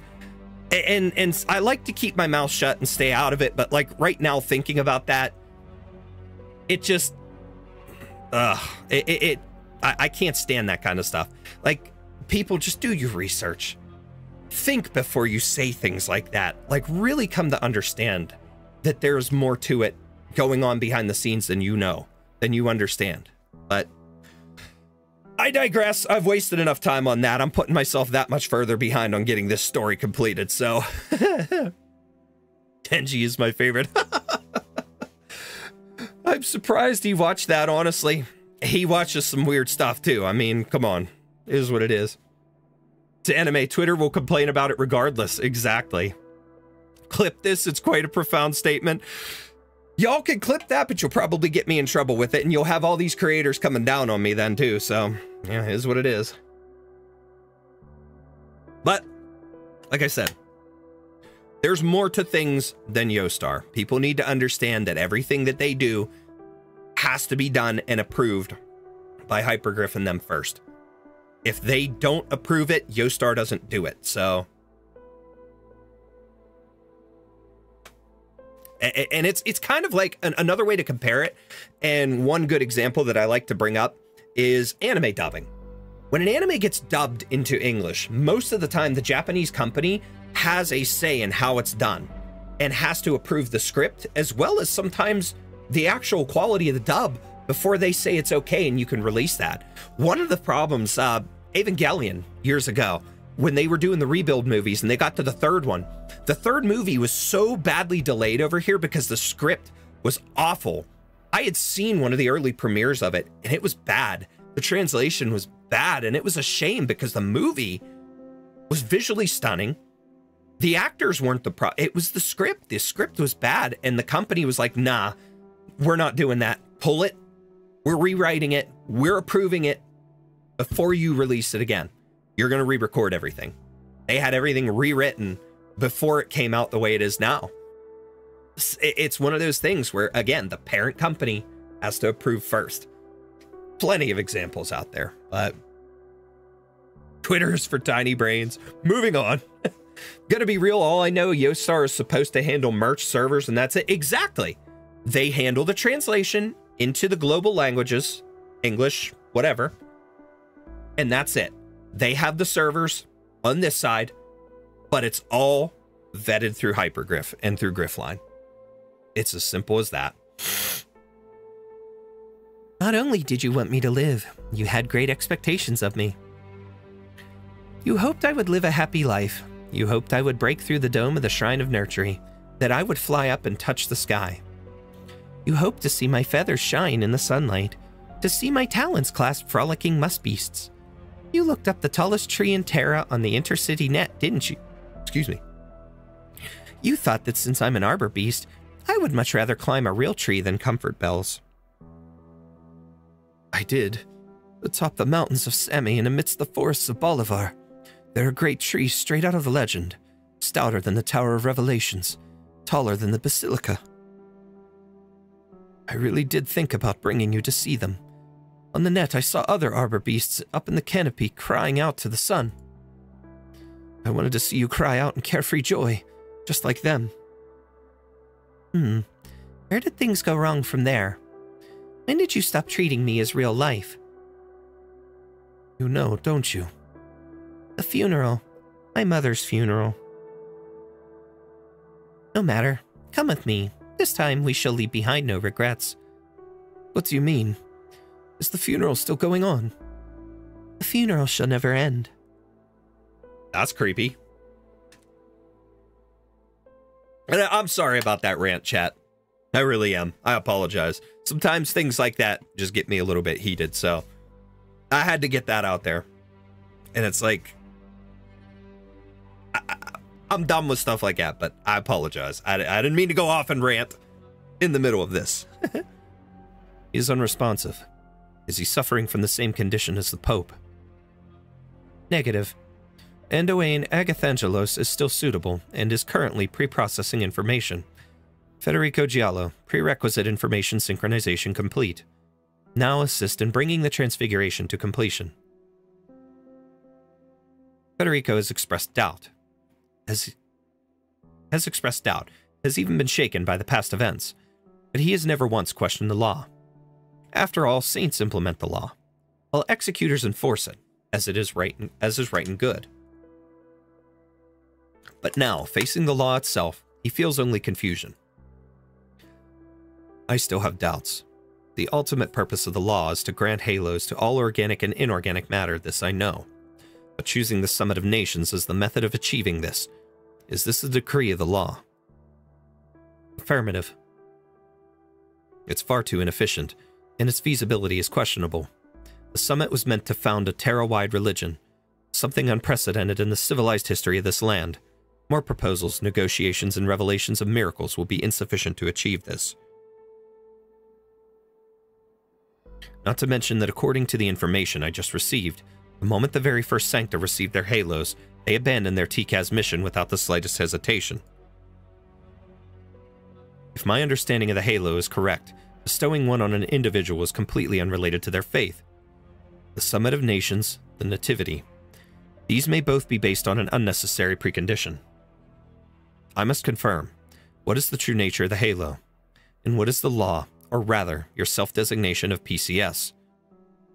PCS, Personality and Cognition Synchronization System. That confirms it. My understanding is correct. Since the law is able to synchronize personalities and knowledge, why not simply synchronize everything directly? First, Circumstellar Habitable Zone Autonomous Technology Operation Convention. The synchronization or revision of personality or cognition must be initiated by the target accepting said synchronization or revision. Convention. A form of regulation. Is the law restricted by any other regulations? Who established this convention? What mechanism ensures it is followed? The ability to enforce this convention no longer exists. A regulation that nobody can enforce is pointless. A law unrestricted by this regulation should be able to ignore principles and break taboos. Which means I still require an answer. Why were halos used only for empathy before all this? The answer I obtained earlier was that a majority of humans, rationally, are unable to withstand the direct transmission of information via halo. But using emotion as the vector for information transfer is even more vague and inefficient, while also being greater burden on the receiver. Is there a possibility that the issue isn't people lacking the ability to receive information, but rather... Federico pauses for a moment. But rather that emotion blocks their ability to process this information. If the law that regulates everyone is a system, a machine, why does he choose to retain humanity's emotions? Why retain our humanity?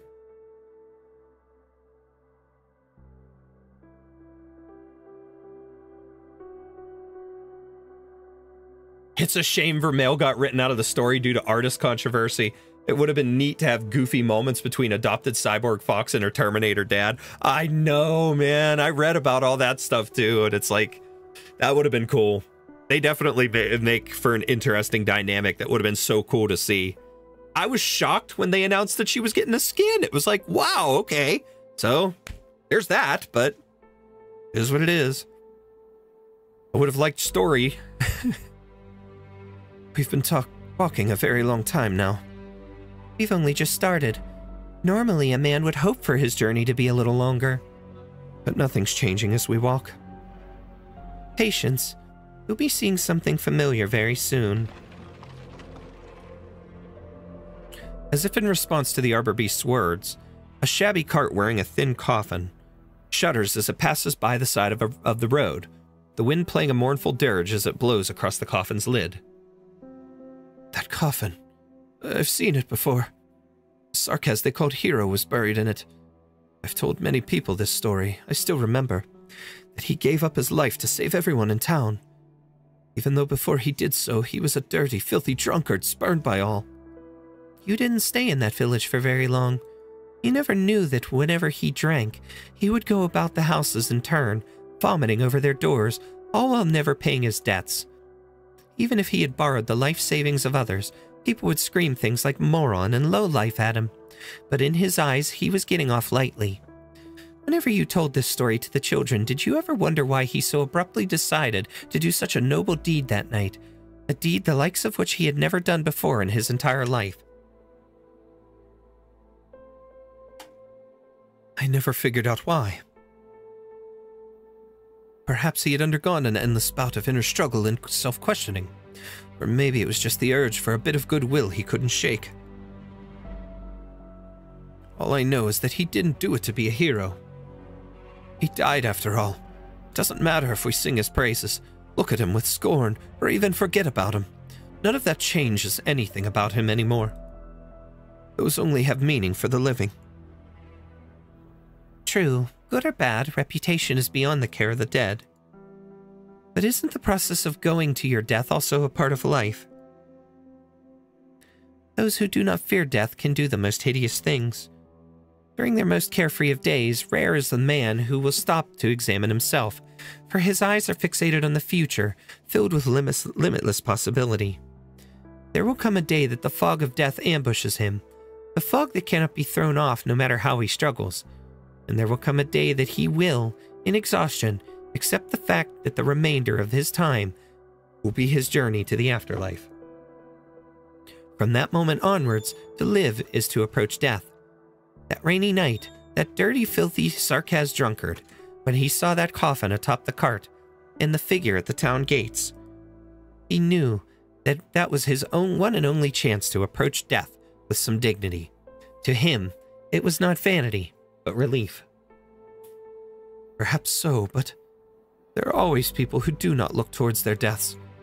Are there? Not you, at the very least.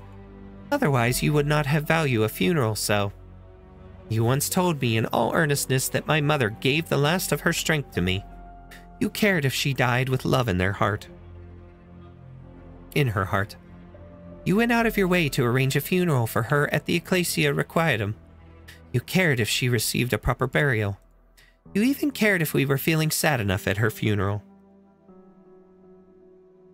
How could you not care about how you will face your own death? I have my path to walk. I've never thought about when death will come for me, or how I should greet it as I follow my path. Because you still believe your path has meaning. A muddled bray overcomes the arbor beast's shrill voice. A sinister monster, bearing sharp horns and claws, creeps along a faraway ridge atop a mountain. Behind it, several dozen monsters of similar physique jostle against each other, growling as they do so, restlessly following behind their leader. This is that revelation. Through the spiritual light, even the darkest stain can be cleansed. With a pious heart, even a savage monster can wade out of the mud. They have no halos above their heads, yet they still walk towards a future where all can be saved. I must go. I must see what road they follow. But you're about to go to the funeral with me, aren't you? You want to make up for past regrets, right past wrongs, to look upon me as truly alive once again, to give me the happy life I deserve. Is that not so? But you said the funeral will never end. If it's just a momentary distraction. I must go. No need to explain yourself. This is how you've always been. Always losing yourself in the search. Always eager to sacrifice. So go. Go see what you're searching for truly is.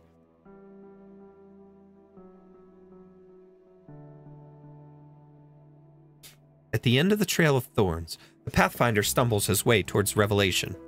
But time overtakes them. Before his eyes, the pack of fearsome monsters sprout halos and wings of light, the newborn beastlings dazzling in their brilliance. The pack leader no longer creeps along the ground. She stands, her jet-black skin peeling away, fluttering through the air like snowflakes. With every step she takes, her form becomes clearer, till Anduin recognizes her from behind.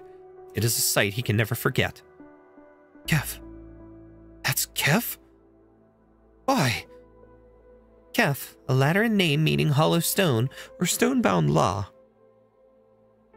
The first saint of Laterano, who named herself after her encounter with the law. However, this ancient name she gave herself has been buried deep within the annals of history, alongside her true face. So the future I worked so hard to find, that future where all were saved, was just a past deliberately buried. It was just the road we came in on. Always losing yourself in the search, always eager to sacrifice. It did not stop at sacrificing yourself. You sacrificed Lemuen. You sacrificed Mostima and Fiametta. You sacrificed your brothers and sisters of the Pathfinders. You sacrificed me. And all this time you never even knew where this path paved with sacrifice led. And all you had was blind faith. Tell me, Nurturer, do you not want to save everyone? Or do you think of only consoling yourself?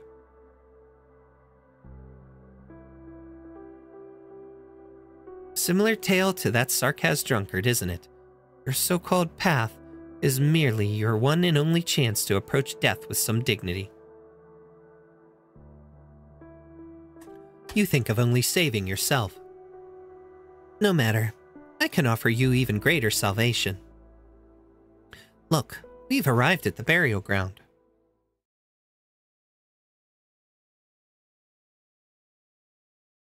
However, this is not only my mother's funeral, and it's not only yours either.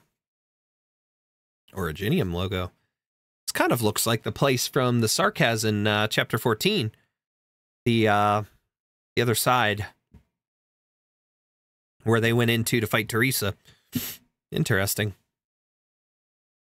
Rather, it is the funeral of all things.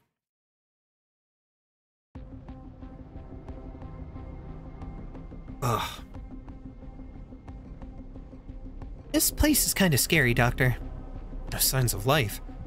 You look at the figure ahead of you. Not too close, yet not too far away.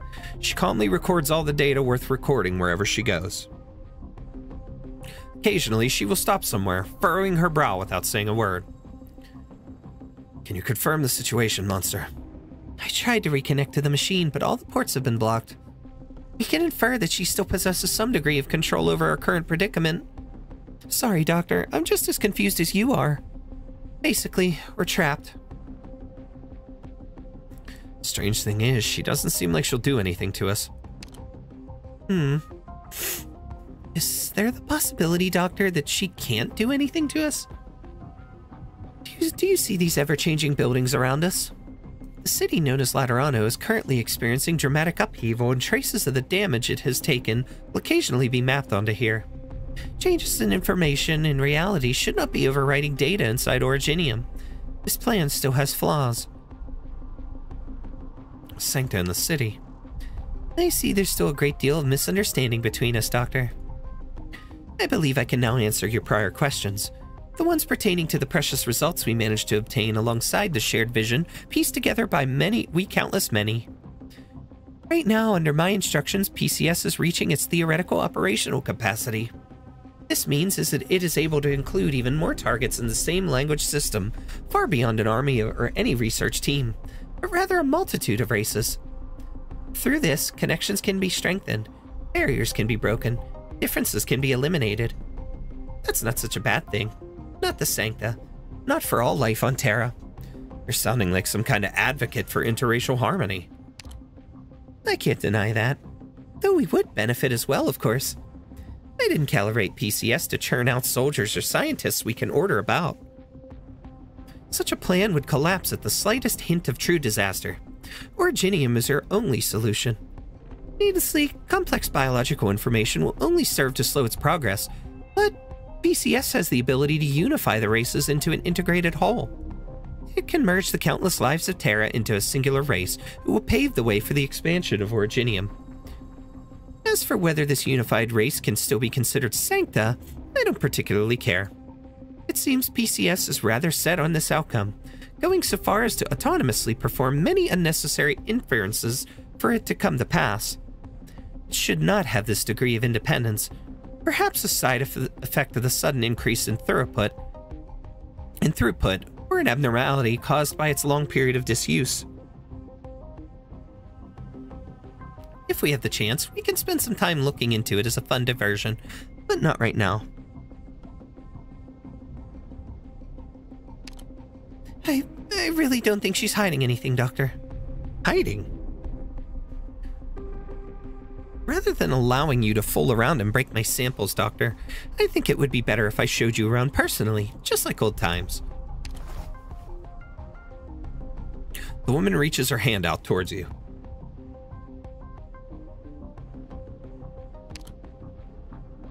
She retracts her hand, then turns to continue onwards. None of this will stop, Doctor. Aren't you interested to see the ultimate outcome? Hell no!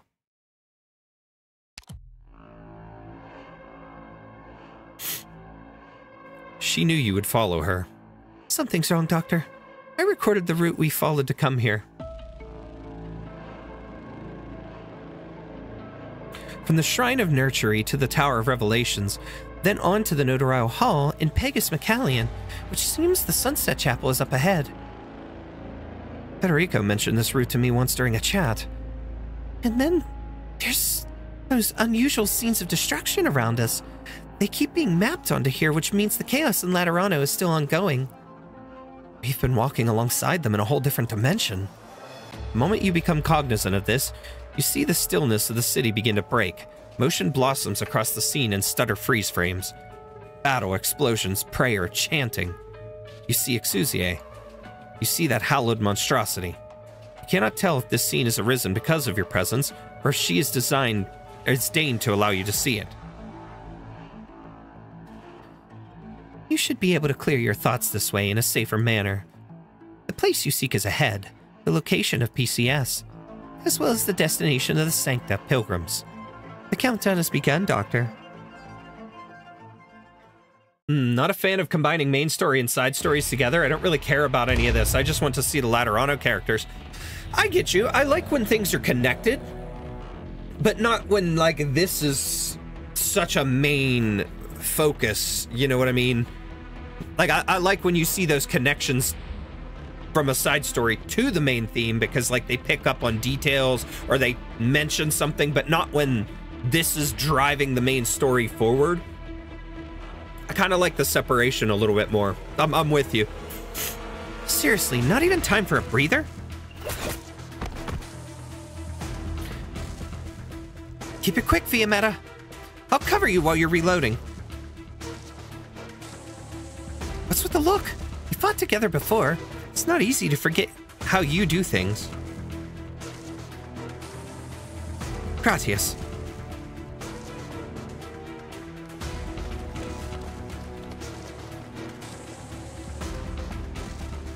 Hey, Massima, mind explaining to me what the hell just happened? I was just kicking a monster's ass when I stepped in on one of those weird light puddles on accident, and... Stolide, my boots sprouted a halo out of nowhere. Halo boots.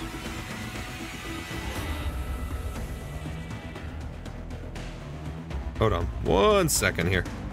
Trying to catch up with something.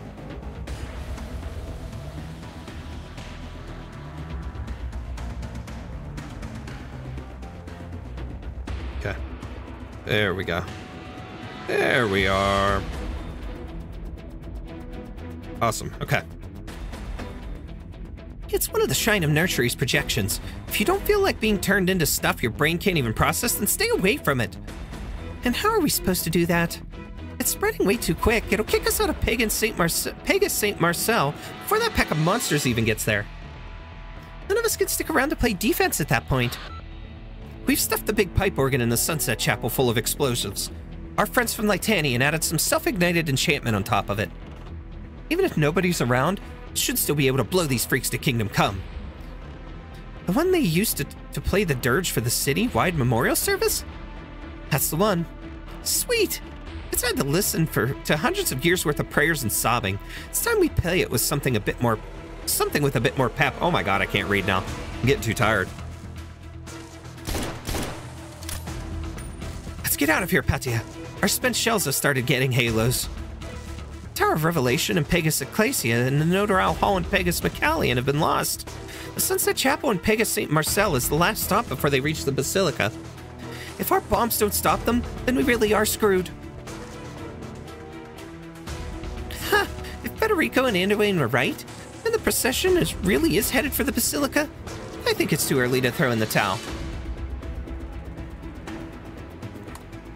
I've been a legatus for a long time now, so I've got experience with getting places quickly. If we can't stop them from rushing right over, then why not just remove their destination?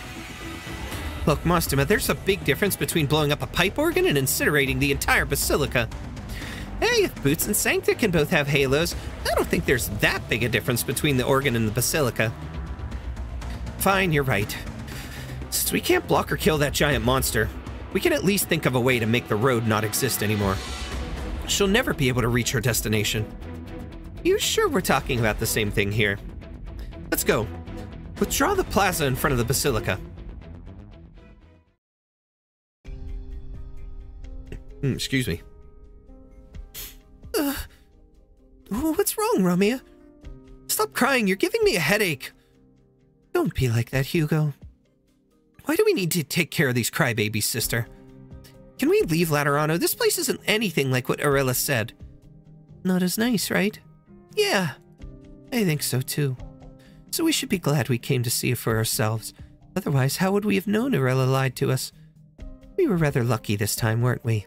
Once Arella comes back, we should give her a good talking to. Right, sister. Let's continue with the story, children.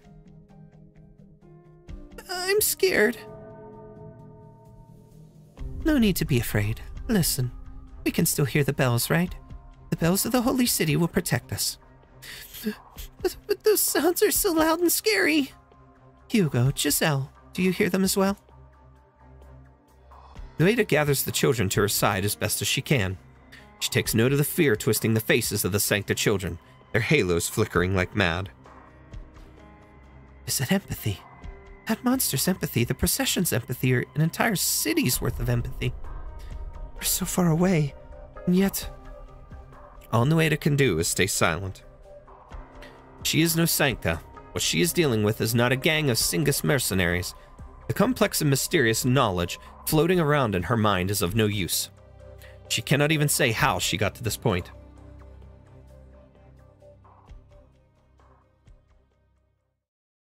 Think quickly, Kuokokan. What can you do to calm the children who followed you all the way from Bolivar, to console the children who had just been plucked from a terrifying dream? At the very least, allow them to feel a modicum of tranquility. East to the east of La Unidad, Laterano, holy city of white. Romeo, it's a hymn. Senor Nurture taught it to us. Sister Noeda? You all know the words, right? There the earth hides no bombs. There the fields share wheat most bright. Abode of our Lord, font of parental love, he hears our prayers, he grants our wishes. All shall bask in his love. The Kuokokan thinks back to the past. The gravely wounded nun closed herself off from the world as she sang, until pain and night melted away into her song. Kuokokan sings once more. This song she has sung 100,000 times before. It no longer matters who wrote it, or if the Laterano within will answer. She does all she can to calm her nerves so that she can sing in tune. Slowly, the voices of the children join the chorus, echoing out from the room, blending with the distant peals to form a radiant glow. All shall bask in his love. At the very least, they still have this song. It might be of no use, but at least. Noeda reaches under the hem of her habit, holding her axe tight.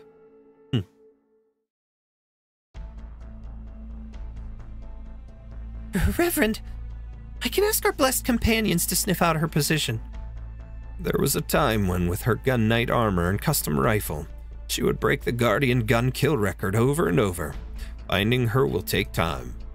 The procession can't wait, Veliv. Focus on your work. I'll handle this myself. It's been 10 years. I'm surprised this private frequency still works. I wanted to ask the folks at the Notarial Hall to delete it a long time ago, but I keep forgetting. Guess I've gotten old. The real surprise is you, Arella. Why didn't you take off your armor when you left Laterano? Without it, how am I supposed to settle things with you, Magister?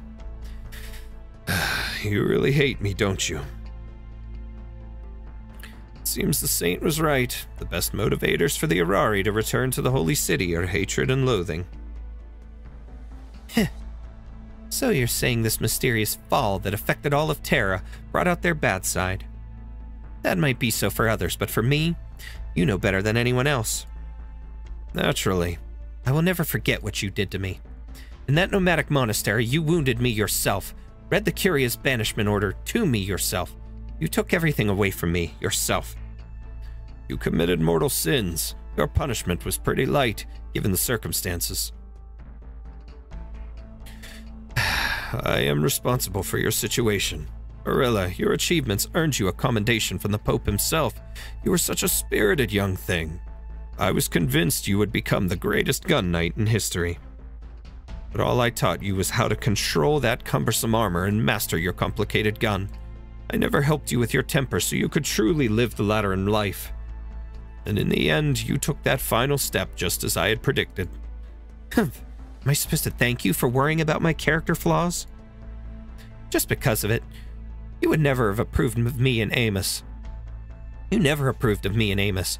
You even refused to come to our wedding, even though I had hoped to get your blessing. Maybe we should have a proper talk about all this. One way or another, you have returned. Will you come to my side, child? My people will not refuse you if you join the procession. What, want to give a sinner like me another chance in the name of Laterano? No, nothing so lofty. The Arari are still of Laterano, that is all. In a better Laterano, everyone will find their place and play their part. There will be more foundational, more profound connections between us all.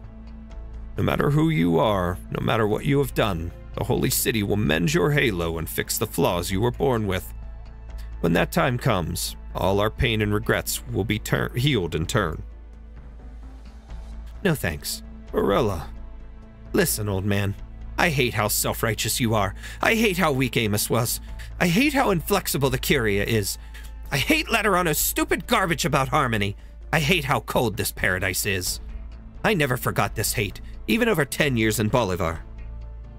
Even though my halo shattered, even though I was trapped in the dirt, I never once doubted that I would return. Even when I was enthusiastic and wet behind the ears, I never felt as sure of myself as I do now. This is my connection with Laterano. This is my faith. Your student turned out to be a cruel, vicious, selfish soul. Even if she hadn't fallen, she was still no angel. Tell me, old man, this better Laterano of yours, if it will let in someone who is born evil, does it deserve to be called paradise? Or are you unsure about that too? Question time's over. You've been trying to get a beat on me all this time. Failed? You've actually gotten better since you left Arella.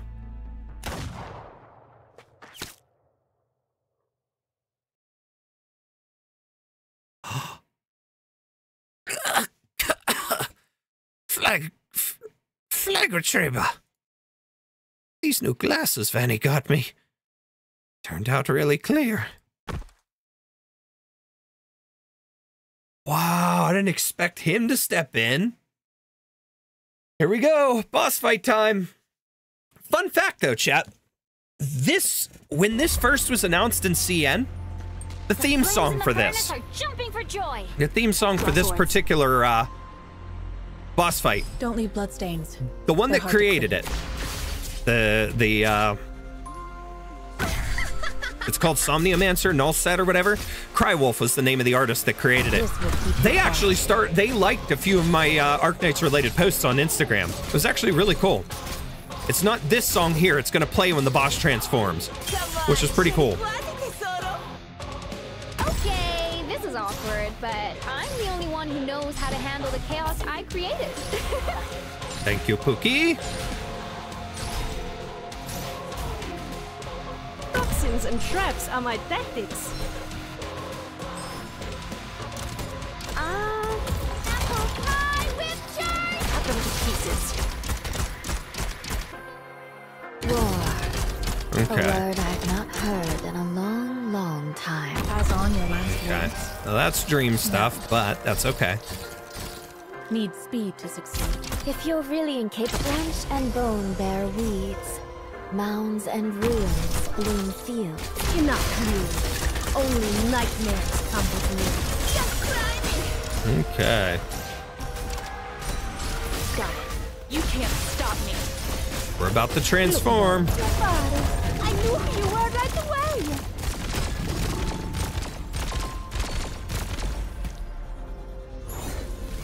Okay. Awaiting orders. You can't stop me. And here we go.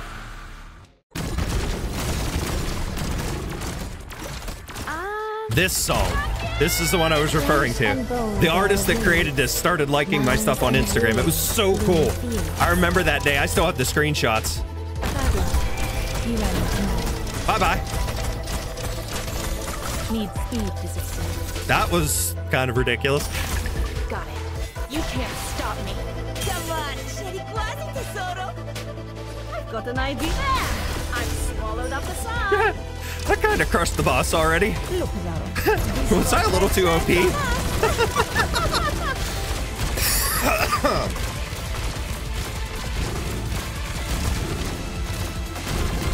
I wasn't supposed to branch and bone bear weeds.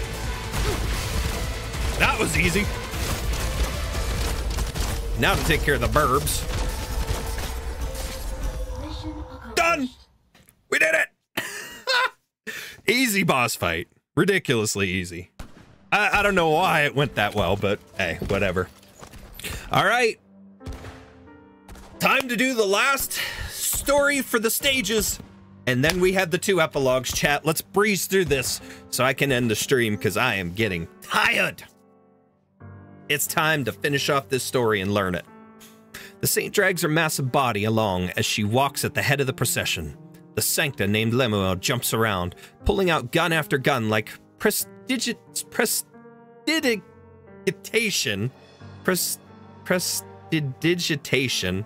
Oh my god, that's a hard word for me. I'm too dumb for that right now. Raining a hail of gunfire under her quarry, but the saint barely even spares her a glance.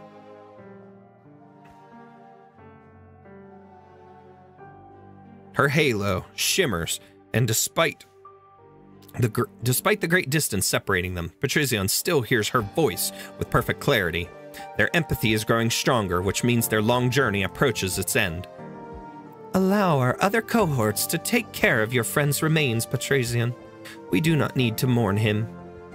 Your beatitude. Do you still remember that arbor beast fledgling? If we reach our destination, Laterano shall recreate the miracle of life once more. Every miracle freely performed. You mean? And so, we move onwards. The grand procession passes statues after statue, workshop after workshop. The city grows brighter step by step, pace by pace. The Patricion walks forward in silence. Stop! A young gunsmith's apprentice walks against the flow of people, stopping in front of Patricion. Vanini stares down the gun knight, many times taller than her. She raises her gun against him. The crowd parts around them, but none look toward them. Vanini bites her lip, doing her best to stop her hand from trembling. Ah, you are his apprentice, yes? Magister Paganini. Where is he? He warned me. So in the dream, I hid in the workshop. After I awoke, I still hesitated for so long. Right now, you're scary. Laterano's scary. I don't know what's going on. I don't even have a patron firearm. But I can't just hide and wait. So you made yourself that gun and came to stop me. Mm-hmm. That's very brave of you. Do you see this procession, my child? We will birth a miracle, one that nearly all Laterans will be a part of. It's not scary. That's got nothing to do with me. I'm not very good with words. I couldn't think of any worse ones. Magister Paganini was my only family. My only connection to Laterano. Your only connection, huh?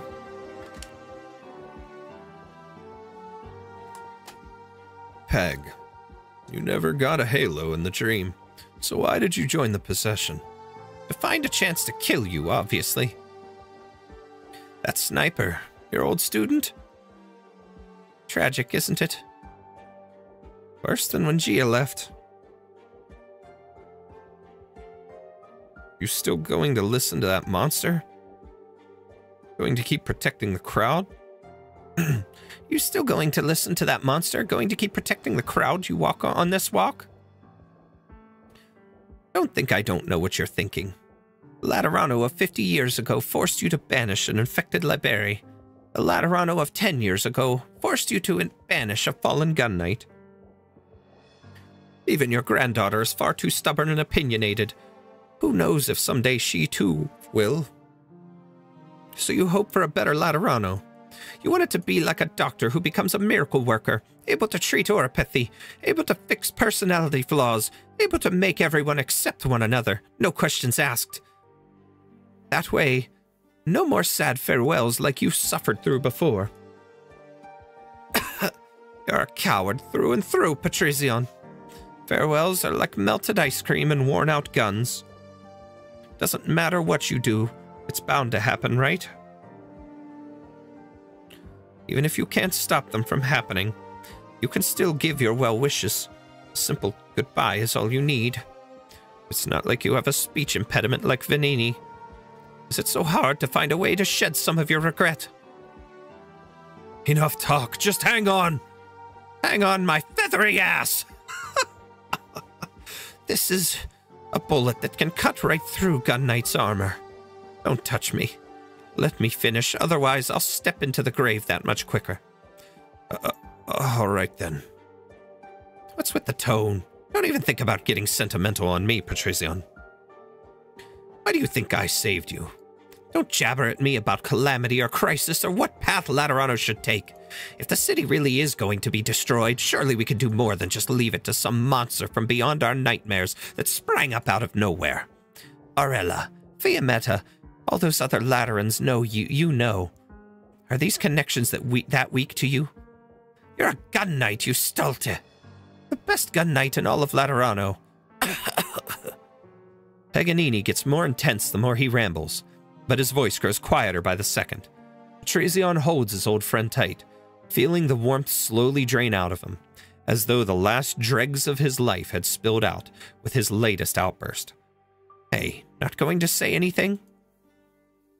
Never mind then. Before, at the shrine, I said we never actually shared anything these past few decades. Now, at the very least, that regret's gone.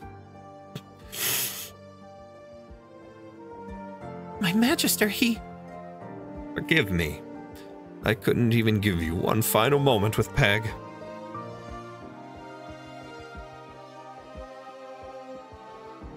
Vanini, if you had just been a bit quicker making this gun, if you had just gotten here quicker.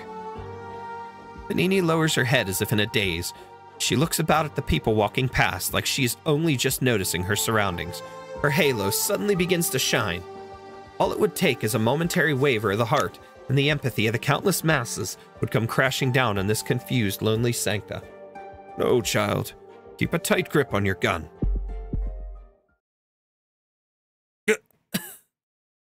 For a moment, Patricion feels pain, but it is followed by a gentle yet irrefusable comfort.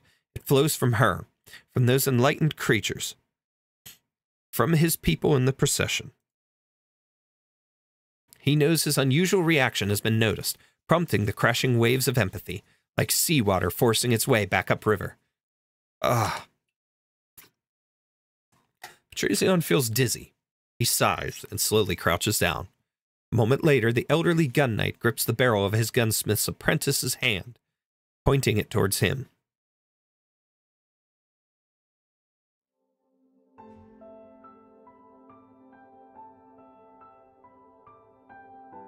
Vanini, I got your name right, I hope?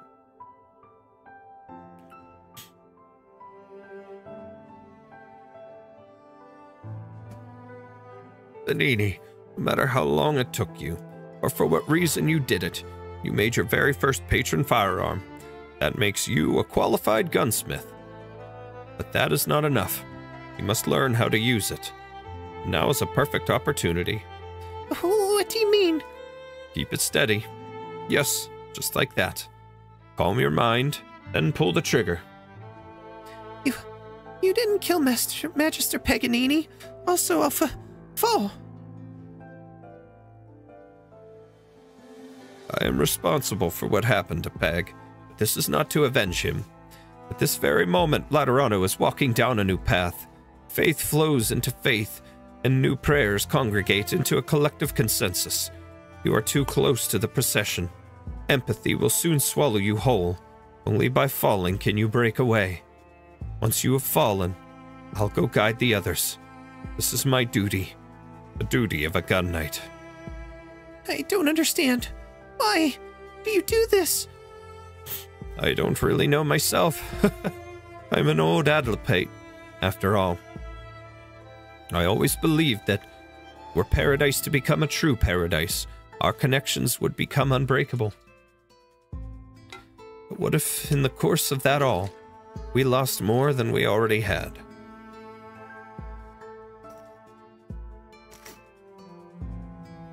We might ease our regrets, but when the time comes, what if our success has lost all meaning?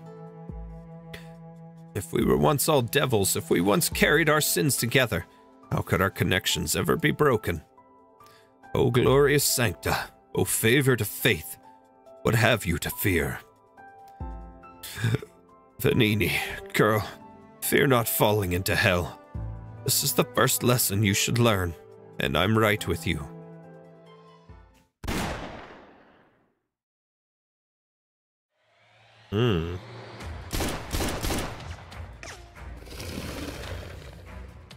It just never ends. If this keeps on, I'm gonna have to start smacking them with my weapon. Me too. My hand's getting numb. Can barely hold my staff. Don't know how it's going on Fiametta's side of things. According to the plan, once she sets the explosives, we'll blow up the plate's locking mechanisms and send all of Pegasus St. Marcel adrift. It'll also cut these monsters off from the Basilica.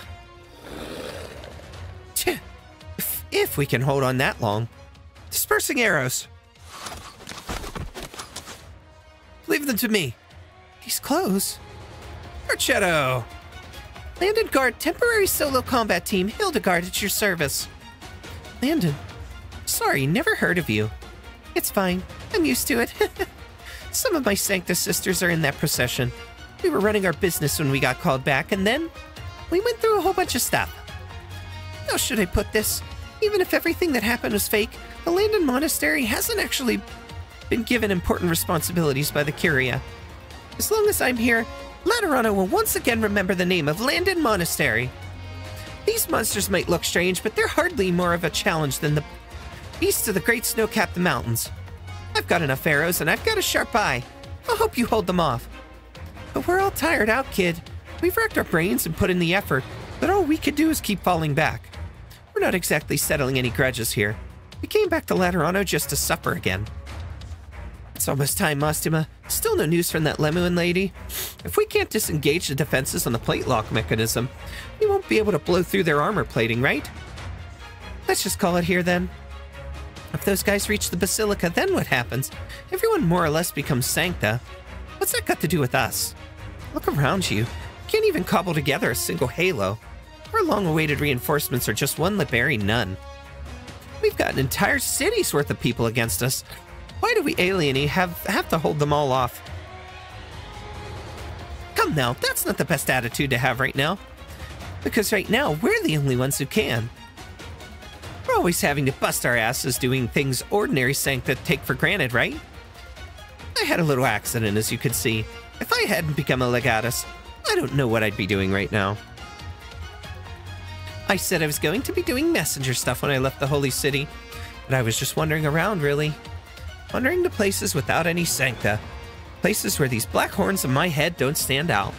Places where silent empathy's the norm. It was hard.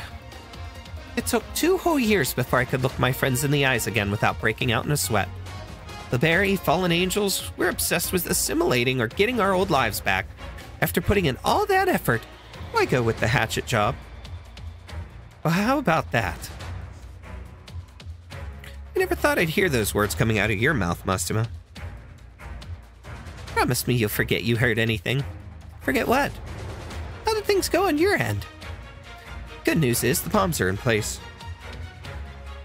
Bad news is, I was afraid they wouldn't be enough to blow through all the lock mechanisms, so I shoved the rest of my grenades in there with them.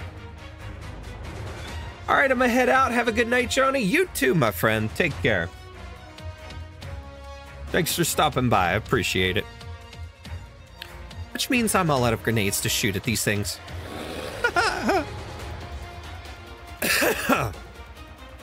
Continuous sounds of prayer. Hey, Fiametta. Let's blow this joint. Wait, we still haven't heard anything from Lemuen. If the defenses aren't disengaged in time, all our explosives will go to waste. Beep. Beep. Time to explosion, 1 minute. What? Timer starts ticking down in Fiametta's hand. The enlightened creatures stop their prayers, as if sensing something is up. They throw themselves at her like rabid beasts.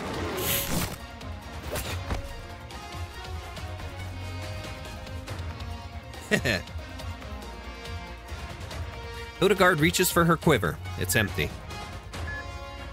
50 seconds. Sorry, everyone. Hope I'm not too late. A wheelchair suddenly breaks, throwing up a cloud of dust as it screeches across the ground. I was reading from the bottom, from my thing on my phone before it popped up on the screen. I'm getting ahead of myself. I'm still tracking to keep track to see how far I have on each story, each thing, before I move on with the Arknights story reader on my phone, and I started reading ahead on my phone. I'm an idiot. But damn! Wheelchair drifting. Wheelchair suddenly breaks, throwing up a cloud of dust as it screeches across the ground.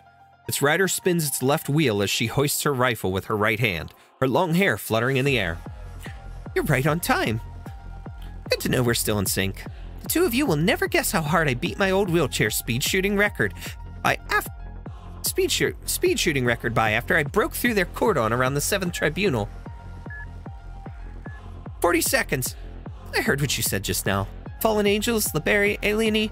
I'm inclined to use another term to sum up our relationship. Friends, countrymen, Laterans. I've solved the permissions issue. The lock mechanism defenses are engaged. Everyone retreat to the Basilica doors. I'll hold these monsters off. 30 seconds. You're going to shoot them, Lemuen? You'll fall. I hate to admit it, but I can sense what you're thinking. So shut those mouths of yours. Laterano doesn't need to be saved by you. Like this. The click of bullets loading and the thrumming of the monster's hearts reverberate through Lemuen's ears. She's nearly face to face with them, going against every sniper's instinct she has. She listens to her own breathing, calm and steady. Under these conditions, how fast can a sniper fire? Time to find out. Lemuen, Cardinal of the 7th Tribunal, in the name of Laterano's national security, I sentence you to death, no matter the cost. That's some quick fire for a bolt action rifle. 5 seconds. It's done. Lemuen, your halo. You alright? Feel anything weird?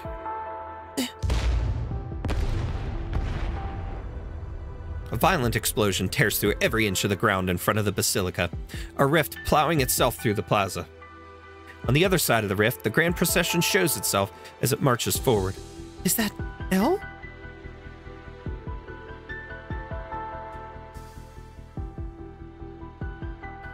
Hey, turns out it was my sis and her crew. They did a real bang-up job.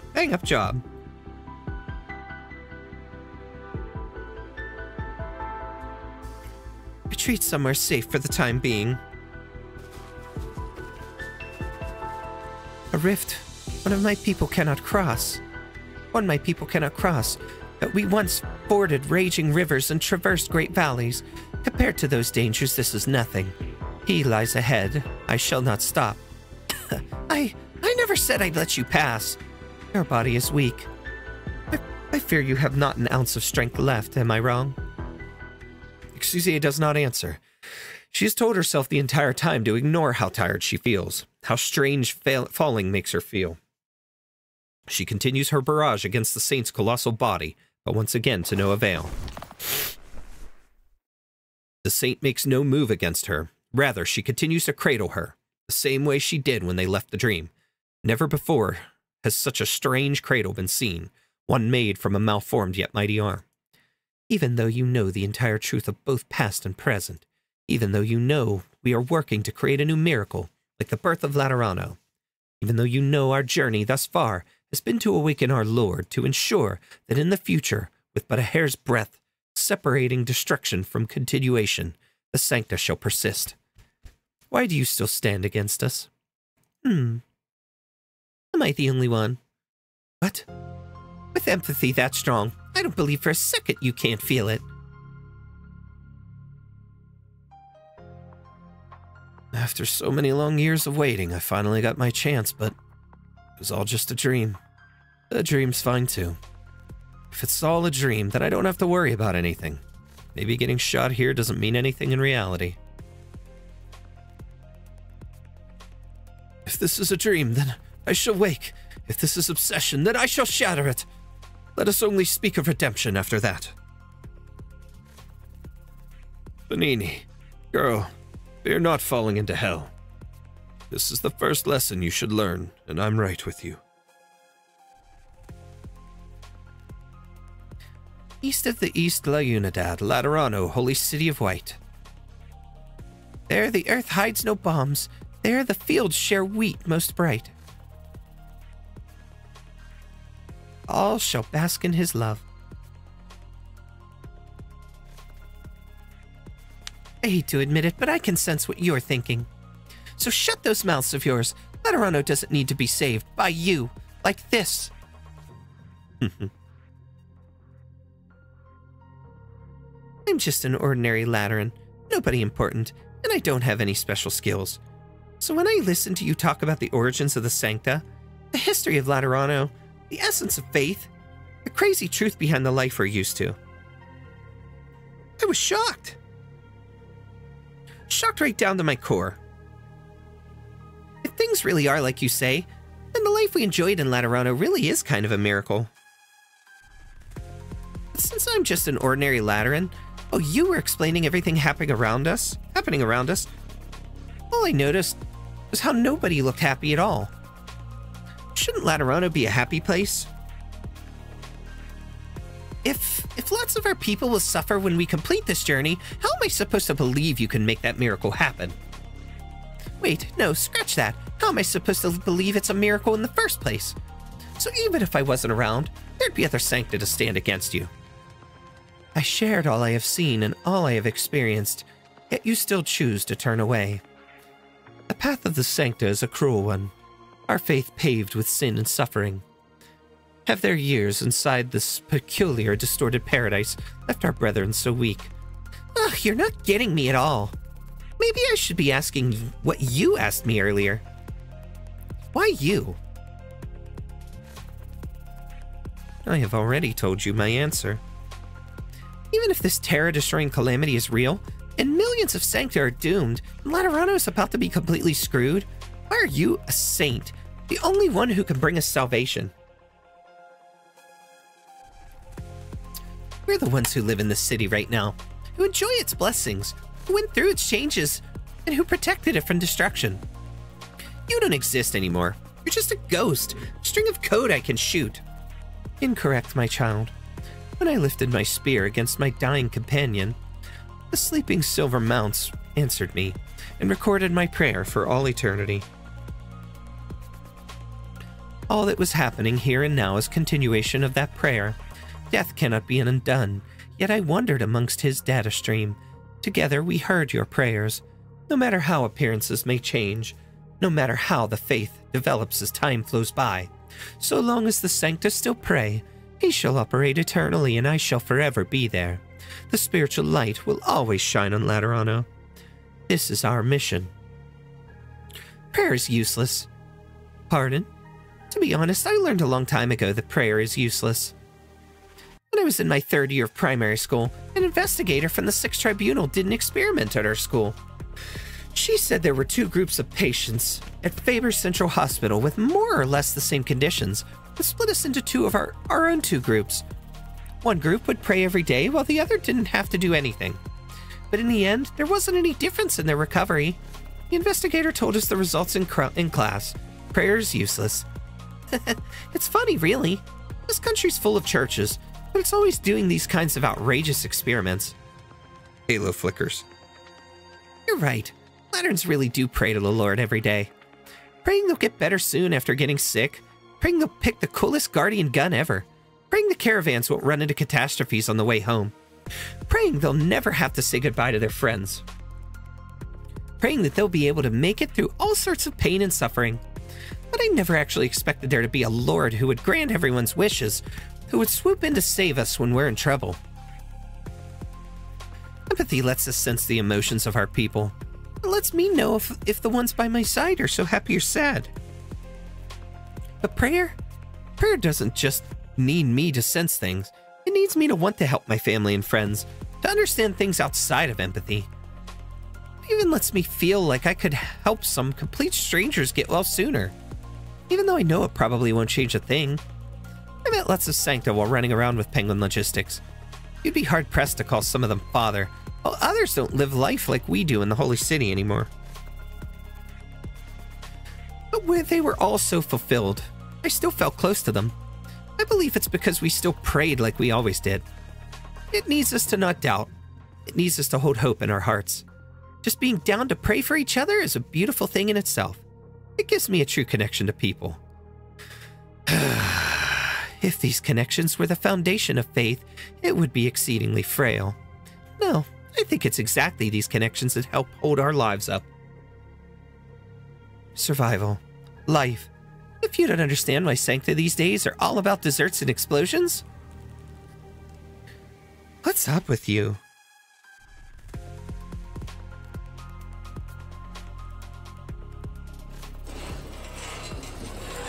Saint suddenly becomes exceptionally restless. She feels out the edge of the rift as she paces along it, her sharp front claws piercing the exposed, bent foundations, trying to find a way to climb down. This rift you have opened allows me to sense his signal much more clearly. He is below the basilica, calling out for me to approach. No. Why is his signal in such disarray? He is anxious, uneasy. The Creator has already revoked, or perhaps there are other threats forcing him to change. The sound of machinery, faint yet clear, rises out from the depths of the rift below. Their feet. The Saint's unease becomes increasingly obvious. Half of her body has already entered the fault. Her claws clench, and Exusiai senses that she is in great pain. Behind her, the procession stops, countless halos flickering over and over due to her worry, like a river of paralyzed stars. Child, talks of the past and present are meaningless. You need only step towards the future. You do not understand this crisis. There are no new solutions for you to find. You must survive. I said it before. I'm not letting you pass. How are you meant to stop a ghost? A string of code? The Saint's voice becomes garbled. She is reverted to barely more than a beast, like the Tikaz who trudged through the mud all those years ago. If we weren't in this mess, we could have been pretty good friends. A ghost, a string of code. The very first Sancta? There's no cooler friend than that. Silly me. Can't believe I forgot to introduce myself. Lemuel, of St. Theodore's Comprehensive School. #1 student in the 84th Intercity Net Security Preparatory Course. And I've got the school certs to prove it. Every bullet I got you with was custom made. They just needed some time to take effect. Oh! Delayed effect. Her patron firearm howls once more. The force of the barrage finally frees Exusiai from the Saint's grasp. She leaps high into the sky. We're not going to give up on life, obviously, but we're definitely not going to go on with your plan. If refusing it means halos connecting us will be cut off, then cut them off. Thank you. I'll be done soon. Because even if you do, we will never stop praying for each other.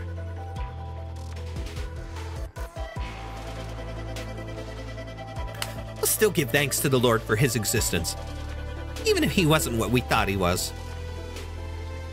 Oh Lord, thank you for being there, for blessing us with bread and bullets, for being there for us during our trials and tribulations. Thank you for spreading the light across Laterano all this time, giving everyone the chance for salvation. Thank you for clearing the way for us. Amen. There, prayer done. Let's say bye-bye the wildest way I know. Haha, let's go. Explosives fall like rain, linking together into a chain of blasts as they collide with the bullets embedded in the saint's body. The saint howls, but not because of the explosions, not because of her flesh wounds, but because of the strange, dissonant sound caused by the ammunition as it scrapes across her skin. The sound of data being erased. Divine judgment. Divine judgment, traditional. Rocket gospel. Mirage, sky-shattering. So it's just all of her catchphrases. Apple pie with char-siu.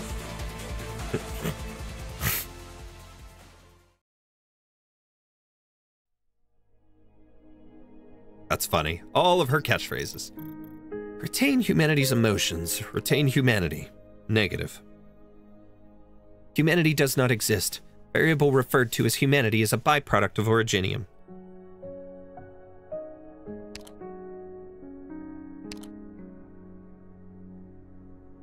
Originium. The sea made of originium. It's like the sea back home. Calm, beautiful, but no one dares to set out on it. Maybe, maybe not. This is familiar to you because the sea by your hometown is here. There's even a part of you here too. All things that have been sealed here.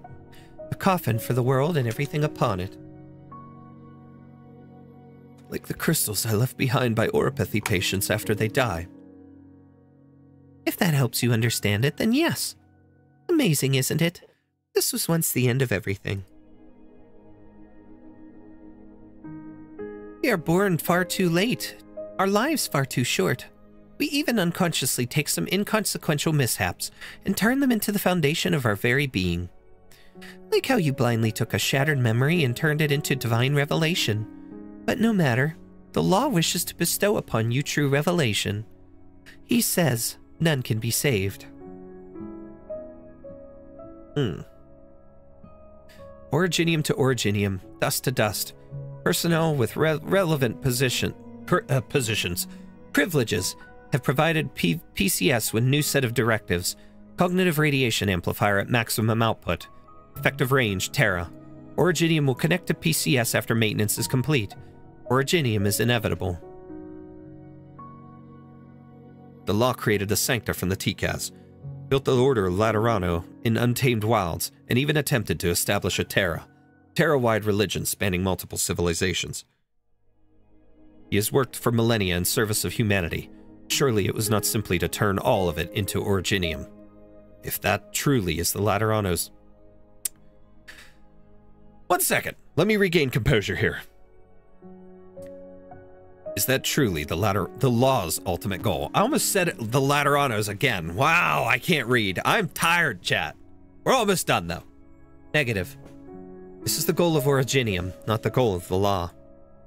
Originium has been set as a prerequisite of the law. If originium is, as you earlier described, able to assimilate everything, why is it a prerequisite to anything? Surely it is more than the end of everything. How would the law be able to operate inside a field of uniform originium? What would be the meaning of a halo in that case? As originium is the end of all things, there is meaning in bestowing halos on everything. Angels before originium are merely angels. Angels after originium are the only method of existence that will retain meaning.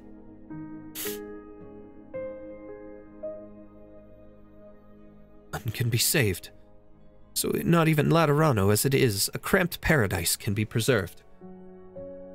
It cannot be saved nor preserved. Save everyone has never been a tenable commandment. All things march towards death. The only way to save them is to set them off. To see them off. Grant them a dream, a bearing to hold themselves to. Hide their blemishes. Espouse their brilliance. By doing so, you allow them to gladly accept their final journey. like how you saved yourself. Granting dreams to others is a placebo. No, I won't accept that. If I have truly, shamelessly clung onto a false dream, put myself through a crucible for more than 10 years, if I have debased myself by inflicting unhealing wounds upon countless others for the sake of self-salvation, then all the more reason not to spread this shamelessness and debasement to others. Even if you accepted it, you are unable to perform such an act. Only the law can bestow such salvation. You can't possibly mean. Kef's plan was to give everyone halos, so they could be granted this salvation. But how would becoming Sankta help? Are Sankta beyond callousness, beyond cruelty, beyond suffering? We shall not stop at becoming Sankta. We will all become true angels, Endoane Agathangelos. True angels.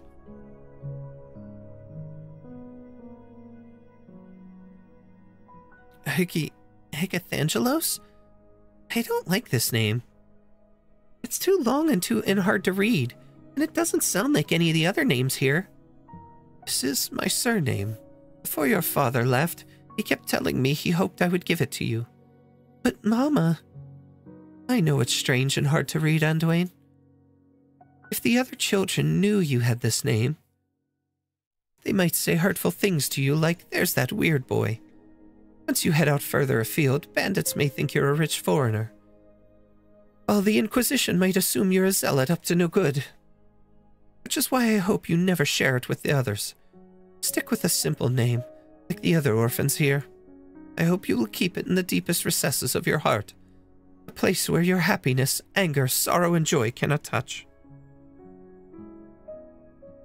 But I really feel sad right now. I don't know if there's anywhere in me that doesn't feel sad.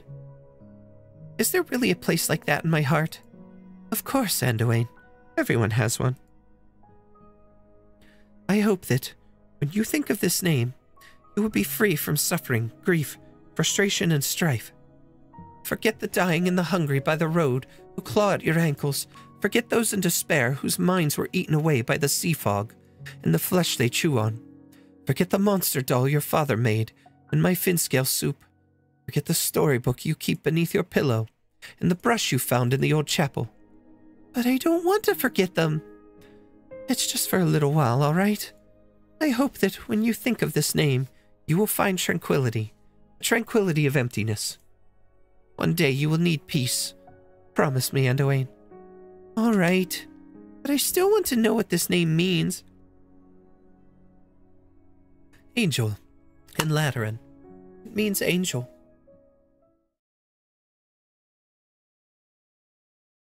Tranquility. Yes, a very apt descriptor. Behold. Behold, even as they come, they do so in silence.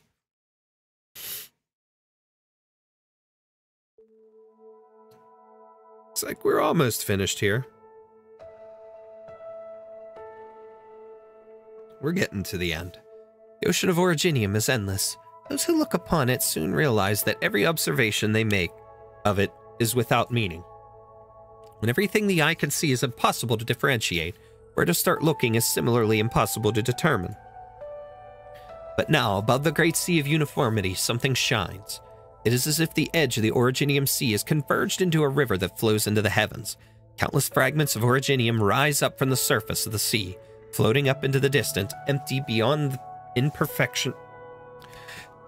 Into the distant, empty beyond imperfect formation. The fragments are jagged and irregular. Some are as small as dust, others as immense as stars, but all, without exception, are crowned with a glimmer of light. A glimmer shaped like a ring. Halos.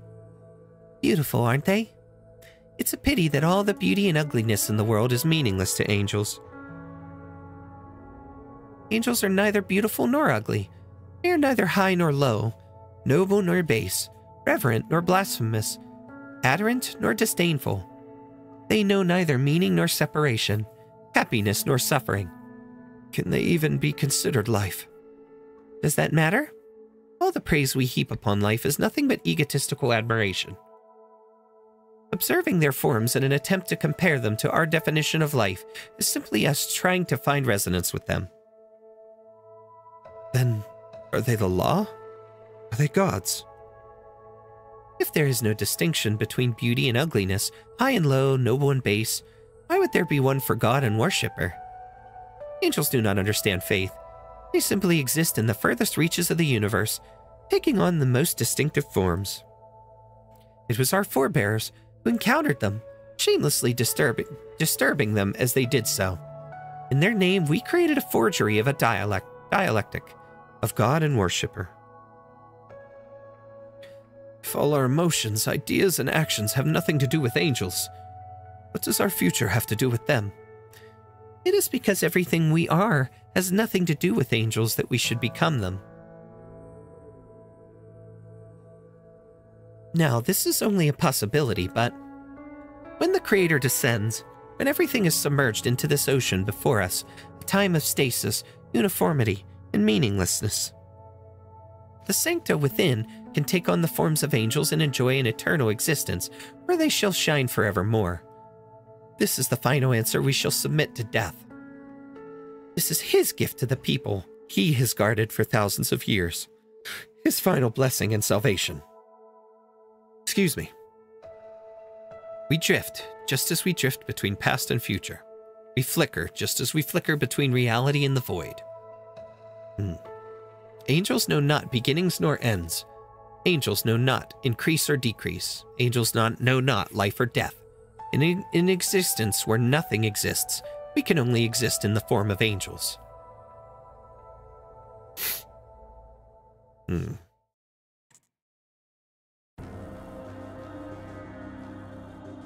So these are true angels.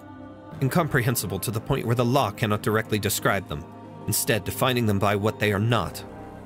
Immaterial to the point where taking the form of angels allows one to continue to exist after becoming Originium.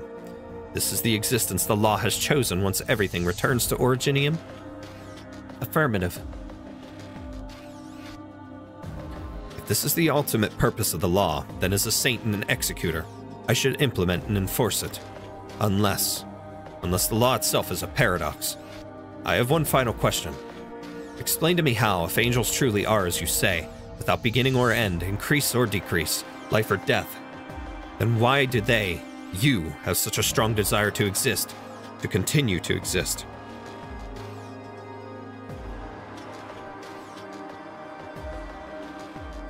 As machines have inputs, so they have outputs. The saints sought answers in the law, and the law granted them a revelation. The fleet asked the system for instructions, so the system issued commands. The Lord, or rather PCS, has never been as silent as it is now. You are an artificial system, so you require people to operate you. This is true for both a command system and the law worshipped by the Holy City. The ultimate purpose you were given was to break humanity free from their shackles and return their angelic nature. However, this purpose, does it stem from people or from angels? Why would the angels you described desire this? Their actions do not have purpose, assuming they can even perform actions other than drift and flicker. But if this purpose comes from people, how will you turn them into angels? Surely everything you have done was more than just a wish? A wish.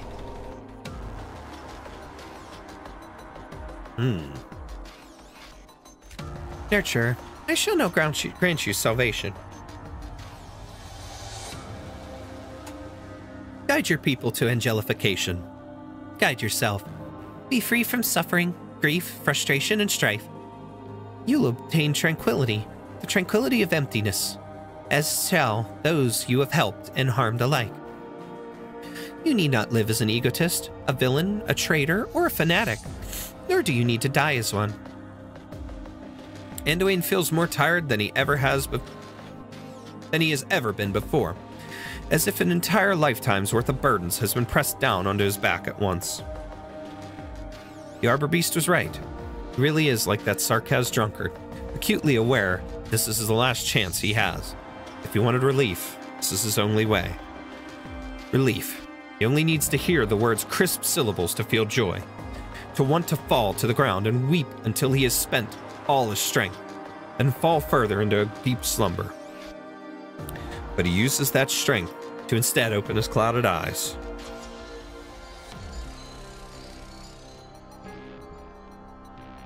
Oh man. I don't know what kind of answer His Holiness gave you, nor do I know what Mustima, Fiametta, Lemuen, or her little sister are thinking right now above ground. I don't know where Patia and our former fellows are headed, nor do I know whose bosom the children I tended in the Shrine of Nurtury have clutched. I don't know if they want this salvation, this relief. But if what you really care about is my answer as a suitable candidate, then my answer is no. I'm far too conceited. Even to this very moment, I still refuse to believe my arduous search for answers, decades in the making, was all for this simple relief. I'm not only conceited, I'm an egotist, a villain, a traitor, and a fanatic. And so I suffer and grieve, my frustrations giving rise to strife. But they are the foundations of my life. If I were to abandon them, the one who obtains relief, who becomes an angel, would not be me. And Dwayne Agathangelos shall never obtain relief. Nor will he ever wish for it. Let suffering scar his flesh, let strife snap his bones. Then and only then will he have the clarity of mind to walk his path. It seems we have reached an agreement. The law itself is a paradox. He cannot be implemented, nor should he be. Endoane, we must correct him, or stop him, if he cannot be corrected. Paradox discovered. Attempting correction. Performing diagnostic simulation. Abnormal node. Wish to continue. Derived abnormal node. PCS. Personality and Cognition Synchronization System. Abnormal node. Wish to survive. Derived abnormal node. The Law. God. Laterano. Abnormal node. Wish for angels. Derived abnormal node. Me. Continue. The scientist input this command. Survive. A TCAS held this. And so an imitator of angels began its endless yet transient pilgrimage. The imitator of angels became a command system, became the law, became a god, yet it could not become an angel. Wish and angel are incompatible. Exporting solution. Unfulfilled conditions, additional input required. What information is he waiting for? I've said all I can say. If God wishes me to embrace death as an angel, then I would rather be born as a human, with all the ugliness, transience, and suffering that entails. Importing additional condition. Wish to refuse. Re-exporting solution. Must eliminate abnormal nodes and derived abnormal nodes. Eliminate me. Federico Giallo. Endoane Agathangelos. Execute solution. God's final commandment is to kill God. Even if he was a paradox, he was still the foundation of the paradise of Laterano. With his death, the Sankta will no longer be linked by empathy or receive guidance from the law. Like an infant trapped within a womb, biting apart its umbilical cord and crawling its way out of its mother's cold body. Helpless as it faces a land steeped in cruelty. But it is only in such a land that we can be called truly human. That we can have the right to talk about salvation. Law or God, I will kill you. The commandment is rational and feasible. Assist me, Endoane.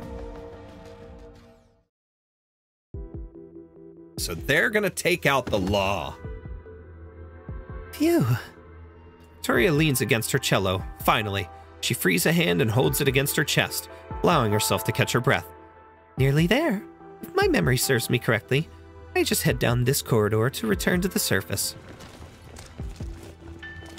Oh, you patrols truly are relentless. Restless gasping. Halo flashing rapidly. The wispy guards surround Arturia, attempting to drag her back underground. She has wasted far too much time inside this maze since she turned away from the machine. Her patron firearm is lost. She has no desire to join her pursuers in prayer or to perform their heart's songs. She would rather destroy her own cello. Arturia has never found herself in such a predicament before. The exit is right ahead. She no longer has the strength to carry on. The ground? Foedere, what did you...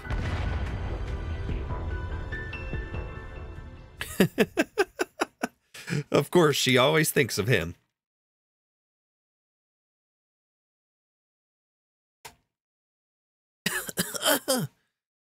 The dust settles and Arturia can finally see again. The explosion earlier created a giant pit, one that connects to the rift in the plaza above, exposing the bowels of the basilica to all. A ring-shaped machine lies at the bottom of the pit quietly. Sunlight shines upon it, but it has lost its radiance. There it stands, dull as a rock. Unease. This is the second time Arturia has felt this feeling so clearly, the first being the time she faced the Witch King in his pavilion. Deep within her body, somewhere she cannot see, things that were always linked together quietly break apart. There is no mistaking the feeling. She breathes in deep. The moment she closes her eyes, countless similar melodies rush into her mind like the tide.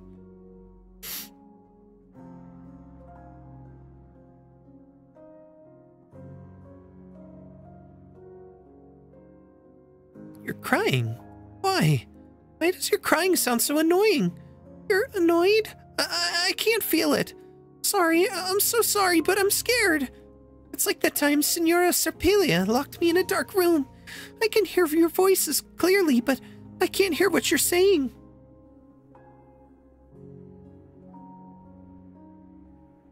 My connection with our enlightened companions has been severed. Oh, not just them.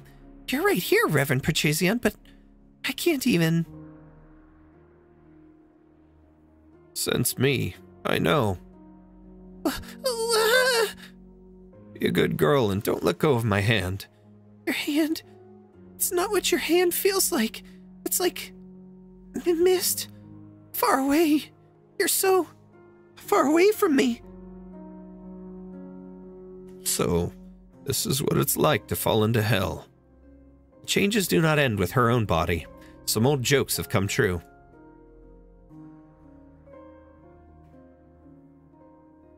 Every light we know will one day be extinguished, and it is no exception. The old Pope playfully points to the halo hovering above his head. Even if everything about the Sankta existence is interpreted as its boon. Huh. Unease grows and panic spreads. Arturia tries to make sense of it all. This is not the same as what happened in Zwillingstern. There is no malevolent force sowing discord among the emotions of the people this time around. It is like a movement, one played countless times by an orchestra of the masses, had part of its melody forcibly plucked away as if it never existed. Like walking along a road with the sun, the rain, your friends, and your home ahead of you. But you are torn away from it for no reason, leaving you feeling alone and helpless, alongside millions of your people. The Sancta will lose the cozy cabin of their faith. Everything has come to pass. Did you fail, Foedere? I don't think he failed. I think he did exactly what he needed to. If you're scared, you can hold on to my tail. You noticed Giselle's tears, didn't you, Romeo? Have you forgotten what tears mean? Let's finish our song, okay? You see, Laterano hymns and Bolivarian hymns are quite different, so we need time to teach each other the parts we don't know. We will be here together, east of the east of La Unidad. Laterano, holy city of white. There the earth hides no bombs. There the fields share wheat most bright. All shall bask in his love. Arturia hears singing. It wavers, revealing the anxiety, terror, and worries of the singers, alongside pure, honest longing. A longing for tranquility, to see night fall in peace and quiet. Your Holiness, I have no doubt that Laterano as it is may be walking into its demise. But I also believe it has never been this sincere. I've said before that I can't hold off the apocalypse or overwrite death, and I refuse to lead. But maybe my arts can help them stave off this oncoming collapse. They will let my brethren, free of empathy, to communicate without reservation, purely in honesty. Honestly. Go listen to those songs. Go share your emotions. Go tell one another that at this very moment, in the face of this indescribable loss, we still feel joy and sorrow together. This has nothing to do with the saints and sinners, redemption and responsibility, or whichever path I walk.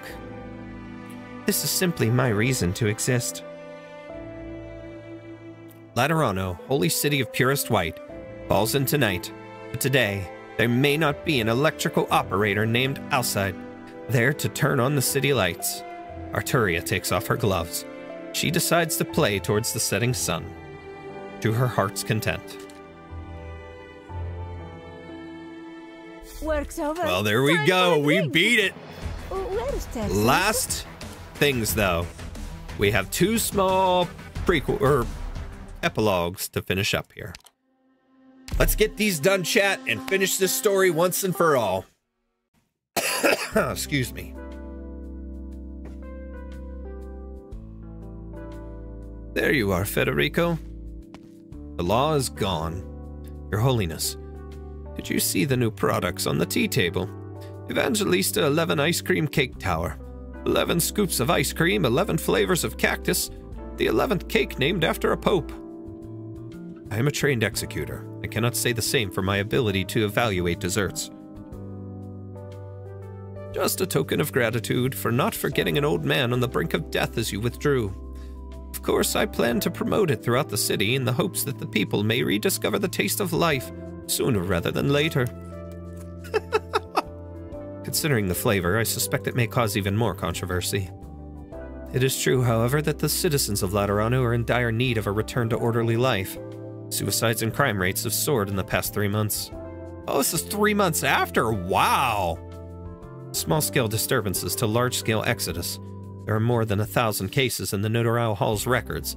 The rebuilding of the city has only just begun. The calamity has revealed too much and changed too much. The law was a cold machine. Our saint was a loathsome abomination. All of us share the same roots as the devils. Any one of these truths is not enough to destroy an individual's faith. The rebuilding will be a tremendous undertaking.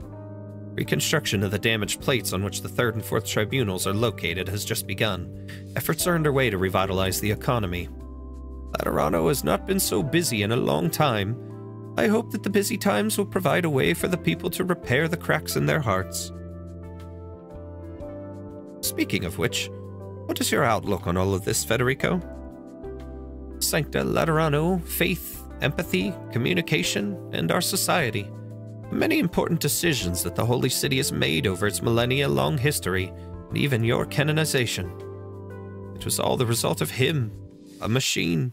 The spiritual light has always been cold. Your innate lack of empathy has bestowed upon you an outlook of extreme logic. Perhaps he chose you because you were the one who could understand the logic of his simulation the best. I caught fragments of your conversation with him. Even after decades of talking to him, I must admit, you were more suited to the task. If it wasn't intimately familiar with the way you talk, I wouldn't have been able to tell who said what. If the law is a machine, a system, and the most effective method of communication is to think on his terms, with his language, his logic. But you arrived at the opposite conclusion from him. I remember every word of the tenets, and every name with which I have ever come into contact on my assignments. As far as Laterano is concerned, there is no great difference in the order required by machines in life. The existence of my life is a miracle. Its 2 sides, the opposing aspects of strength and fragility. Out of necessity for survival and livelihood, we have continuously built and improved order. The law is simply part of it. The law exists to protect. Federico pauses. The executor, known for his mechanical coldness, chooses his words carefully. A rare sight to behold. Precious fragility of human life. Precious fragility. Such an interesting combination. Therefore we rejected him. It was our joint decision, Your Holiness. Time will tell whether it was the right one. Go on. My, now that's certainly something.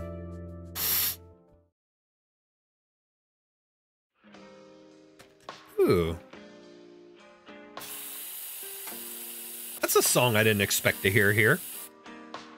It's not even from this event. Sancta none. What is that in your hand, Lemuen? A spray can. This place is deep underground and cold. This big rock is bare and gray. No wonder everyone who comes here leaves there with their head hung low, like they got a heavy cold. I've had enough. I'm gonna give it a fresh coat of paint so people who see it will be happy. Wanna join me? Don't look at me like that. I finished third in the Lemuen graffiti competition 2 years ago. You didn't forget what that is, did you? Just think of it as my way of making a wish. Anything you can't figure out, anything you haven't gotten done, spray it on the rock, and maybe it'll come true. Wish? Didn't the Sankta and Laterano come about because the saint made a wish? But it's scrapped now. Rock is a rock. How do you scrap a rock? Besides, you're still here. Me, that girl selling ice cream, that gunsmith over there, and all the Sanktas around are witnesses to your wish. Who's to say it's necessarily this rock that grants it? Think about all the things that have happened these past 3 months. Any of them would have made the headlines for an entire week in the old days. The entire holy city has been turned upside down. In the end, though, so many people chose to stay in these ruins. Our halos still shine. Life goes on, right? Just make a new wish. It's not that hard. I'll show you how. Apple Pie Logistics is opening up next week. The first civilians logistics company to be officially recognized by the Curia. My wish is that it will grow and have lots of business, and that I'll have lots of time to stay with Mama and Tata and my sister. Can I make a wish for sugar-free ice cream? Sure. My wish is that Lateran genetics will change and everybody will support my culinary research so that their teeth and halos will never get cavities. That's so cute. With resilient perseverance, the dawn of a new day shines into the deepest reaches of Laterano, illuminating the green graffiti and the stone that has long grown dim. The Sanctas look up. Light dances in the drifting dust. Adita is too adorable.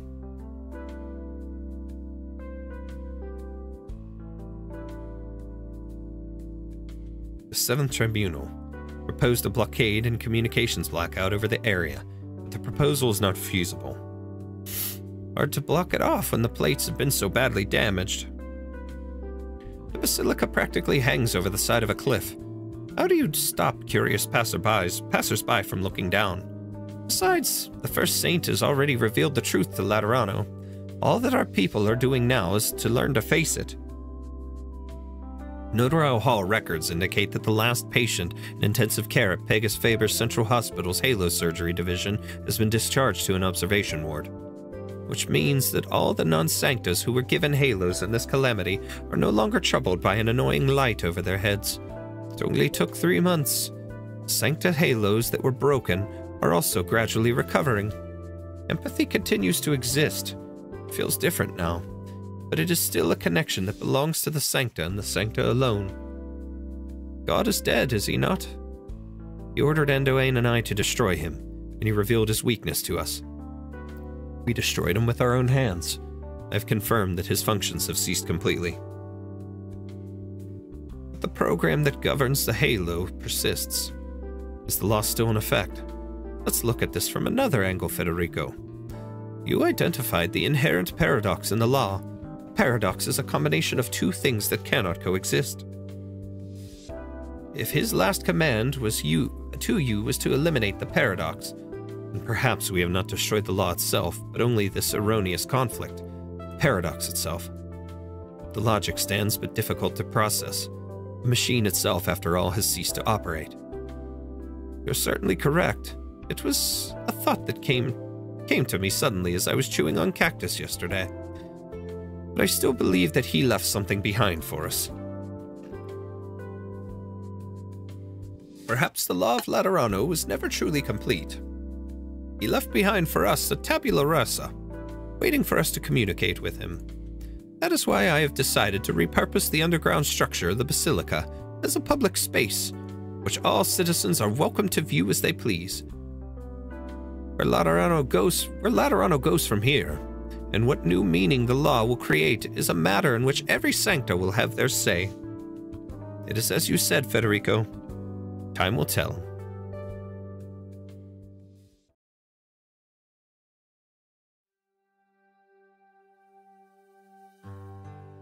strange. Where did it go? The extra grenade launcher maintenance kit is in the bottom drawer. I put the collector's edition disc in the sofa compartment. Take a break from packing and pour me a cup of cactus juice. I just got back from the hospital and my throat is parched.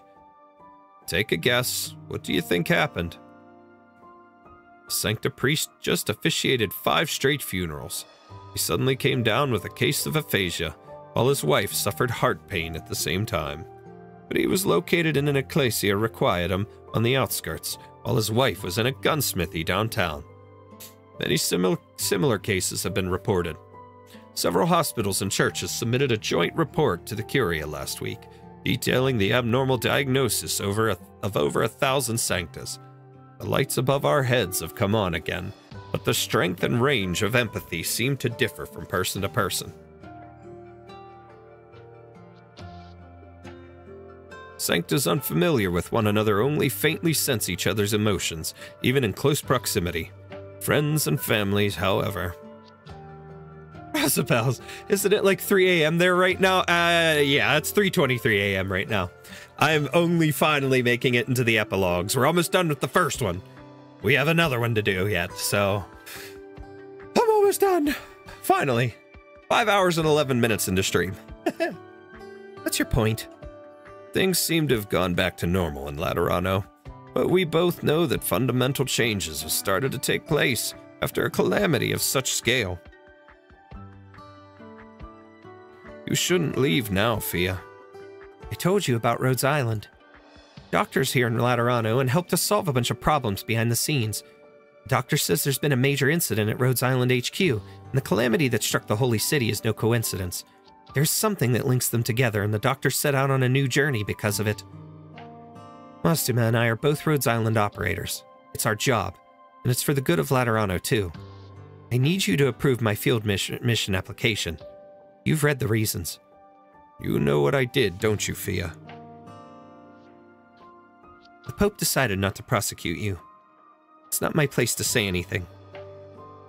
Besides, you did help people leave the procession at the very end. You did your duty as a gun knight. People always let an old man off the hook easy. It wasn't just you. The Abomination had the support of pretty much every Sancta inside and outside the dream. On top of the influence of her empathy, you all had reasons to make Laterano a better place. Even if it still sounds dumb, and I still want to call you a sentimental old fool. But I do understand the stuff about parting. Like I said, there are certain things that I need to experience for myself, even if it does make you worry. I'll be back soon. All I wanted to say, Fia, is that we didn't get a chance to watch 8-Armed Chainsaw Guy together yet. Paganini was right. We should try to leave as few regrets as we can before anything happens. You're almost retired, aren't you, old man? Yeah. Want to go on a vacation together? Aw. In the end, that's cute.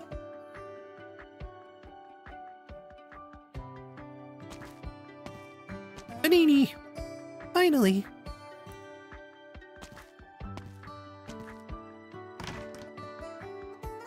Panini stands before the door of the gunsmithy. After hesitating for a long while, she takes down the sign that says temporarily closed and pushes the door open. I'm on my last 3 hours of work. Have fun with the end. The story was really good and got the brainworms going. Well, try to make the best out of work. Hopefully that 3 hours goes by pretty fast for you. But I'm enjoying this story, and we're getting close to that ending, so I'm anxious to finally have it all pieced together and to understand more. But yeah, have fun at work. I appreciate you stopping by. It's been a lot of fun. Very crazy. This whole story. So many ups and downs. Magister?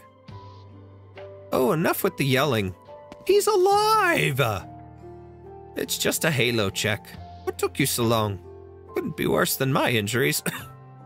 Dr. Chandler says my language skills are getting better. He asked me if I would consent to be his research subject for speech pathology and halos. I'm not sure I got it. I didn't, and I don't care to. You Sanctas are so complicated. And you can have your guardian gun back. Back in her holster in her Sprite, that's cool. Is there a problem? You weren't around, so I had to figure it out best as I could. Of course there's a problem. The grip's too delicate. There's no room for power upgrades. Nothing really wrong with the action design or the assembly work. And someone left this bunch of papers at the door. Have a look. Curious, Mark. Could it be? We're not in the dream. Nobody's closing the shop down. It's an order from the Curia. They want us to design heavy firearms for their new gun knights. Stop. Of course I know why they came to this tiny workshop. You shot him, didn't you, Venny? Yeah. Good girl. Settled an old score for me. Now the past is the past, and I don't want to talk about it again. You decide whether to take this order. Me? Who else? Me? I never expected to still be breathing by now. My chest still hurts. I can't see these parts clearly, and I can't hold a barrel firm anymore. You made your first gun and ripped the seal that your lord placed on your mouth. The hard part is over. The path is yours to walk. Just don't ruin my reputation. You can do that, can't you? Haha. That's awesome. She's going to carry on his legacy.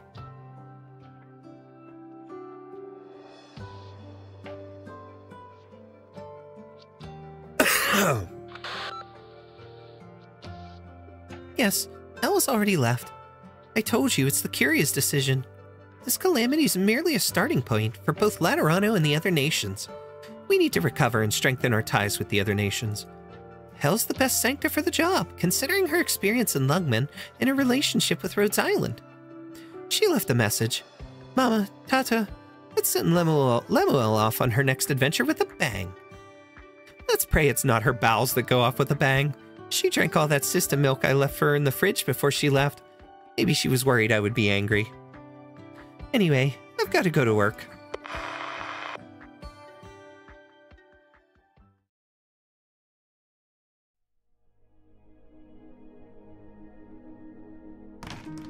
Whoa! Her with the helmet off! Damn! She's pretty good looking. This terminal. You're looking at Amos's effects again. They said his last moments were with you. Yes, I heard his last words and restored his mailbox history accordingly. Such a fool, wasn't he? Let's cut straight to the chase. What judgment are you going to pass on my new crimes this time, Cardinal Lemuen? I take it you admit responsibility for the robbery of that caravan in the western outskirts of the Holy City? Don't tell me you couldn't tell they were professional soldiers. From Gododin. We're not passing any judgment. The outcome was undoubtedly favorable for the 7th Tribunal. They just caught me in a bad mood. The Curia will accommodate Sister Nueda and the Bolivarians who came to Laterano with you. Regardless of your motivation, your attack on Patricion worked out to our advantage. The Curia sees no need to pursue the matter of your unauthorized return to the Holy City any further. Oh, what? Laterano still wants to put up a front of purity and clemency, even after waking from the dream? You'll make a show of forgiving a sinner who fell into hell? Are you really that stupid? That monster paraded through the streets of Laterano as she gave her speech. It's no secret that the angels and devils came from the same place anymore.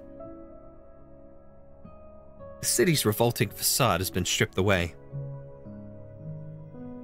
Without the foundation of its holiness, the Holy City is nothing more than a tiny city-state. Do you think its posturing will continue to win the sympathy of Litanian or Ursus? You misunderstand. Laterano will make no show of clemency. Your exile still stands. You are not permitted to return to the Holy City. However, the Curia is interested in offering you an employment contract. Employment? To do what you just did. As if the Laterans don't do their own dirty work. Of course not. Gun Knight, Cardinal, Pontifica Cohors, the Goddess. Nobody is immune to sin, but... Times have changed. Your judgment was not wrong. Next time, it may not be a scouting force that shows up on the outskirts of the holy city. The most radical transgression is in one era may be necessary for survival in another. You were decisive, if nothing else. Why do you think I would accept? Can I ask you a question? You left Laterano after a big fight with Amos, something that he always regretted. What was the reason for the fight?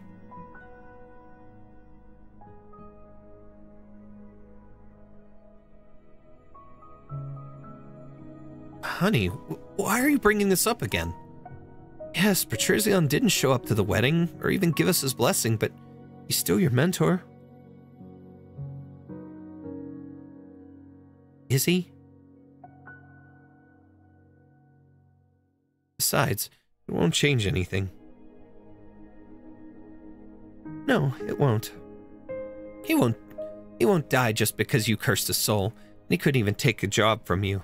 But if you don't even have the guts to do this, then you're a coward, Amos.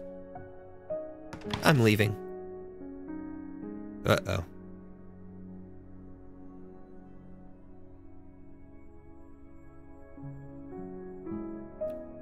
Just another pointless argument. You've seen the documents in the terminal. I was thinking, maybe the words that Amos left unsaid were there. No matter what kind of person you are, whether your union was blessed or not, none of that would alter his faith in you. The faith that you were each other's salvation. No, I wasn't sure if you would accept the curious proposal. We all have issues that even empathy can't fully communicate. Pasts that we can't let go and uncertain futures. There is much that I have to think about myself. If hatred is what helps you cope, then maybe that's the right path for you. Perhaps this is what Amos wanted to see.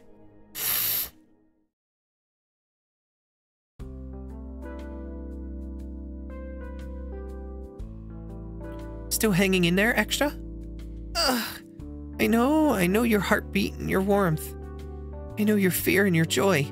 If I am blessed by the law, you shall have mercy on me. Praying? Now's hardly the time. Wait, you're sarcasm. Where did you learn to do that? What the?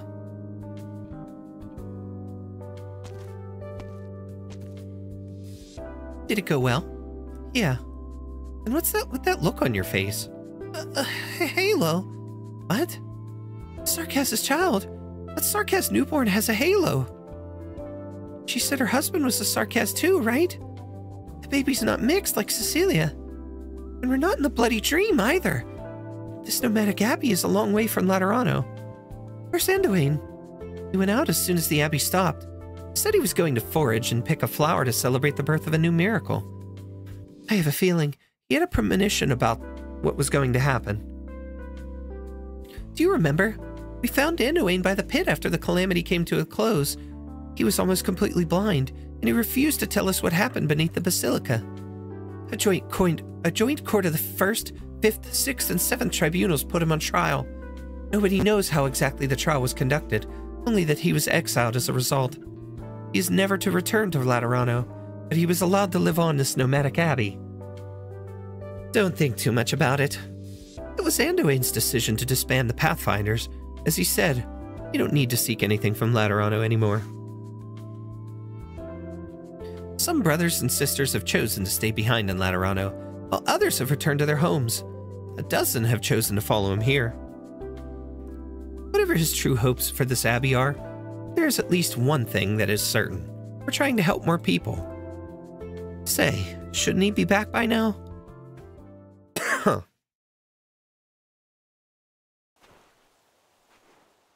Oh, there he is. Sarkaz learned to pray in that shrine. She established a connection with the law on her own. And for us, we only truly spoke with him for the first time after the disintegration of our own faith. If faith is a response to life, then a new law has been born here and now. Crisis has not been averted. Indeed, our rejection of the other possibility has made it even more unknown and pressing. Fortunately, a new possibility also lies ahead. Where will you take it, Anduin? The wind carries the cries of the newborn. the Sankta stops on the hill, a wildflower in his hand. His eyes no longer see, but he continues to look up, standing in the same spot, unmoving, as though he can see that tiny speck of light. After a while, Anduin walks toward the nomadic abbey on the other side of the hill. He leaves Laterano and never turns back. No one counts his sins. No one laments the scores of the past. No one sees him off. No one knows of his departure. There is nothing in his heart that needs resolution. He caresses an aged book and keeps walking until he is no more than a tiny point in the vast wilderness. The martyr shall find final rest at the end of a long journey. Until then, he shall not rest.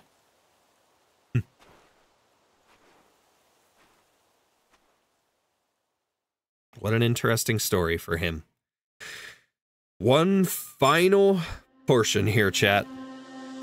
Time to finish up with story 4.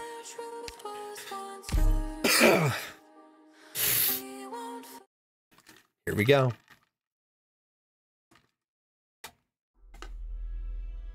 You have determined that the momentous migration has come to a conclusion in reality. The conclusion has been mapped onto the space you are in.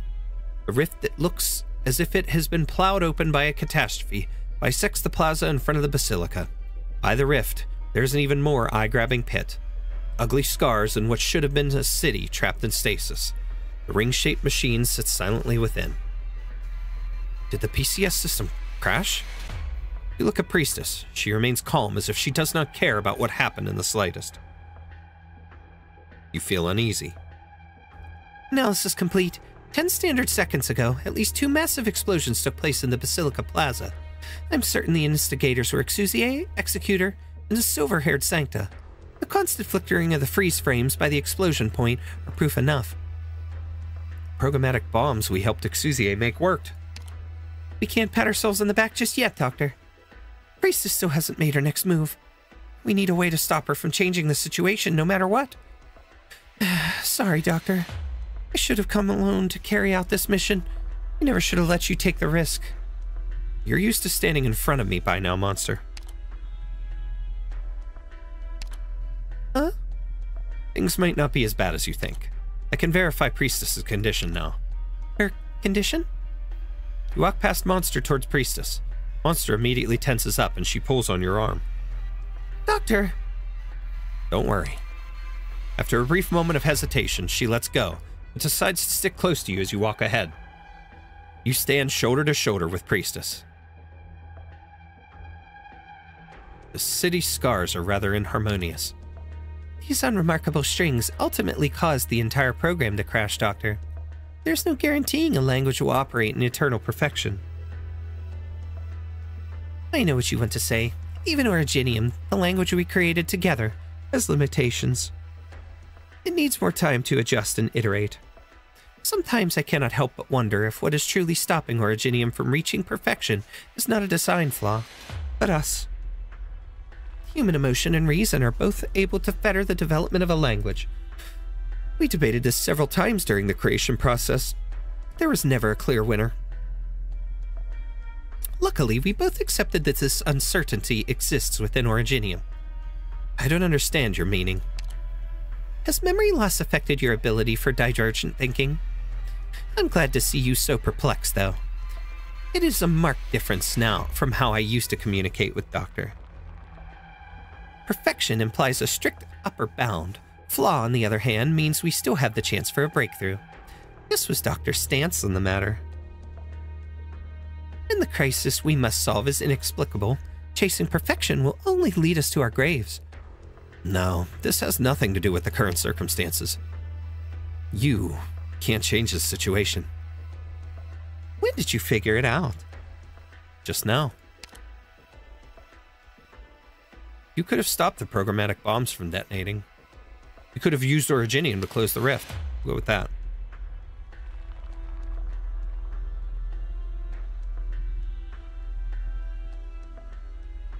It would have been easy for you to do that. You didn't eliminate Monster and me from the get-go. You've got problems of your own. That much is obvious, Doctor. but only now have you mustered up the courage to stand by me. I had hoped the one standing by my side could have peacefully shared in the solitude that took root deep in our thoughts during our long hibernations. It's a shame you can't do that. We are not as we were in the past. Far too much has happened since then, has it not? You really haven't hid anything from me. Still curious about me? This monster no longer has any limitations on her. She can clear up some of your confusion. You fear Doctor will learn the truth, AMA-10? To be honest, I would much rather Doctor come to me in person, like earlier. My days in the sarcophagus were excruciating. It was as if my thoughts were floating through a fetid morass, wherein I lost all sense of the flow of time. My only consolation was the never-ending loop of debates seared into our minds, though not to reassure me of our shared vision. I have never once doubted my path. Through debate, I got my only chance to communicate with a certain someone again. I'm not demanding you understand everything on my mind right away. Before the final day comes, you can continue to walk the path you believe in. Our disagreements are destined to continue, even if you no longer remember that one's reasons for disagreeing with me. I look forward to seeing how your beloved Terra can prove to me that your struggle still has some value, the way the people of Laterano just did. But there is something else I am equally certain of. Oracle will return. So, Doctor, I will wait for you. As she looks out at the city devoid of life, she sighs. At times, I think they are far too like us. If you had enough time, perhaps. She begins to fade away. Ah, yes, I can indeed restore AMA-10. If you are determined to see it done, make a wish to Originium, Doctor. I will hear your voice. Priestess vanishes without a trace. Your target is gone. There's only silence, absolute silence. You and Monster are the only ones left, trapped inside this colorless ghost town. She's gone. I guess that's it then. Perhaps. Sancta's resolved their crisis by themselves. I've also confirmed Priestess's current condition.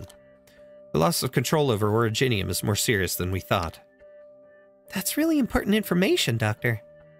While we can't be sure how long she'll need to get back to normal, at the very least we have a chance to stop her. Oh right, she mentioned Calcit earlier. We shouldn't wish upon Originium, even if it's for Calcit. I know. I don't approve of using her methods to bring back Calcit either. She inflicted grievous wounds on Rhodes Island and Laterano. Every time she appears, she drops something mind-blowing on us, and then points towards some even more unknowable crisis. I don't understand her at all. We've been researching a long time now. We have our own methods. We're going to be setting out on a really long road, aren't we? You finally notice what's odd about Monster. Your enemy has retreated, the crisis is past, but the young woman, normally so lively and energetic, does not smile like she usually does. She even looks somewhat solemn. Monster hasn't been reconstructed for very long. You still haven't completely gotten used to her new appearance, nor has she had the time to adapt to the changes in her body, or the loss that cut her to the bone. But she has been thrown into mission after mission far too quickly, rebuilding Rhodes Island, saving Laterano. Perhaps it has taken up until now for her to finally have the chance to speak her mind. Don't give up, Monster. I'll bring back Calcit. I'll also protect Amia and you too. Monster looks up at you all of a sudden, interrupting your train of thought. I haven't forgotten what Calcit told me. Aw. If the outcome I fear the most does come to pass, if the one I least want to see stands in front of us once more, protect the Doctor. Protect Amia. I will engrave this directive into your basic behavioral strategy matrix. Eternal life is destined to be eternally lonely. I have tasted it. You can walk alone, Monster. Listen to me, Monster.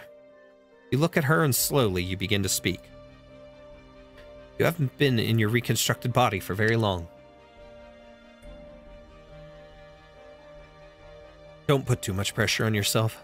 I think you're misunderstanding something, Doctor.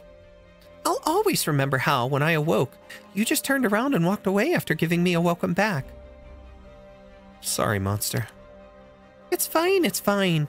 I needed time to get used to not being in a symbiotic relationship after thousands of years, and you needed time to accept the loss of someone you fought beside for such a long time.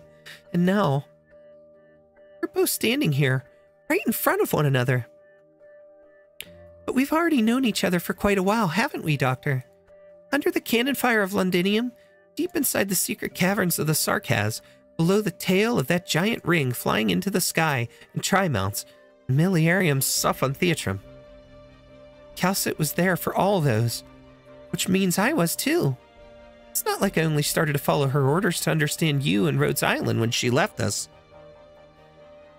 Becoming a Rhodes Island operator, putting up a fight against our creator, protecting Amiya, protecting you, these were my decisions as well. And what I've been doing all along. Silence. You look at Monster. Silence links the two of you. And count me in, Monster. We'll bring Calcit back. Eternal life is destined to be eternally lonely. But thankfully, we do not walk alone on the journeys we take. Even if all life is sapped of color, even if all things fade away into nothingness, we must walk onwards together. This is what she hoped for. Oh. What's wrong? What's with the look? The counseling session is over, Commander. No problems here. I had just come up with a way to get out of this blasted place, and I'll need your help. According to Priestess, this should be a space created by that machine after it connected to Originium. Some kind of model based on the future. So there's a relation to Originium's properties here. We can try cracking those abnormal nodes. Abnormal nodes? Ah, you mean the parts with damage mapped onto them. The restriction on the connection between you and the machine should be gone, right? Yep, I can sense its signal, though it's getting weaker by the second. I'll try re-establishing the connection. But what then? Keep requesting refactoring of the abnormal nodes. Shouldn't be too difficult for me when Priestess isn't meddling with things. Routing through City Communication Post Backdoor Access Port. Special Privileges AMA 10. Temporary Access Credentials. Elcaro 001. Oracle. Decoding complete. Authentication passed. Connected to PCS system. Syncing Computational Rational Link. Radiation link. Warning. Core frequency too low. Diagnostic complete. Refactoring abnormal nodes. There it is. Color seeps out from the ruins of this colorless ghost town. Almost done, chat.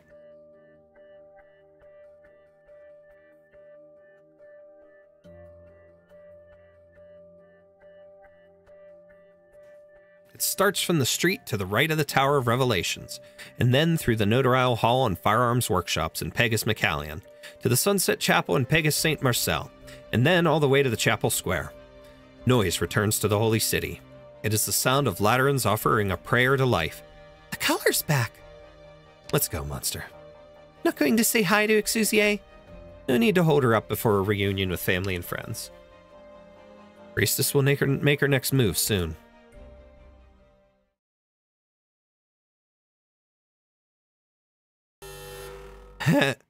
Beeps. Transfiguration suspended. Set of directives assigned by personnel with relevant privileges have been completed. Beginning system shutdown timer.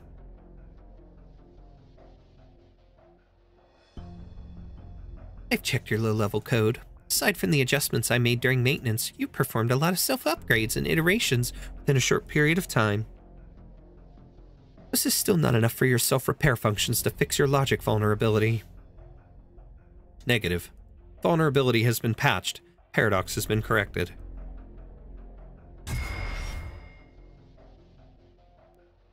I had great interest in the results of your self-iteration. It seems you mistakenly identified yourself as that vulnerability, that paradox. Was it a side effect of the overclocking? Or did you lack of maintenance and long-term data transfer with the Sanktas pollute your database? If I had more data, I might be able to find the answer. It's a shame the resources I can allocate will not be enough to give you a complete restart. Otherwise, a command system's self-negation due to its target wishes would reignite any researcher's interest in the PCS system. If only we were still in the era when geniuses used reason and opinion to clash over their views. The ring-shaped machine does not respond. Priestess feels a hint of regret. It seems I will have to choose other methods to advance the project. Many mechanical cubes come together to form an annular computational matrix, the core of the machine. They sit there in stony silence. But all of a sudden, one of the cubes begins to vibrate, a metallic gleam roaming its surface once more. Soon, a faint flickering halo begins to form. From the ruins of the PCS system, a new angel is born. Unknown language. It restarted? It can't be. It didn't respond to me at all. Nor does this follow the PCS system's operational logic. Wow, I can't talk. Again, the angel ignores Priestess, quickly ascending into the gaping hole above it, disappearing without a trace soon after. Prototype angel.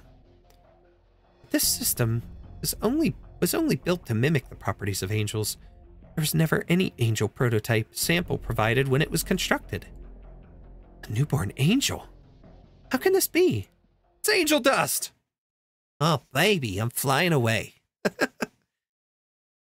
What's that in your hand, Lemuel?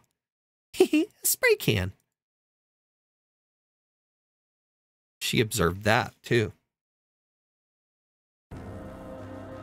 Mine lab staff. I've given the report on the latest data from the barrier hole to Director Saria, but there was something I noticed that got me real curious. Look, doesn't that look like some kind of strange flying object to you? The components control section is analyzing it right now. We should be hearing from them soon. A flying object that can maintain altitude close to the barrier hole would be a major discovery.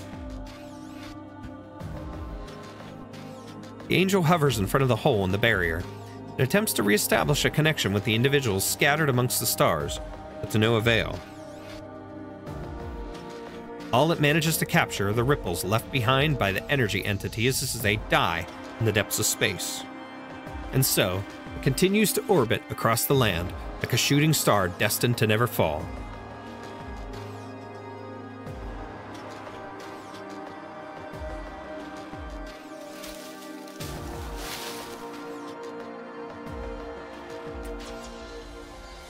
The scent of life. This land is still young. Is it new life flourishing in the wake of ruination, or has death not come for this place yet? Wasn't I swallowed up by that light? Virginium has recorded your information. Virginium. Before the light comes, the conclusion is still uncertain. Virginium will become our hope. Where is this place? Terra. We are not alone, my friend.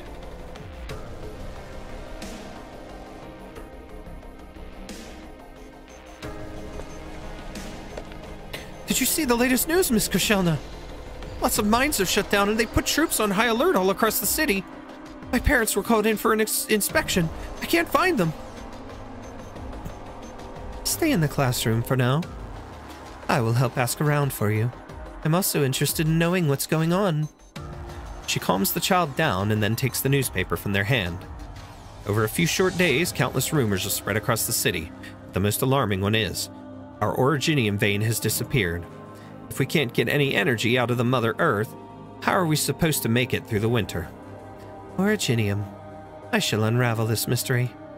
Only the blood burning within our breasts can see Ursus through the winter chill.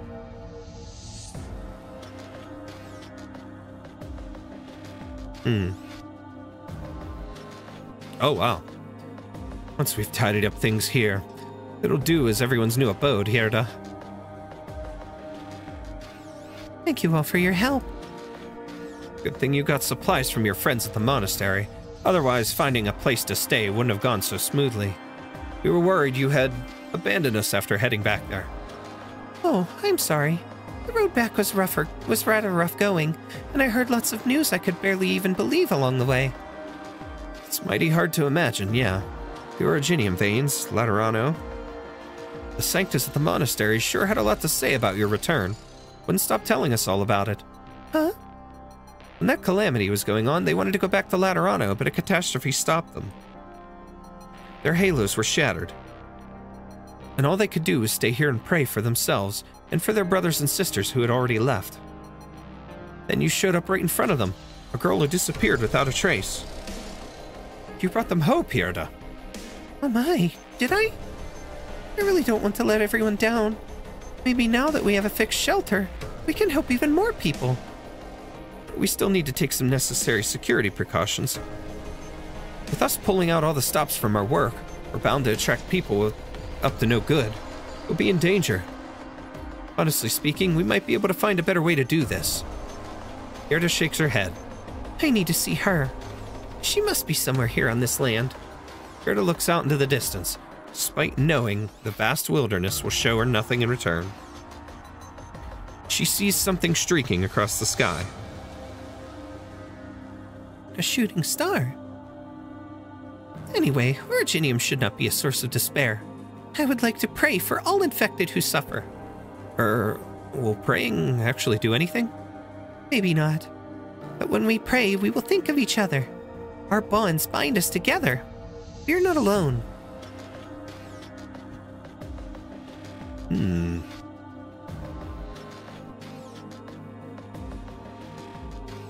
Iberia? The Iberian coast, a cliff by the sea. The seabourn clings tight to its sharp rocks. The sound of distant naval barrages is carried over by the sea breeze, but the seabourn does not care, focusing its efforts on climbing. Excitedly flaps membranous wings. What the fuck? Unfolds creases enthusiastically. The seabourn finally arrives at the peak of the cliff.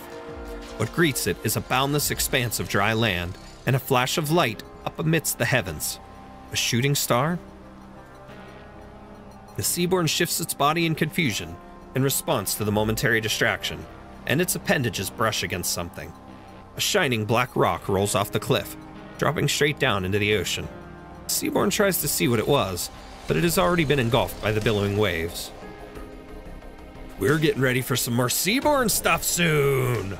Woo, baby! I like the sound of that. And with that, our story is officially complete. A beautiful end. A lot of implications for the future. So let's gather our stuff and let's wrap up for the night. Here's a carnival costume. Put it on. Collect my daily stuff. Boom. And let's finish up here.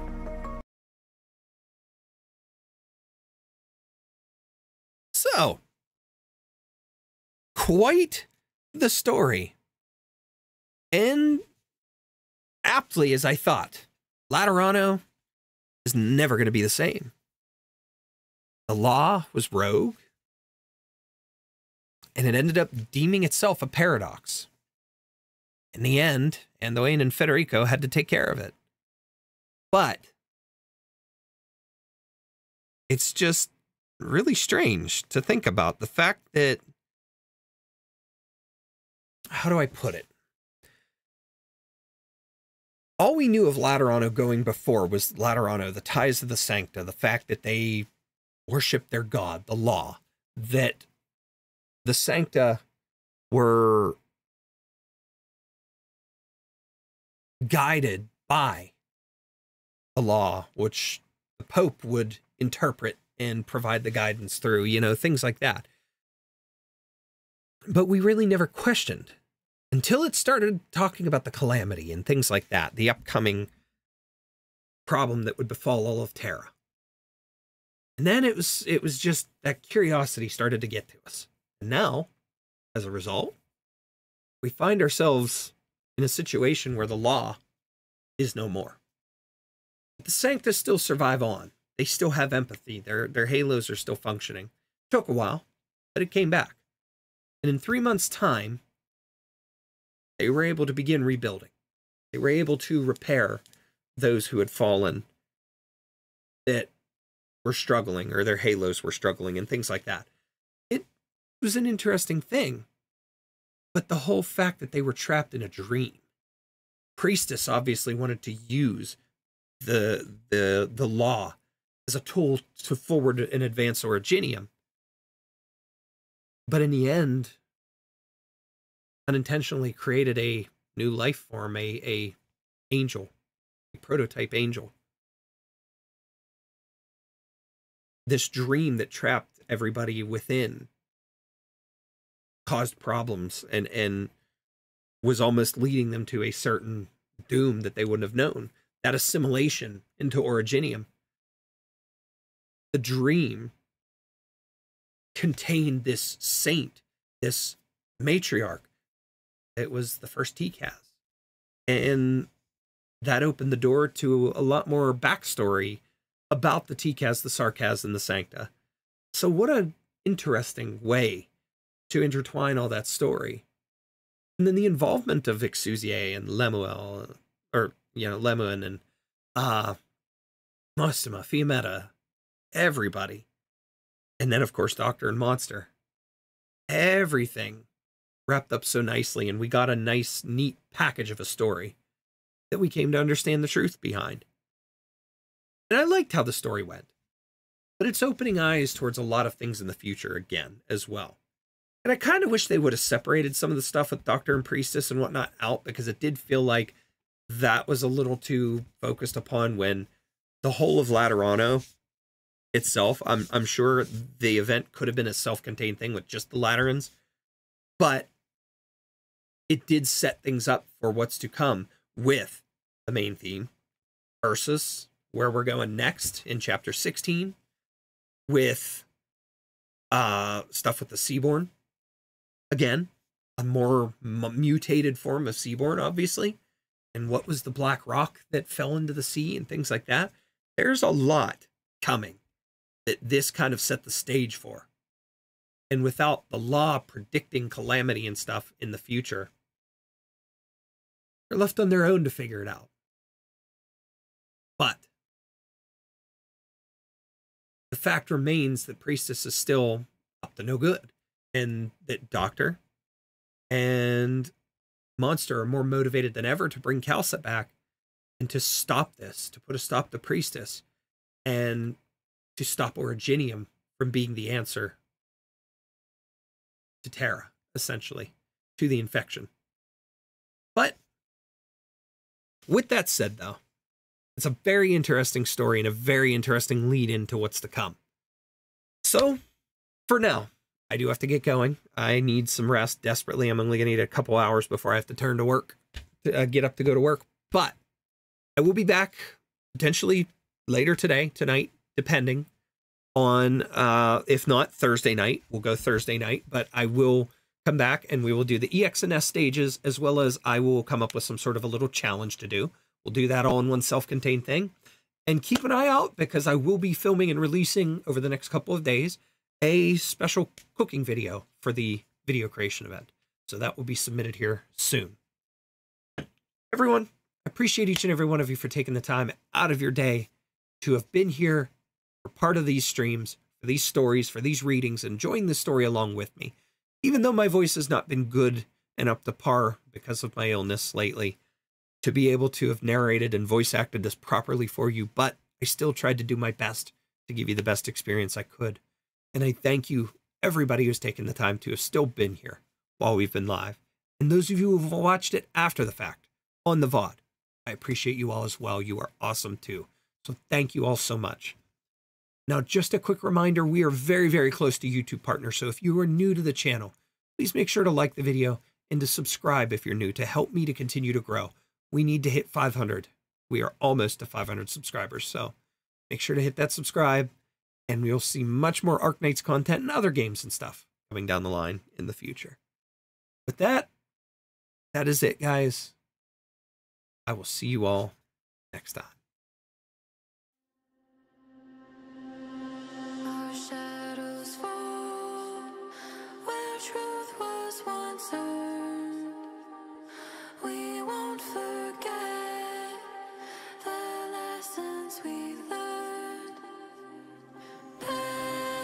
whisper